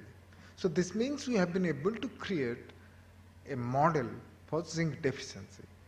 Now in this, we have studied the gene response in response to zinc deficiency in intestine, because intestine is the major site of absorption of zinc, and it regulates, and it is one of the entry site for the zinc into the body, and thus it controls the whole body zinc homeostasis. So we did the data analysis. This is the pipeline. So we use the ion proton next generation sequencer for getting the whole transcriptome. The FASTQ file which is generated in the machine, we have done the quality check, then after that we have done the alignment using star aligner, then we have done the quantification of the genes using feature counts, and differential expression using D sequence 2, and later we analyze the ontology and enrichment analysis using cluster profiler. All these analysis have been done in a bioconductor environment using these programs. And this is the FASTQ analysis, and we can find that there are a large number of genes which are on target, and the FASTQ this Fred score is within the limit, and the blue one, it says that these are the uniquely mapped, and some of these are mapped to multiple loci. Some of these are unmapped, those are too short, or they may be simply the noise, and some of the reads are unmapped. Then after the D sequence, this is the volcano plot and this is the heat map of the expression of the genes. So we found that around 214 genes are significantly upregulated and 317 genes are significantly downregulated in zinc deficient rats in the intestine. And also we did one more study where these deficient rats have been supplemented with 100% zinc. And we found that during this recovery period, 44 genes were significantly upregulated and 49 genes were significantly downregulated. And this is the gene ontology enrichment analysis. During the deficiency, what we found that most of the genes which are related to chemokine signaling pathway, then cytokine receptor interaction, the B cell receptor signaling pathway, then leukocyte migration, then hematopoietic cell lineage, these are affected due to the zinc deficiency. Then when we replenish those zinc deficient animals, we found that tyrosine metabolism, then pyruvate metabolism, then retinol metabolism, all these genes are enriched. And these are the top genes which have been found to be upregulated and downregulated significantly. And we found that, for example, the genes which are upregulated, this contains the SERPIN2, then ACNET1, then STF3. And these are the genes which are in addition to the known zinc transporters and zinc importers. And these are the genes which are downregulated zinc deficient animal. This includes the CCL19, then CR2, then ABO3, then we have PAX1, like these many genes. And these are the genes which are upregulated and downregulated during the supplementation of the animals with zinc. And this contains FABV6, then Ly6A1, then FOXN1, like that. Almost a lot of genes have been specifically downregulated and upregulated during zinc supplementation. And then we did the KEGG pathway enriched by upregulated genes in the intestine, and the major KEGG pathways are chemokine signaling pathway, then B cell receptor signaling pathway, then hematopoietic cell lineage, leukocyte trans endothelial migration, then primary immunodeficiency. All these pathways have been enriched with the upregulated and downregulated genes. So this indicates that zinc plays an important role in regulating a number of important physiological processes that include mainly the immunological system, then the chemokine system, then cell adhesion, then Th1, Th2 differentiation, then phagocytic inflammatory bowel disease. All these are regulated by zinc. Then we found that in addition to these genes, approximately 16 small nuclear RNA are significantly modulated. For example, SNOD37, then ABR0707009.1, then GM22, then SNORA72, like that. Then 8 microRNAs we found and 29 long non-coding RNAs. And these RNAs, they actually do not code for any protein. And most of these RNAs are known to regulate the gene expression of the protein coding genes. So, for example, these long non-coding RNAs like LNC RNAs are more than 200 nucleotide long. They can regulate the gene expression by regulating chromatin remodeling. They can regulate transcription by interacting with the transcription factors, and post-transcriptional regulation by regulating and interacting with spliceism. So for example, in yeast, it has been found that only one of these, like ZAP LNC RNA, it can regulate the alcohol dehydrogenase and 1 and 2. And alcohol dehydrogenase is the enzyme which requires zinc as a cofactor. So during the deficiency, what happens? Yeast tries to shut down the enzymes which require zinc for its cofactor for increasing its survival. So similarly,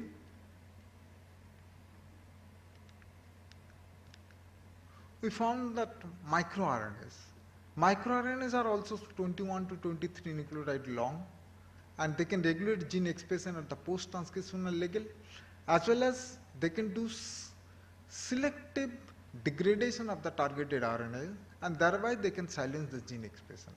So it has been found that several of the miRNA, they proved to be excellent biomarker, because most of the miRNAs, they can be accessed from the bloodstream in the form of exosome, and this exosome can be collected and they are very stable. And a large number of these physiological processes have been found to be regulated by microRNAs, then LNC RNAs, then other non-coding RNAs. So they are emerging as an important gene regulator. And there are already a lot of markers which have been established using microRNA for cancer, for example, then cardiovascular diseases. But what is the role of this microRNA in gene homeostasis? We don't know. So these genes may give us some impetus in understanding the whole gene homeostasis using these genes, and we are in the process of studying that how this non-coding RNA can regulate the genes involved in the whole body gene homeostasis. Thank you very much. Thank you, Dr. Sudeep, for the excellent talk and for sharing your research work from your lab. Again, in the interest of time, I think we cannot open up the session for questions. Thank you, sir. Thank you. Thank you, sir. May I now request Dr. Vijayalakshmi ma'am to present a memento to Dr. Sudeep, sir, as a token of appreciation.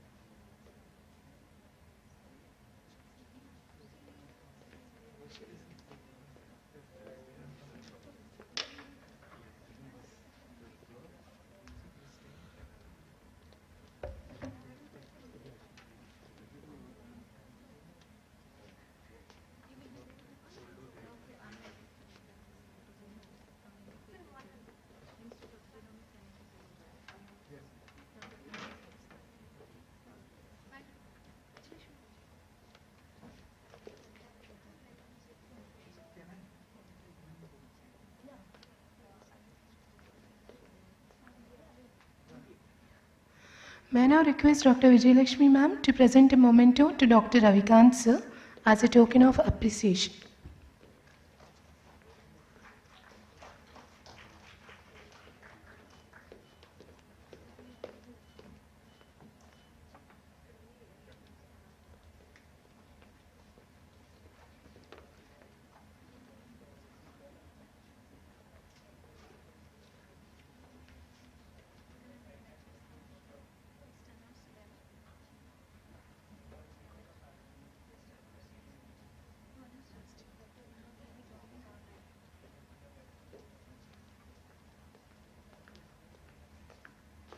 Now we have an online lecture. Dr. Vinod sir will be joining online.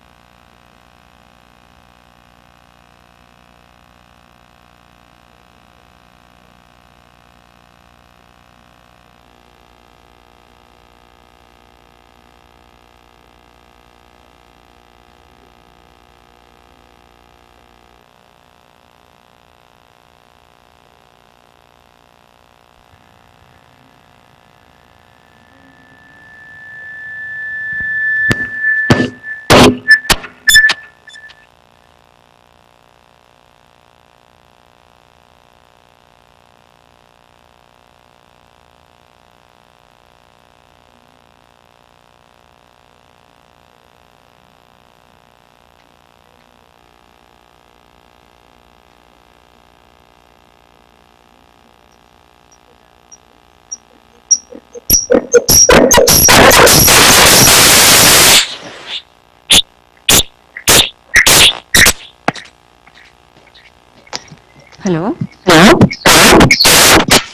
So today we have a very interesting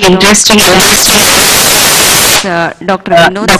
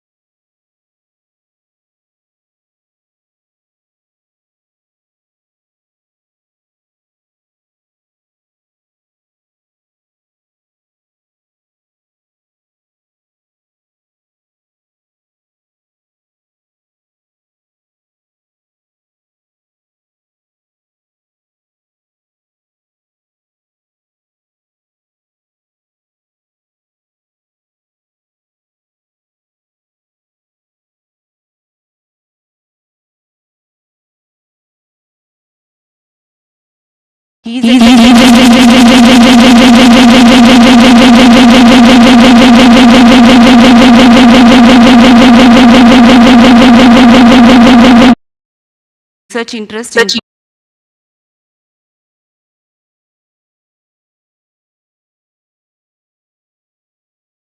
translational genomics and genome informatics. He is interested in understanding the function and organization of non-coding RNAs and how genomic variations could potentially impact them.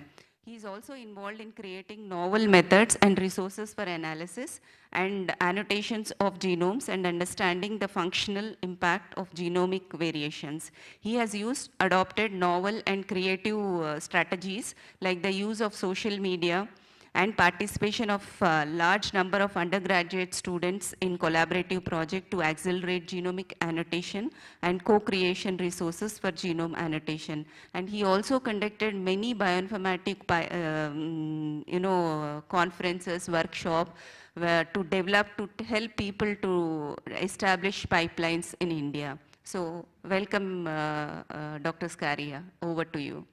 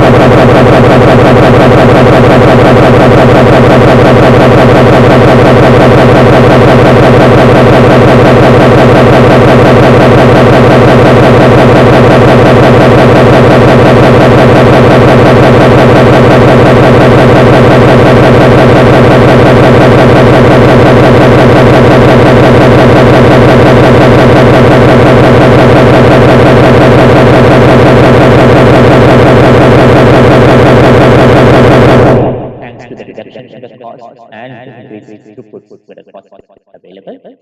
And when we started in 2008, our pertinent question was, can we start using next generation sequencing in India? Because it has become a bit more affordable. India could not participate in the Human Genome Program because we could not afford to build the 3.3 billion that was required to be participating in the Human Genome Program. Now, if you look at the landscape of genomes that were available at that point of time, this is way back from 2008. What you see in the top panel is essentially the map of admixture from global populations, which are part of the Human Genome Diversity Program. And the bottom panel is essentially genomes that are available at that point in time in 2008. And what you see here is of the global population and 6 genomes which are available at that point in time. A significant large number of these genomes were from quite less admixed populations in the world, whether it was the reference genome, the Venter and the Watson genome, or the Chinese, Japanese, and the Korean genomes of the East Asian ancestry. Now, what you see here is also a large population in the middle, which is the Middle Eastern and Central and Southeast Asian, which are largely admixed populations. But nevertheless, there was a gap in genome sequencing available from these populations. And to give numbers, this population today encompasses close to half of the global human race in this world, but nevertheless, it did not have genomic representation coming from these regions.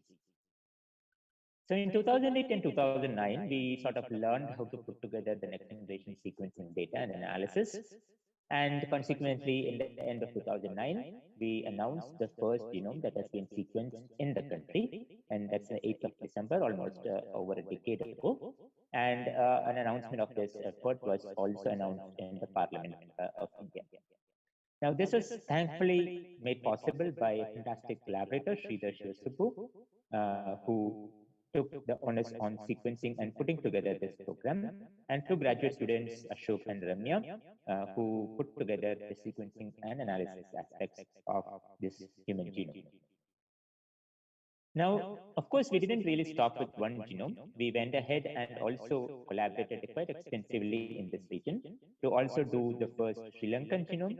We also collaborated on the first Malaysian and the Philippines genomes, and we have been one of the founding members of the Pan-Asian Population Genomics Initiative, one of the flagship initiatives of the Human Genome Organization to look at population-scale genomes in the region. We also hold a few databases, one of the largest of its kind. This includes SAGE for the South Asian genomes and exomes, today encompassing over 1,200 genomes and exomes. Almina for the Middle Eastern population, encompassing close to 2,000 genomes and exomes. And much more recently, the Indigen program, which is our own household genomes, over 1,000 genomes presently available. So the question is not that we could or should we do genomes anymore, but the question is what should we do genomes on a large scale and how is it going to impact people around the country.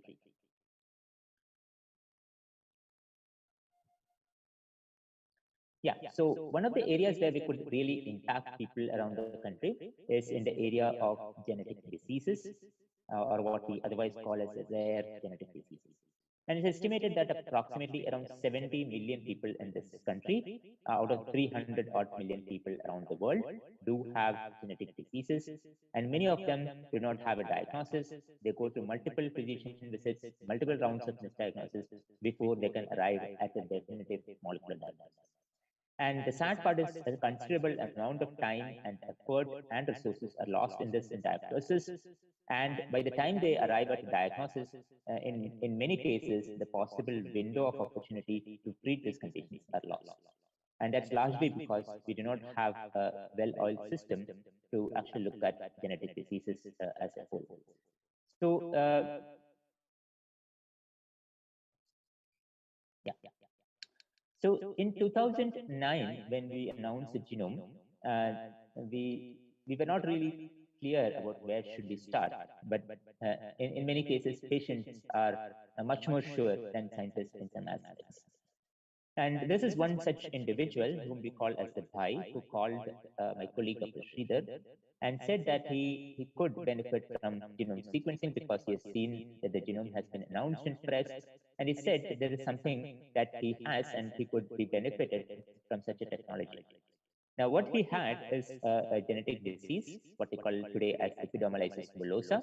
And as you see here, these are clinical pictures of that individual. This appears as bullae or blisters, which eventually break down and form ulcers, a quite painful condition. And he was not alone. He has a family of approximately around 28 individuals, all affected with the same disease. So we went back and sort of did an exome sequencing for this individual. We did identify the mutation, and this mutation today is available as a genetic test, not just for his family, but since it also has counter effect to the large community around him. Now, these individuals, as I said, are not individuals, but actually representative of a large country, which is India. And that is also an advantage why we should do a lot more genomics and genetics in India, because of course we are a large population, today encompassing over 1/6 of the world population. And more importantly, unlike the other populations around the world, we have a very diverse ethnicity or multiple genetic ancestries, and which are also stratified into small endogamous groups. And endogamous groups are essentially groups of individuals who marry within the same community.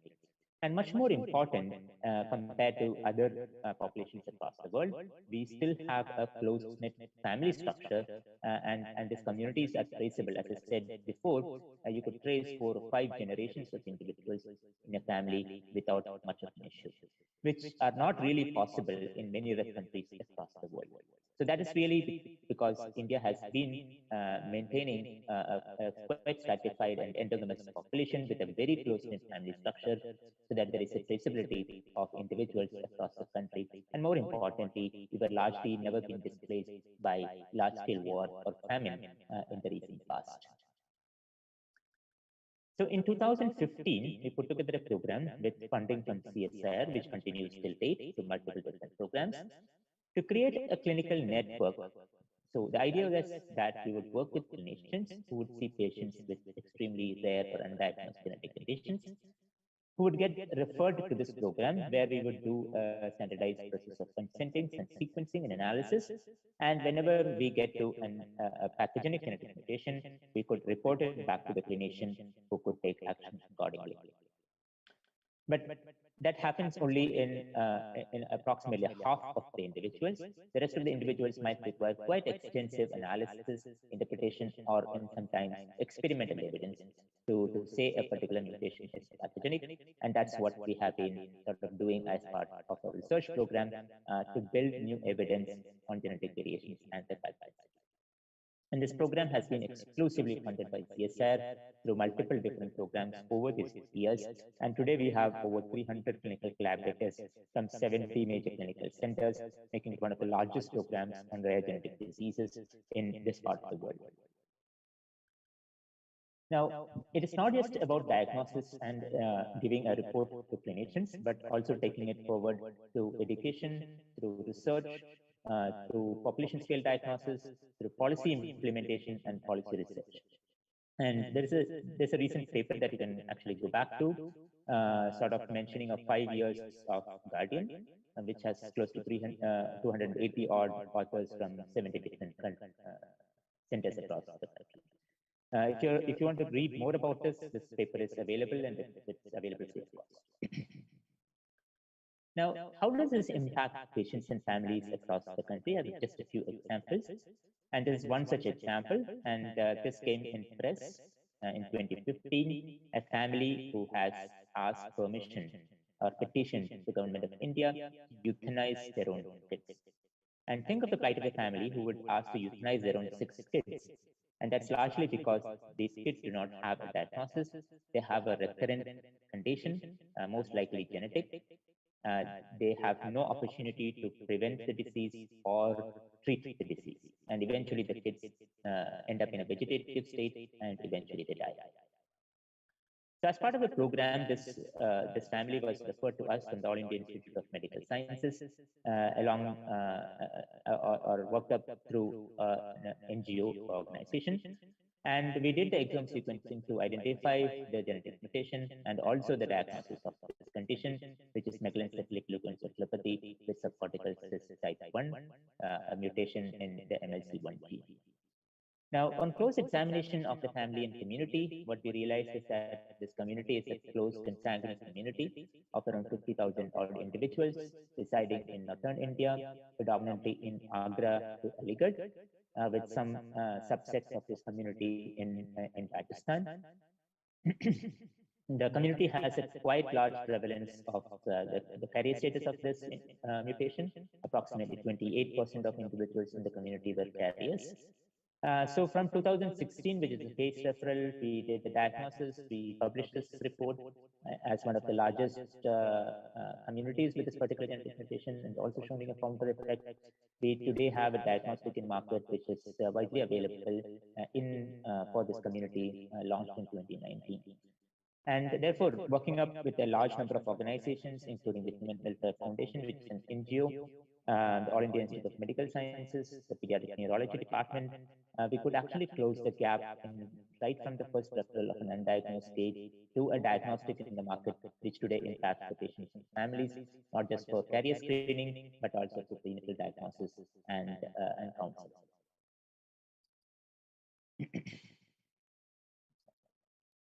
Yeah, so why we ended up in this particular community is also because this particular genetic mutation, extremely rare, has also been reported previously from an individual from the Middle East or in Persia.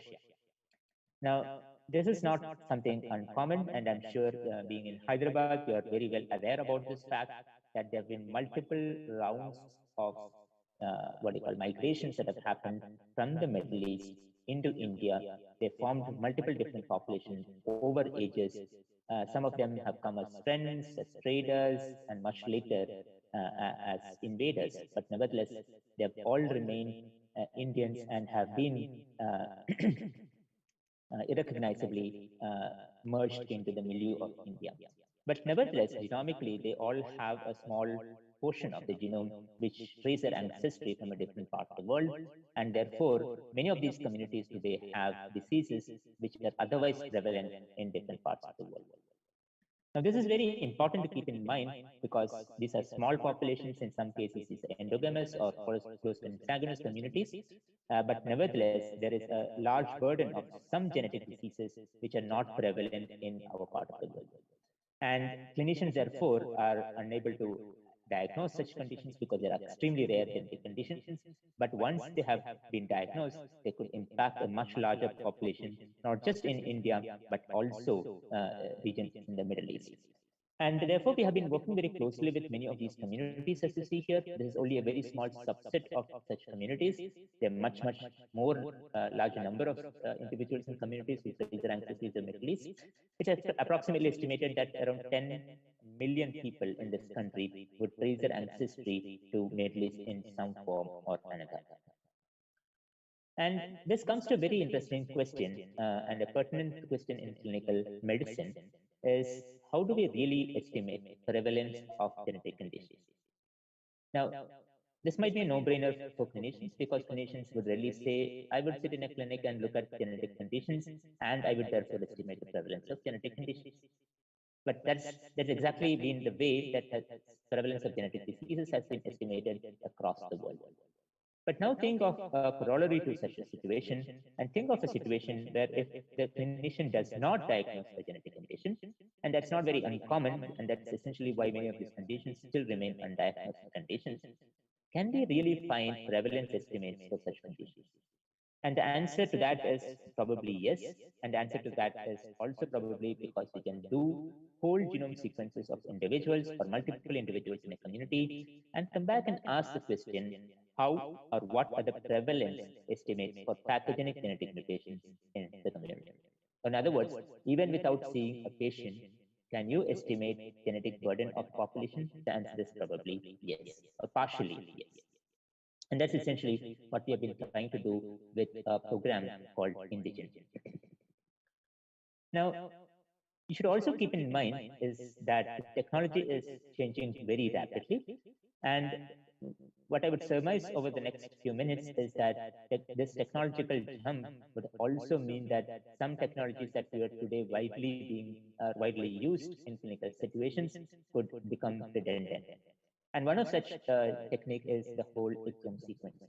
The whole exome sequencing roughly sequences around 1 to 2% of the genome or the protein coding regions or exons of the genes.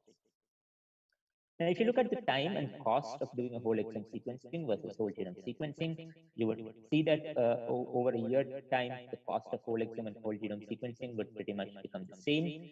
In terms of the time required to do a whole genome versus a whole exome, whole genomes are much more faster right from 2016 or so.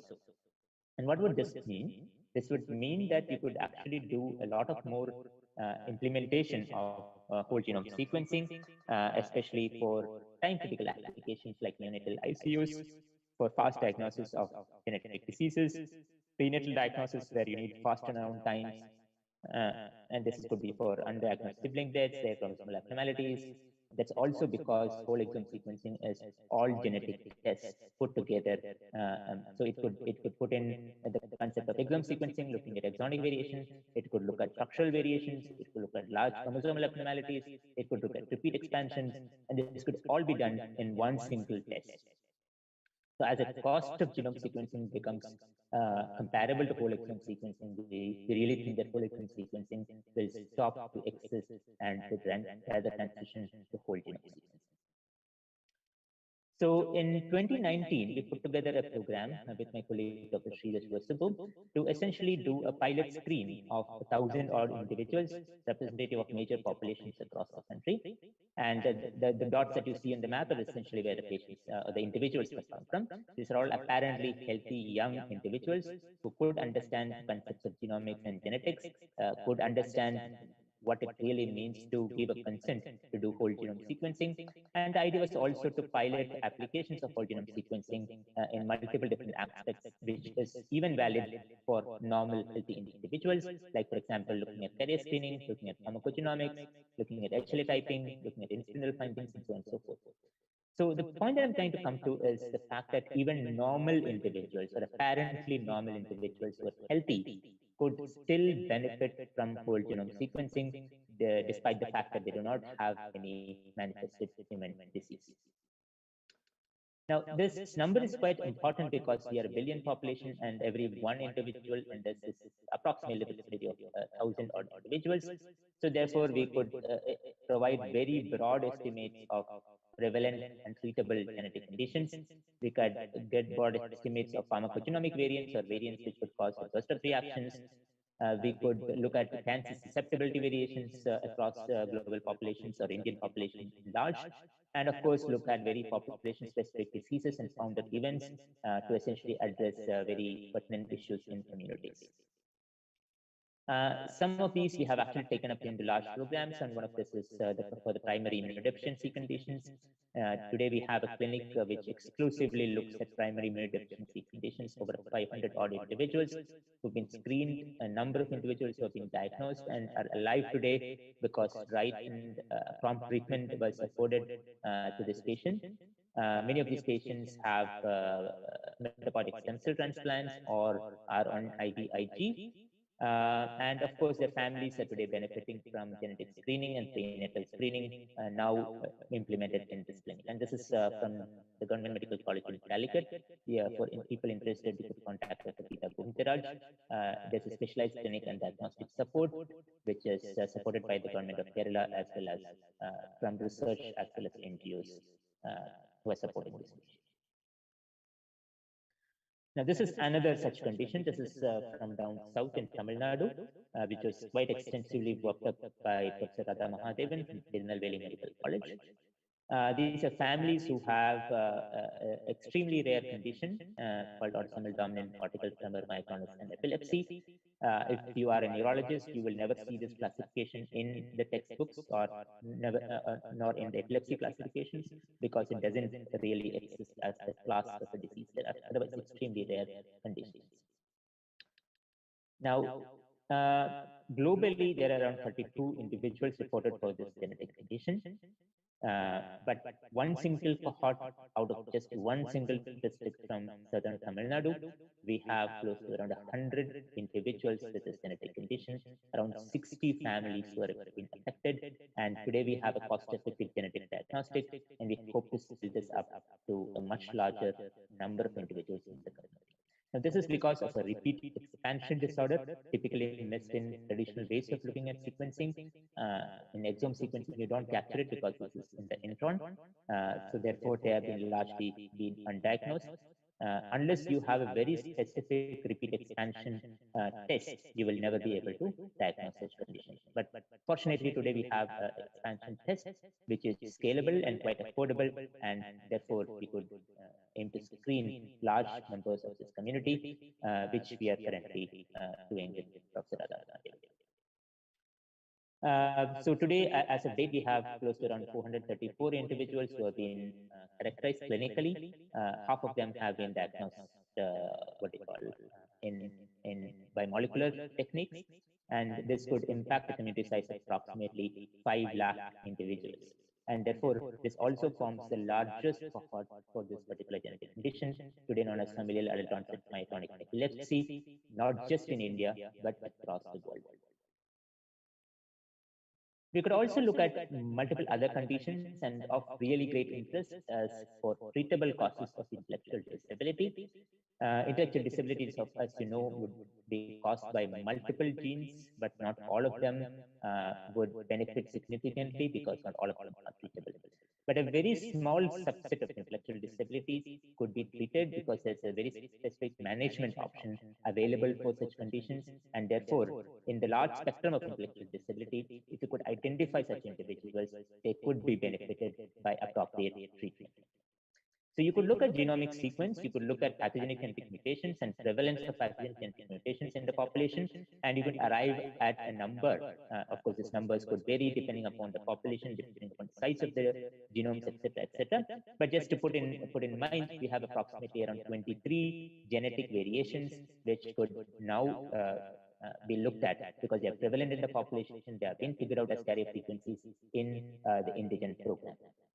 And many of these diseases are not really new to many of you.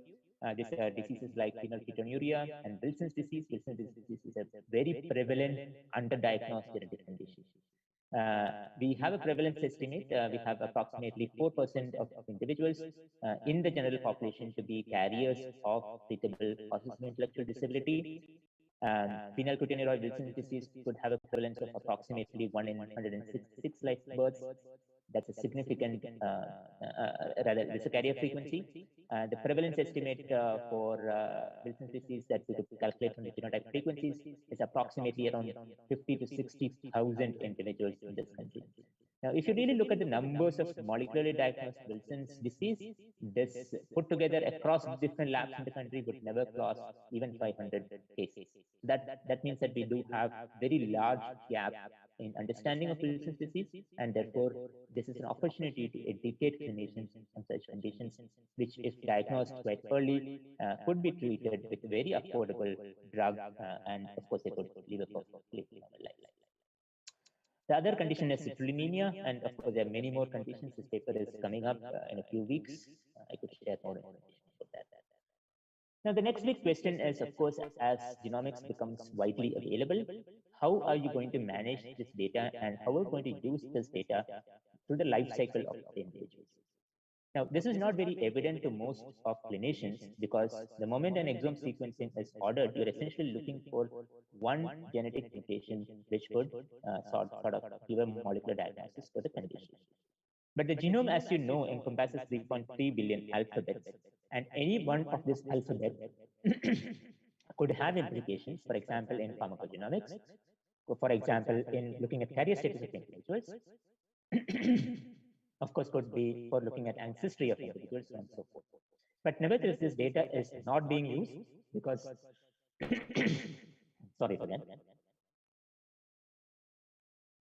not being used because this data is not available.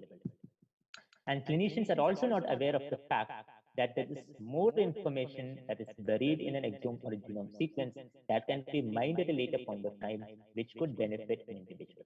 So therefore, we sort of put together a digital platform where genomic information could be very systematically mined for emerging evidence. And evidence is emerging every second. Even as we speak, there are new papers of new mutations, new diseases that are coming up. And therefore, patients have the right to have this information mapped onto the genome, because they're anyway, nevertheless, paid for the exome or the genome sequence. They are actually today being deprived out of the benefits of modern science because this information is never being mapped onto the genome. The genome or exome sequence analysis stops with the report, and that should really stop, because patients do benefit quite significantly from access to that data. So we have put together a new platform where digitally this information could be mapped, or evidence could be mapped, and could be of benefit to clinicians and patients in a variety of ways. We launched this in 2019. We have over a few thousand individuals today with this card and an app where you can access clinical relevant evidence for genomics. So in summary, before I close, what we have been trying to do is to work with clinicians over the country through multiple different programs. The research program for undiagnosed genetic diseases is Guardian. I gave a few examples of this. Whatever that has come from Guardian in terms of prevalent genetic diseases, we have a separate program called GOMED, which offers free of cost, accessible and affordable diagnostics. We have around 130 gene tests which are currently available and are accessed by clinicians across the country. And in between, we do also train clinicians in a multiple variety of ways, right from introductory courses to advanced courses, through fellowship programs, which has been implemented with help from Sanofi. We also work with the industry in terms of making this diagnostics widely available to the clinical community. We are a small research lab. We cannot really solve the problems of the entire country, but nevertheless, we can provide research solutions to these problems, and of course, work with organizations to scale up diagnostic tests so that a wide variety of clinicians can access this genetic tests. And of course, the holy grail is to essentially treat genetic conditions. We don't treat genetic conditions, but we do research on newer therapeutics, including drugs which could be repurposed for very specific indications for genetic conditions. And of course, by doing population scale genomic surveys, we can actually build in evidence on what are the prevalent genetic conditions so that we can build in evidence-based policy, for example, for newborn screening. What are the genetic conditions that should be implemented for a newborn screening in India? Today, we base our newborn screening criteria based on what's available elsewhere in the world, but probably that is not the best in case of evidence on India. Thank you very much, and I'll stop there. But before that, for interested individuals we do have an advanced course called the Genomic Variant Analysis and Clinical Interpretation. It is a 16-week online course. You can participate at your own convenience. The registration dates have been closed, but nevertheless, if there anybody who is interested, you could still participate in this course. This is actually the second edition of this course, a truly global course. We have close to 2,600 participants from around 50 different countries across the world. That essentially means that genomics is not just in India, genomics is global, and we could actually help the world sitting in India. Thank you very much, and I can take this.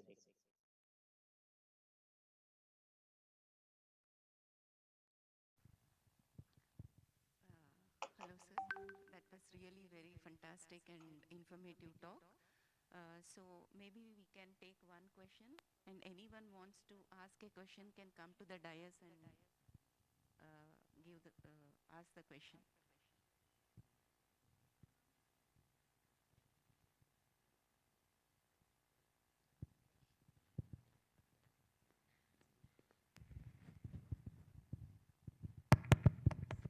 Yeah.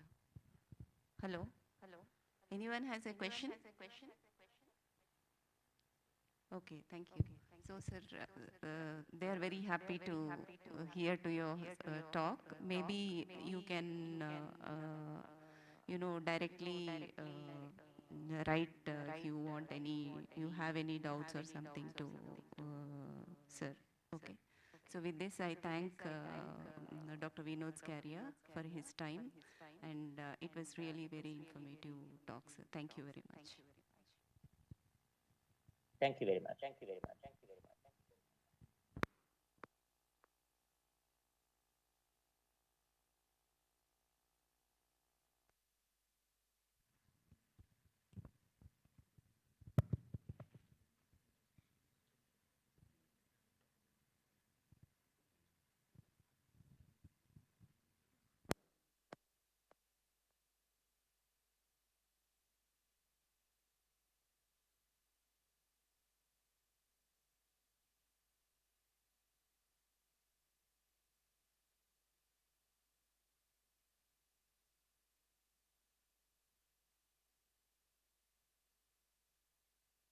Hello. So our concluding talk is Dr. Nidhi Khurana. So she is the coordinator of FABA Academy, and today she is going to talk on relevance of upskilling and professional development for jobs in life science industry. So Dr. Nidhi Khurana is the head academic coordinator at FABA Academy. She has obtained her MSc and PhD from the University of Hyderabad, India. She had then moved to the University of Michigan, USA for her postdoctoral studies. And she is highly skilled molecular biologist and proficient in science communication. Her passion for developing life sciences students led to her move back from US to India. And almost like she has mentored 300 plus students towards career building in life sciences industry, and activity involves herself in career development activities through her academy. And I have one request, Dr. Khurana, probably you can wind up in 10 minutes because all of them, we are already running short of time. I could definitely hear sighs of restlessness and wanting to run from this hall. Yeah, Isn't so that that's, correct? yeah, thank you very much. Yeah, All right, guys, over so to her. Thank you. Thank you so much. And first of all, thank you, the organizers, for giving me this opportunity to showcase what FABA has to offer and in what ways we guide the life sciences students, faculties, and industry professionals in their career development. Before I start, let me know who all are students here. Okay. Amazing. I thought all of you had left. And I don't know who would raise their hands, but I'm glad to have a few hands there. So, okay. Whenever, when we started, pursuing our higher studies, when we got admission in bachelor's, in master's, PhD, what we had in mind. We wanted to get a job after that and build the life of our future. Is that correct or no? Give me a yes or no. Yes? So, the expected professional path by the students was to complete your graduation or postgrad, apply for jobs, get a job, perform well, get promoted, live the life you want. Right? You still want it, right? Yes? Now the harsh reality. So, a student completes graduation or post-graduation degree program. That person applies for the job and then struggle to get hired. Who relates to that? Does not hear from organizations for interviews. In the interview, they are told that they do not have relevant experience after spending 5 years in higher studies if you're a postgrad. They are told they do not have the required skill sets to work in the life sciences industry. And when you send out CVs for 100 of jobs, you do not get any reply. Just raise hands if you relate to any one of these points. Yes, I know. The problem is real, guys. Okay? But now is the need to address it. So what exactly is the problem? So when FABA, which is Federation of Asian Biotech Associations, we have a strong industry connect. We keep talking to the industry, and one of the problems, one of the complaints from the industry was the life sciences students are not adequately trained to fit in the industry. Now, sadly, our curriculum, it offers a lot of foundational knowledge, basic knowledge about the subjects that we study. There are basic practical training also in labs that you get. But what you lack is the hands-on experience of the real-time technologies that are used in the industry. So when you apply with the knowledge that you have through your curriculum, industry feels there's a lack of the required skill set. Okay?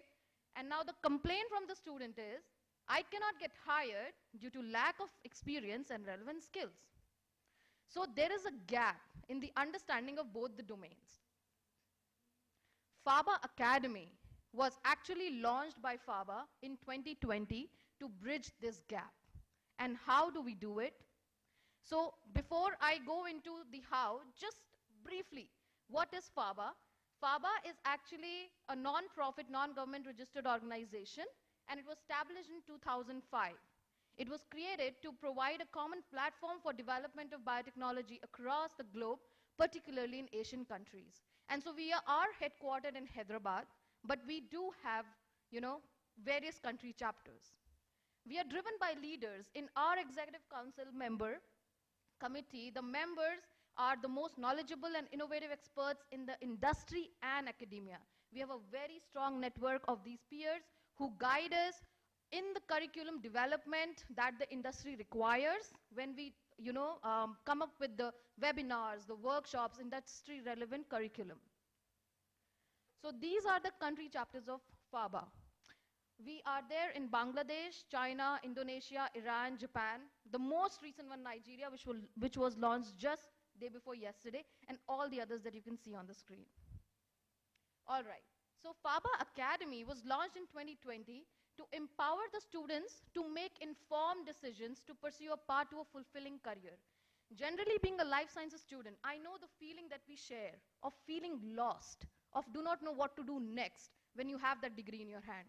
And be it any degree, bachelor, master, PhD, even after a postdoc, you do not know what to do next.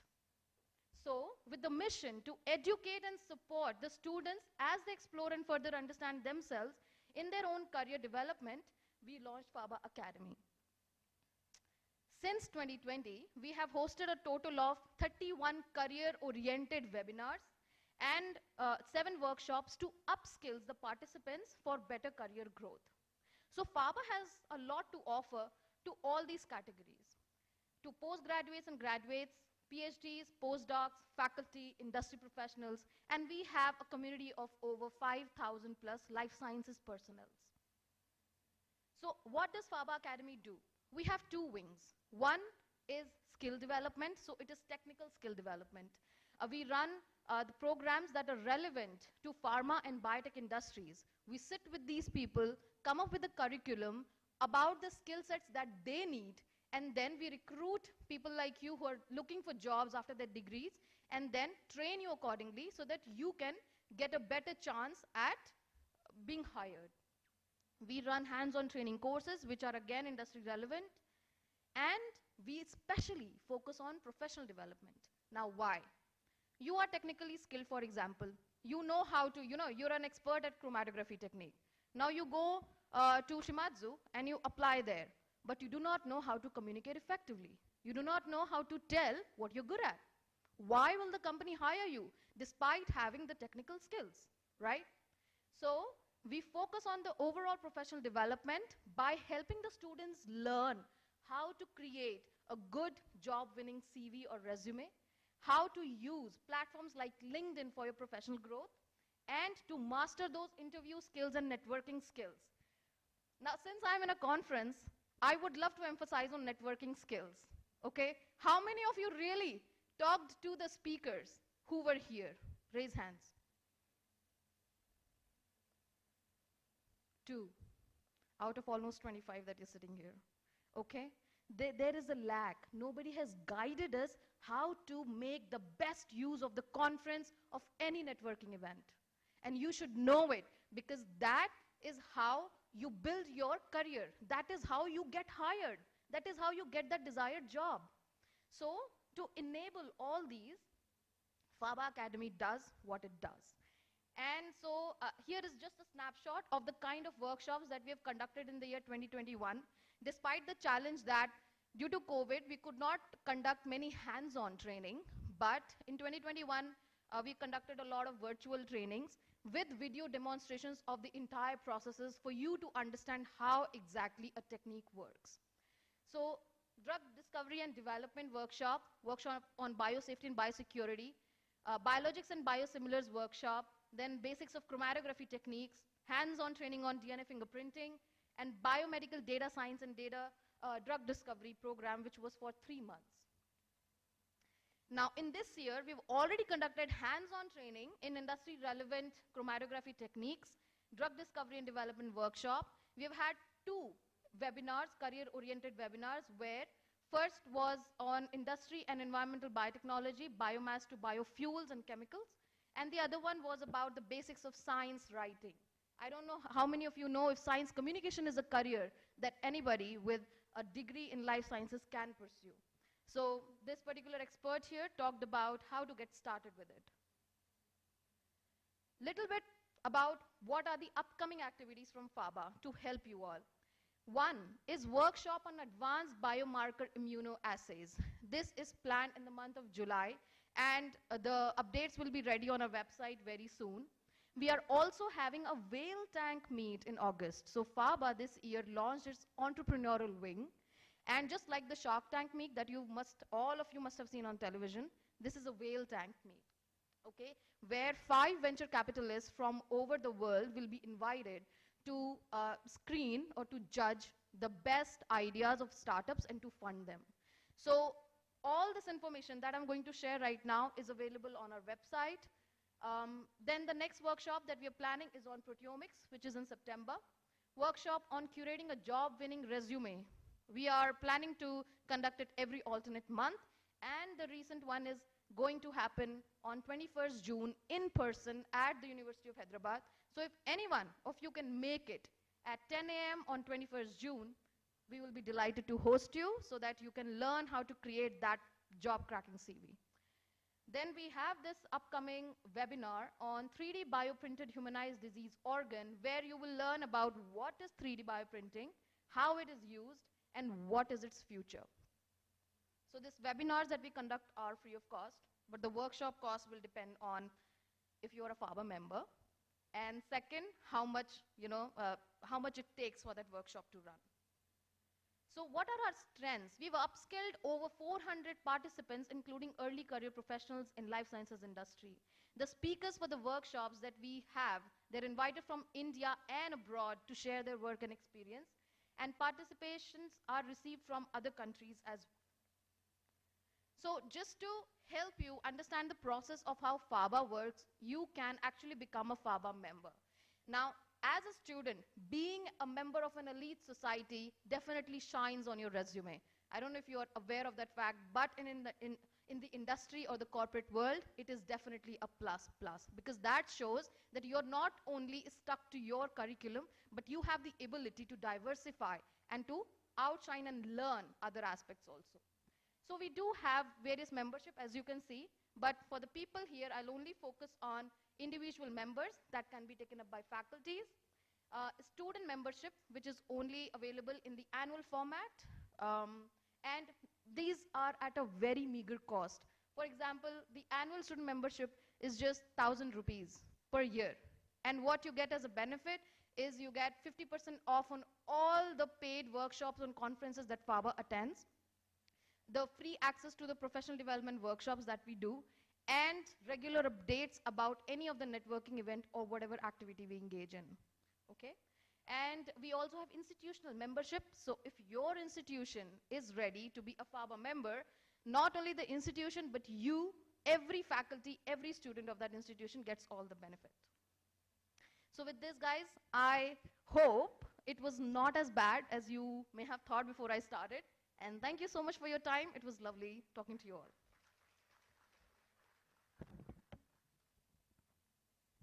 So that was very nice.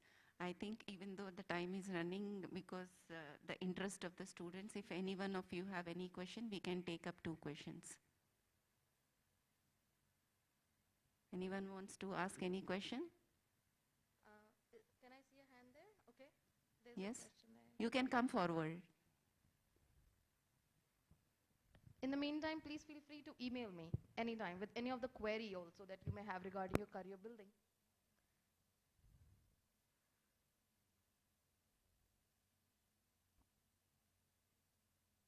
Yes, please.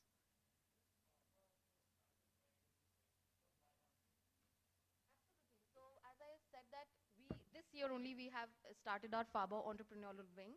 So that is basically focused on guiding the students on how to start a startup, what is expected of you and how to scale up and everything. So the basics of starting a startup. So yeah, we do.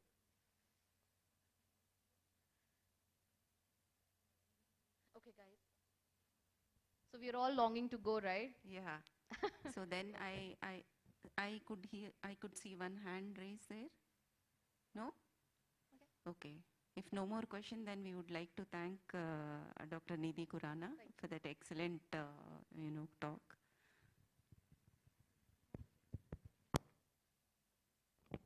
Thank you, ma'am. May I now request Dr. Usha, ma'am, to present a memento to Dr. Nidhi Khurana as a token of appreciation.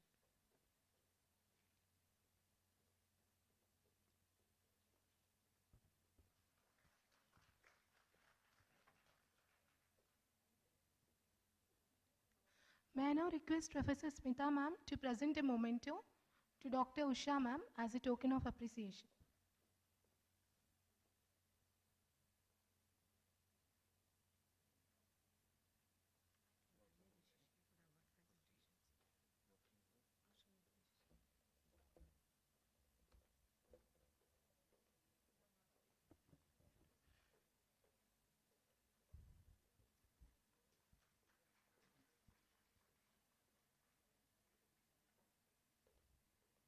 Thank you, ma'am. Thank you, ma'am, for chairing the session and being patient.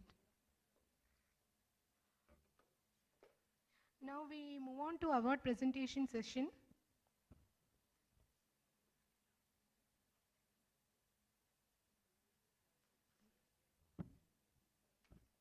May I now request Dr. Venkateshwari, ma'am, to present a memento to the Young Scientist Award. Anjana Jarupuri. Best Young Scientist Award goes to Anjana Jarupuri.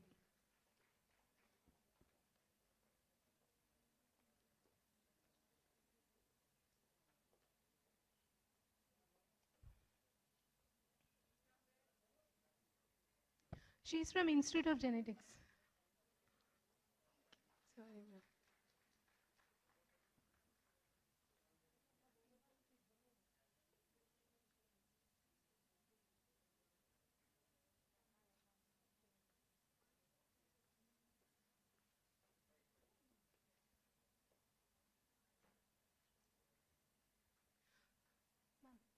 And a consolation prize to Young Scientist Award goes to Jijo Francis. He is from Kerala.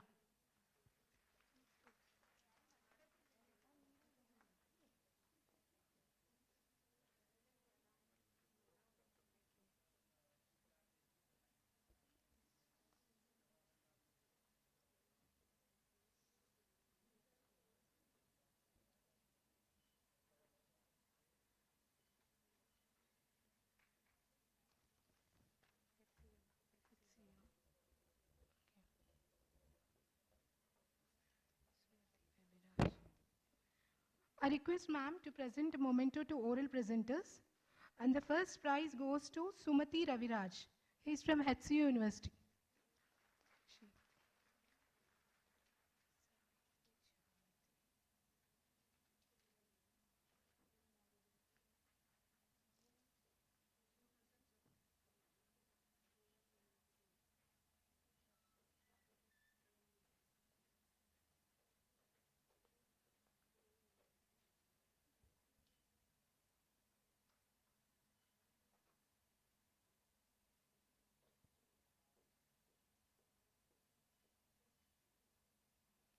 The second prize goes to Sahiti Chamarthi. He is from KL University.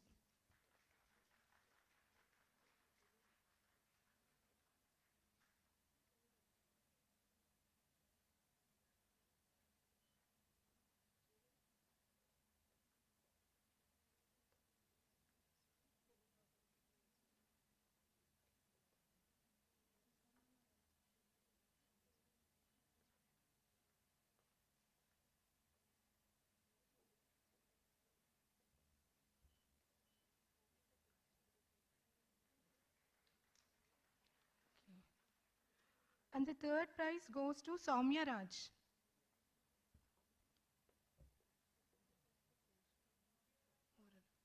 Oral presenter, ma'am. Which units to? Yeah, from Kerala. Yeah, you can.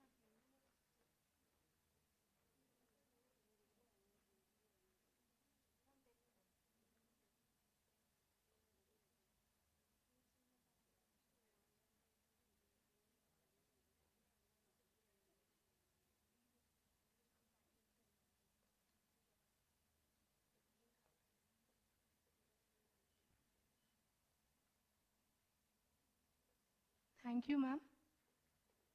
May I now request Professor Smita, ma'am, to present a oral for poster presentations.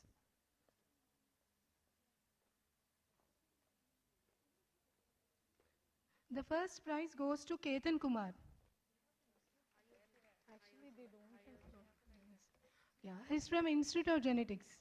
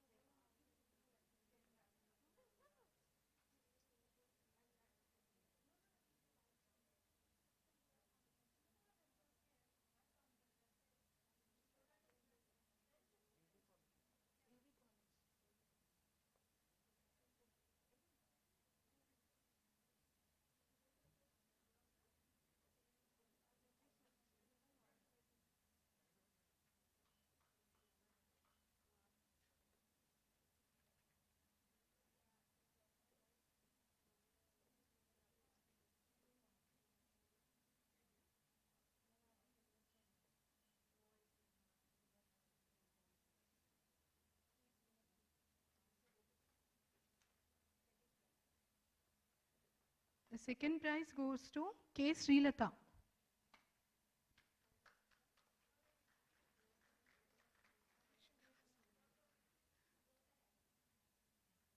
She's from Yoda Diagnostics.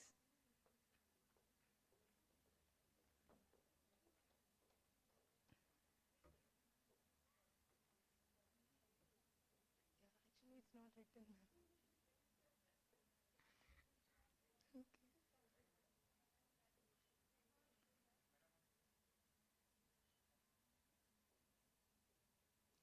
The third prize goes to Maria. She's from CLRD OIC.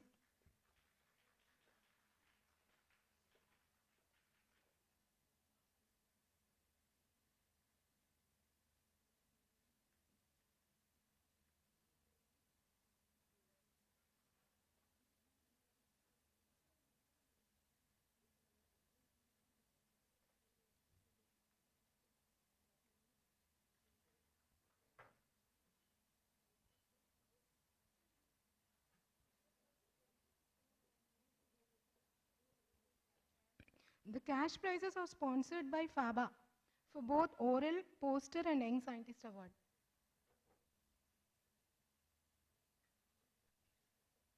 Thank you, ma'am.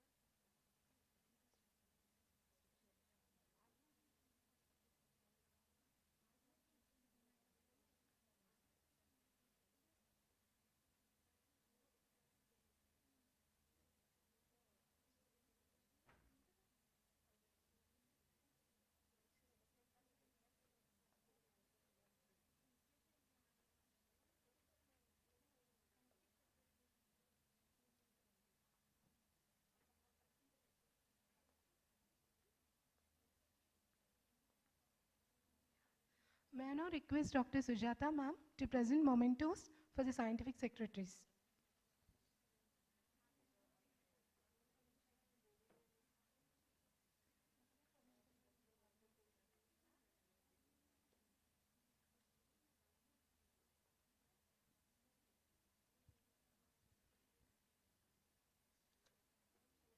I request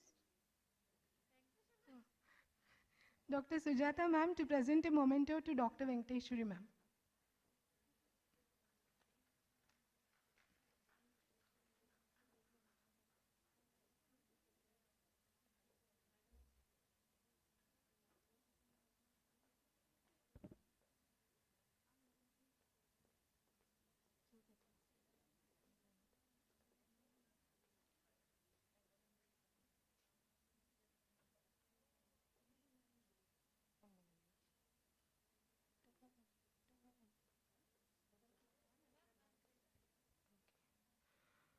Now I request Sujata ma'am to present memento to Dr. Emilan ma'am.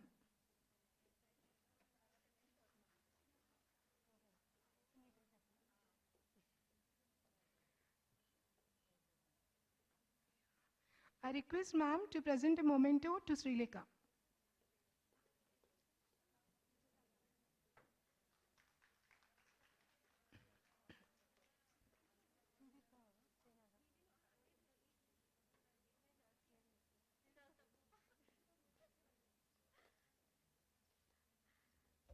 I request Sujata ma'am to present memento to Dr. Shailaja. She is one of the organizing committee member.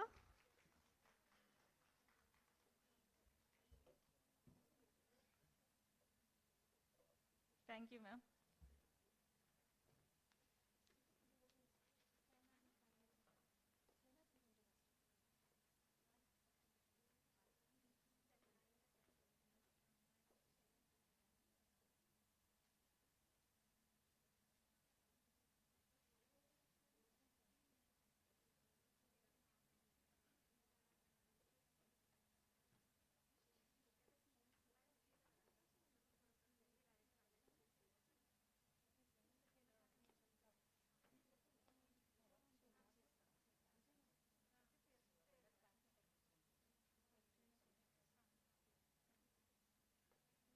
Now I request Dr. Vijayalakshmi ma'am to present a memento to Dr. Shehnaz.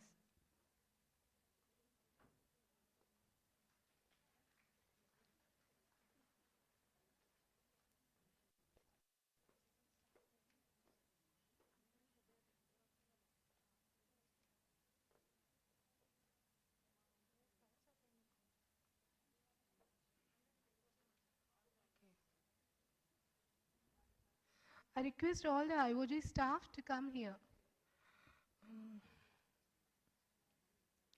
Mr. Kishore Kumar.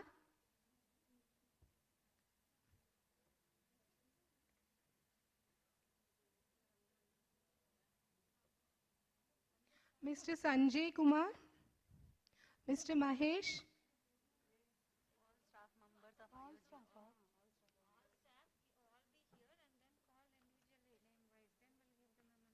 Okay, Chippan Namamata.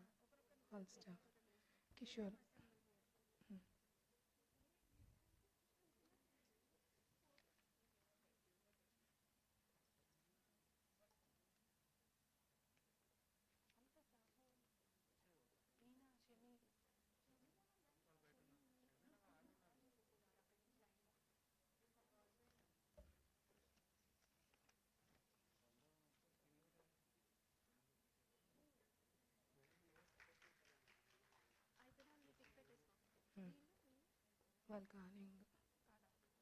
Mr. Sanjay,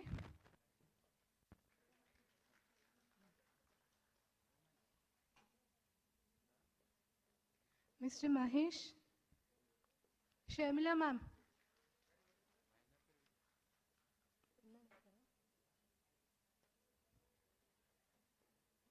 Mr. Mahinder,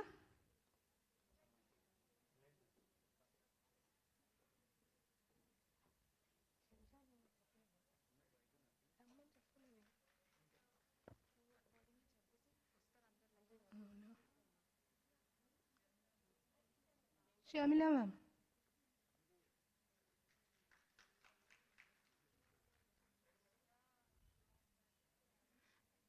Rajkumar, Upender,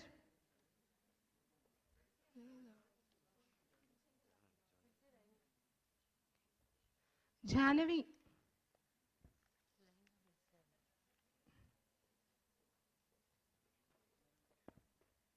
Surendra sir, Chandra Bhaskar,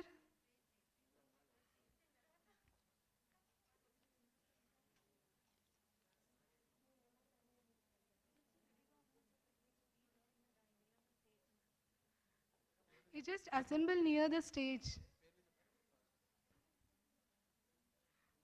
Surendra sir, Bhaskar sir, Mahinder అయిపోయింది కదా, Omar, Shastri sir, Meena, Shemshad,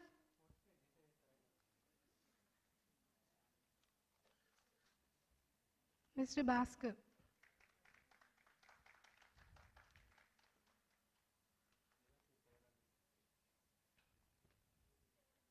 Meena, staff nurse,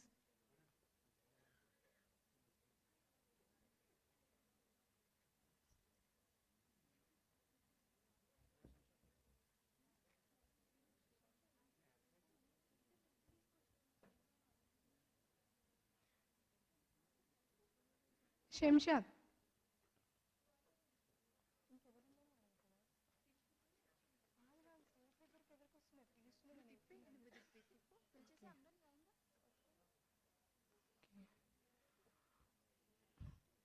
Gopal, Venugopal, Srinivas, Yadaya, Renuka,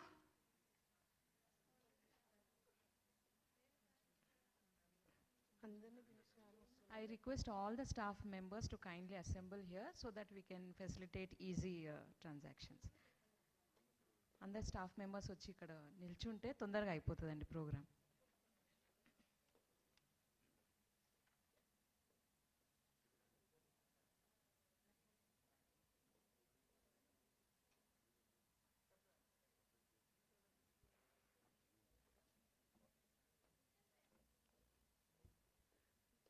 Renuka, Ravinder,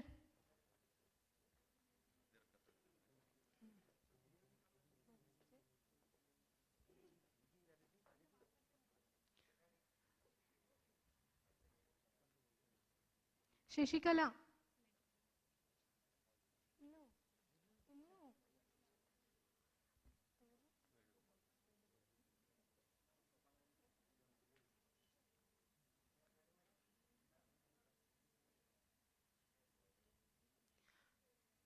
Venugopal,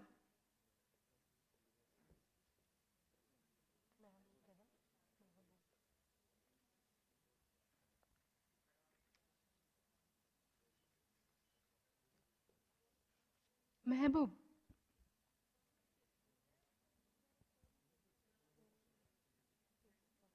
ఎవరు లైన్లో ఉంటే వాళ్ళు పిలిచేస్తున్నారు.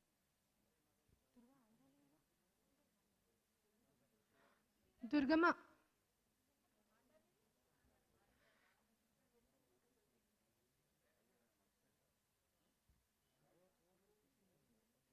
Andal,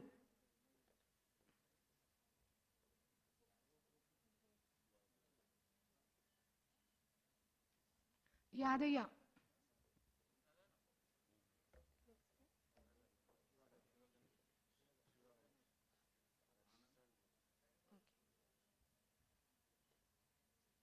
Shiva Ganesh.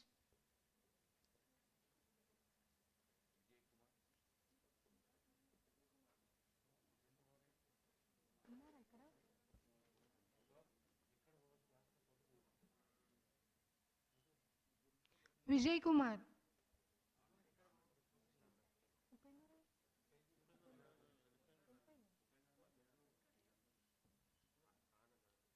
Anand.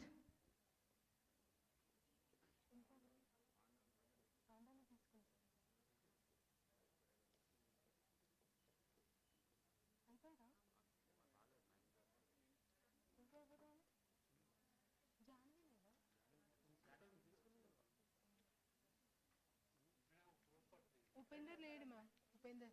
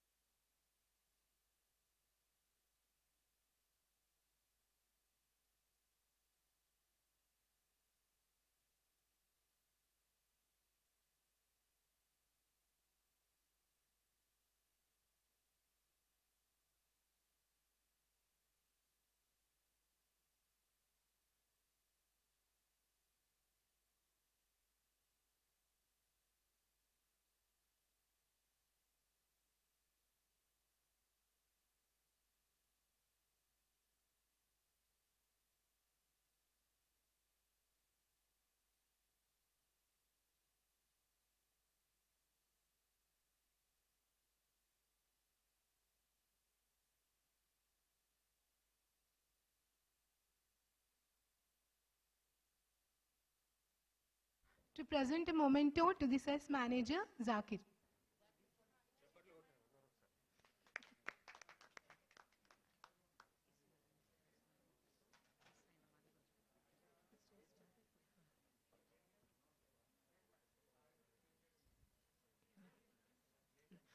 I request ma'am to present a memento to Ismail.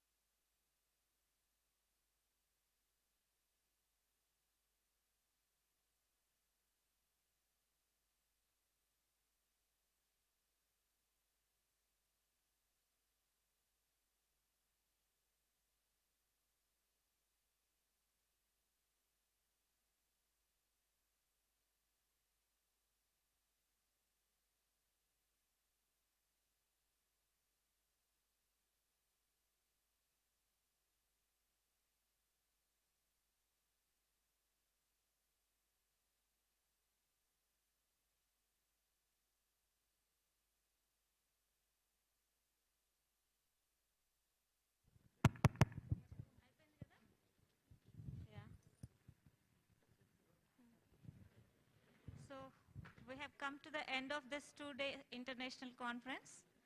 So I thank all the participants who have participated in the conference and made this conference a big success. And apart from the participants and the speakers, my staff members, you know how much they must have struggled to make this event successful. So that is why we all took a group photo with a memento to my staff members. So I'm really thankful to all the faculty and staff of Institute of Genetics and Professor Smita for being with us for these 2 days, for sparing your time, and all other participants. Thank you very much. So we are closing the session. Thank you one and all.